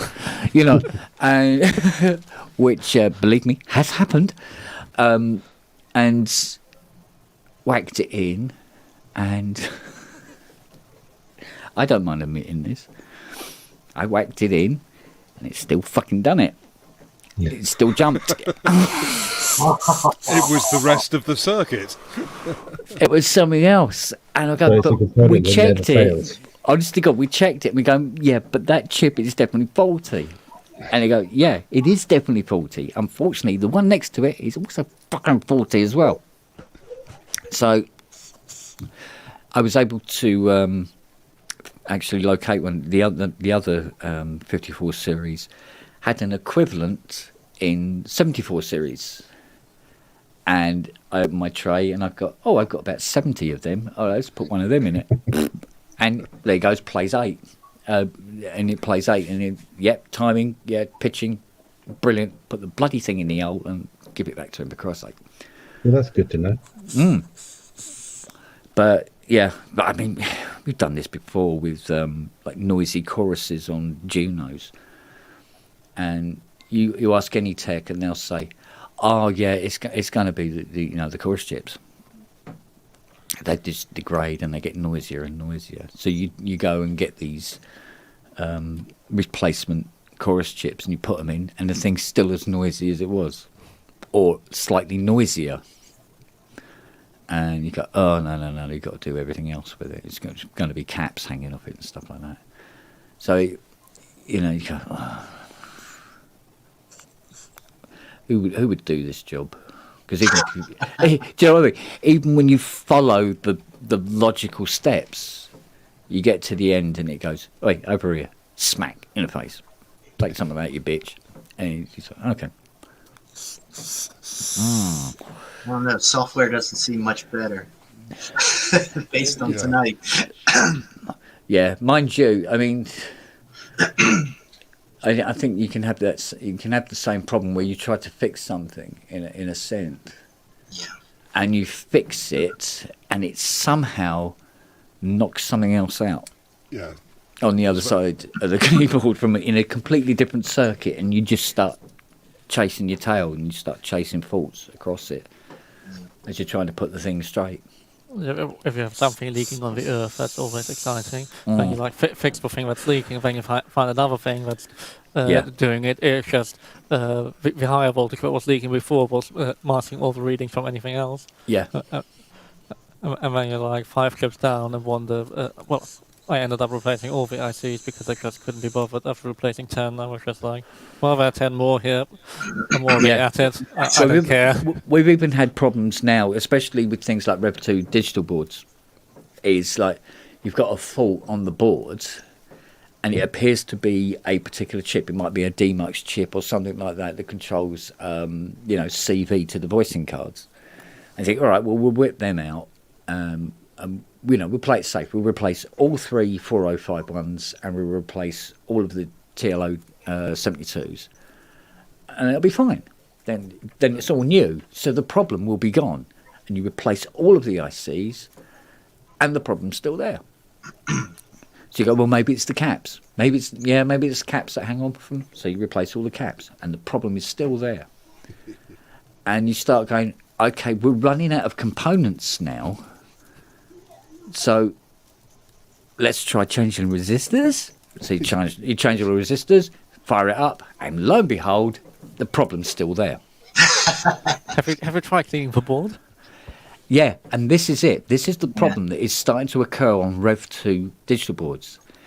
The feckers are delaminating. Yep. And it means technically you'd have to retrack the board or start manufacturing new boards and then populate them. Because it won't matter how many parts you replace on that board, the board won't work.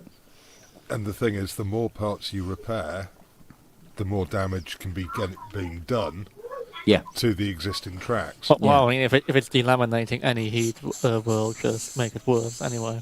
But isn't that what, like the new ones, like the Pro 3, I guess there was some problem. They just sent me the whole board.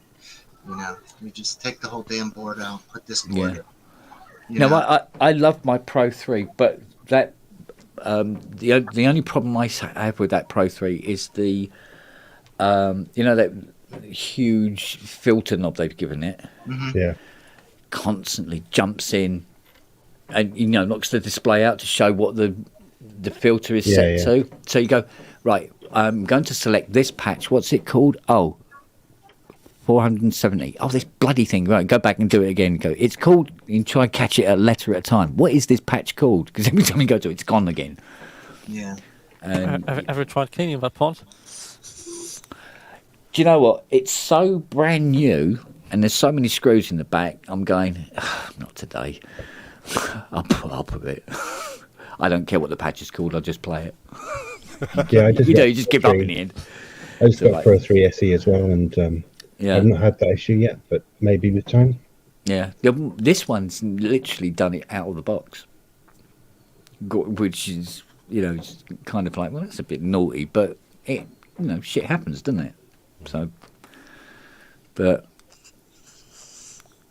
I mean, Fiona said to me, she goes, you send it back and get it repaired. I go, what, a repair company sends a synth back to get it repaired? They'll probably put out some anti-jitter firmware update at some point. You never know. You never know. But, I mean, and that's the only sort of like dusty or twitchy knob in the entire studio. So, and I still can't work out why out of over 500 CS80s I've worked on, I've had one that had a slider that was scratchy. One slider on 180. That was it. Probably because someone tried to clean it or grease it or something. Yes, that's how I put it. Somebody put graphite in it. Yeah, but it always seems to be the top pulse width slider. It's nearly always that slider for some reason. But all those other sliders, doesn't matter how much dust, right? They do not scratch. They don't go at all. The volume sometimes, and the center concentric one on the pitch, nearly always. But that is it. But those sliders and paddles never are scratchy ever. Even if they've been in a garage for like 25 years, and you take them out and they're as smooth as hell, and no scratchiness. So, but when you consider the quality of the pots, then you go, well, think how much the keyboard cost when it was built. Yeah. Are they Bourne's pots or something, or Alps? Or? They appear to be Yamaha owns. Because there's no what's the word? Manufacturer's name. Yeah, there's no manufacturing labelling available anywhere on them as such. There'll be a warehouse in Japan somewhere just full of them, brand new, unopened. Yeah, especially those paddles. It's such a Yamaha kind of design. Well, they use it on all their organs. I've seen them on some of the early organs have had them as well. The SY 45, for instance, has this very, very similar type of pots. And I think but there's one on there which is a nightmare. No, it's not. It's more than one. The ring mod amount and the mix pots are stereo. Right, but they're the only two on there that are stereo. And sometimes you can get one side is working and the other side isn't. And it's these, and all you do is you the sides of the paddle, you can just pull them off and just pull the bar out a bit so it rubs on the contact better, put the plate back on, and it's fine again, you know. But if you've got to replace one because they've broken it or something like that, you're not finding one of them in a hurry. But buying a Yamaha organ, take them out of that organ. Yeah, but you see, it's just the logistics of buying something the size of a Buick, getting it over and stripping it down in the garden just to get some bloody single pot out of it. It's like, and then put it in the skip. Yeah, they're just, oh, here you go, bye-bye. So, Yeah, but the trouble is, carry it. Yeah, and the trouble is 9 times out of 10 you need to buy something like a Yamaha D85. So if you buy a D85, you don't want to take it apart for bits. Yeah. You go, do you know what? I want to put that in the front room and get it working properly. I don't want to strip it down.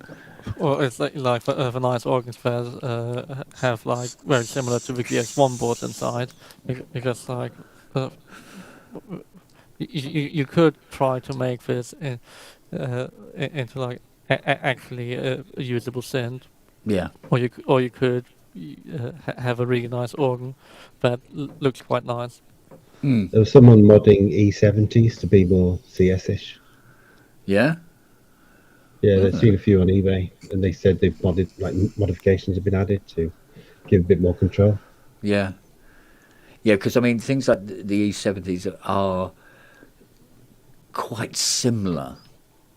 So, getting the 80-ish sound from it is it's not a massive journey, if you know what I mean. So, but it's good they're doing things like that, because I mean, the prices of CS80s at the moment is just sort of like it's Narnia.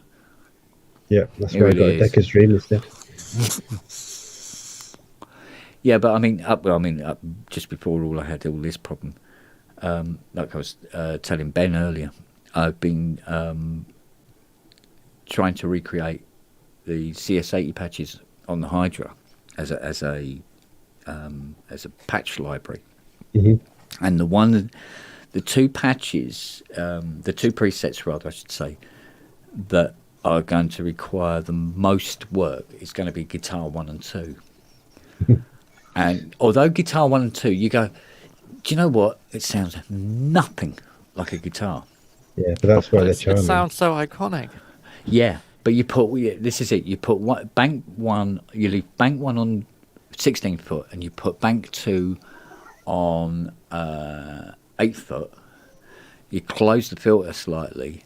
You slightly open the resonance, and you put a little bit of bias with the channel balance to the bottom ones with the Guitar 2, and you get that that opera sauvage kind of sound, and it's like it's such a complex little sound. It really is. It sounds really simple, but it bloody isn't. And that's the patch I'm having real problems nailing on the Hydra. I'm getting close. I've already improved Brass 1 and 2. Brass 3 is actually quite easy to recreate because it's actually Brass 2, but you change the envelope amounts. So that's quite easy. Funky 1 and 2. Well, Funky 1 and 2 are just bizarre, and they're only really for the bottom end. Up the top end, they don't really work, but down the bottom end, they're mental. And they're easy enough to recreate. Quite a lot of resonance on those. Yeah, but it's a shitload of high pass as well, which so you think it's when you play it, you think oh, that's not too loud, but then as it comes down, it's like holy shit, the meters start going into the red. But it's all about this guitar 1 and 2 that's been really, really difficult to get right, and I'm still not right. It's still not right. Well, I remember watching a Marcus Fuller video, and I think he was working on an old Versi organ. My God, those things are complex. Oh yeah, the one he had in his conservatory. Yeah, compared to synths. You just look at that and you just go, hell no. It looks like a nightmare. Yeah. You ever look inside a real Hammond, where you just have the massive axle with all the turn wheel and pickups, and then all the wiring looms for the preset keys. You just look at the amount of wiring and think, how could any person have put this much wiring into such a small space? When it doesn't seem physically possible to have the stupid matrix switching happening there. Yeah, because I mean, my mate Tiny, he restores Hammonds and hires them out, and he said he hired out this Hammond to a very big band, very famous, blah blah blah blah blah, and they're used to using Hammonds, but they were complaining about the Hammond that he had dropped off was very, very noisy, and could he come and do something about it? So he drove all the way out to this rehearsal room, where he went up to the Hammond, and he goes, right, what's wrong? And he says, and then they go, oh, it's got this dreadful hum, listen to this, and they turn it on and everything like that, and it's like this horrible hum going on, and he goes, perhaps take the Echoplex off the top. And he went, it's sort of like, and he went, oh. What you're saying, something using a very cheap AC motor next to a very expensive AC motor full of pickups. It's going to have issues. Wonder what. Hello. So, yeah. But he hired out the his 200A for the Adele concert, and he was setting all the various bits up on stage for that, and he said, you know, the guys were like taping down wiring and stuff like that, and all the rest of it. You go, oh, that's fine, but then it'd be like big transformers, and they're sitting them on the wires as well, and then putting the tape around them as well, and then they're going, what's that arm? And he's going, and Tiny's going around just kicking power supplies off the wiring. There we go. Is it 50 hertz? Where that came from? Have you considered balanced wiring? So it's mad, isn't it? But What do you think about like I said, it was him that saw the guy come on stage and mic up the theremin. that was him. And he just watched him do it, and he goes, I'm not going to tell him, it's nothing to do with me. So where do you put a mic on a theremin? I mean, if it's an old one, you put it at the speaker when it doesn't have audio output. But with the antenna, if you're using a modern one, honest to God, put one to the pitch antenna. He goes, that should do it, and one to the volume antenna. That'll do it. And off he went. Oh, brilliant! Honest to God, and honestly, Tiny's there going, well, you never know, it might work. Well, to be fair, you might pick up something in the microphones. Yeah, it picks his hand maybe. You get the wind of his hand. Or it's just static fields, so who knows what the microphones might decide to do. Yeah, but who knows what this guy could be miking up in 10 years' time. You know? Wow. Well, the cat just pooped in the trash can. We're pretty sure it was the cat. It's not. Yeah? I'm kind of disappointed. I was kind of hoping it was the dog. That would have been a little more interesting. But We're copying you. Imitation. yeah. So at least it wasn't you that did it, right? So, Yeah. Yeah, we know they say. Yeah, but you know they say. I got evidence. Yeah, you see, this is what they say. It goes, if a dog does it, it's trying to imitate you. If it's a cat does it, it's because they hate you. Oh, yeah. This is some sort of angry protest going on. Cats are fierce that way. Mm. I'm like, look, cat, you got it pretty good. Just It's always fun when you find paw prints inside the bowl. if it pooped in the toilet, it would be kind of. Then I just kind of isolate that toilet. That'd be a cat toilet. Yeah. Well, there was a guy on YouTube who trained his cat to use the toilet. Yeah. I could see. Yeah, I guess Although that's normally two words you don't expect to see in the same sentence, is it? Cat and trained. Yeah. It's normally owner Yeah. trained. it's a by a cat. negotiation. It's not really a. Just semantics in the end, right? Yeah. Cat trained, owner trained. Anyways, I better get going. I can hear. Time for me to. What time is it? Actually, yeah, Not it's get 2 drunk. Yeah, I think o'clock in the morning. I better yeah, go as well. I think it's this is only part one of the Saturday show, isn't it? Really? Yeah. It's so early, right? Everybody get a little rest, take a shower. Yeah, yeah. Good clothes, and we'll see you in a few hours. Be up at 7. I'll be there. Yeah, man. So what was it? Fiona calls me now. Oh yeah, that's it. Because I come down. She goes, you still doing the show? Are you still on? I said, yeah, it's still going. She goes, yeah, okay. Have you considered changing it to the I'm a media whore show? I went, well, she goes, nobody does a podcast that lasts 11 hours. I went, well, I beg to differ. I do. It's only because I can't be bothered to get out of the chair.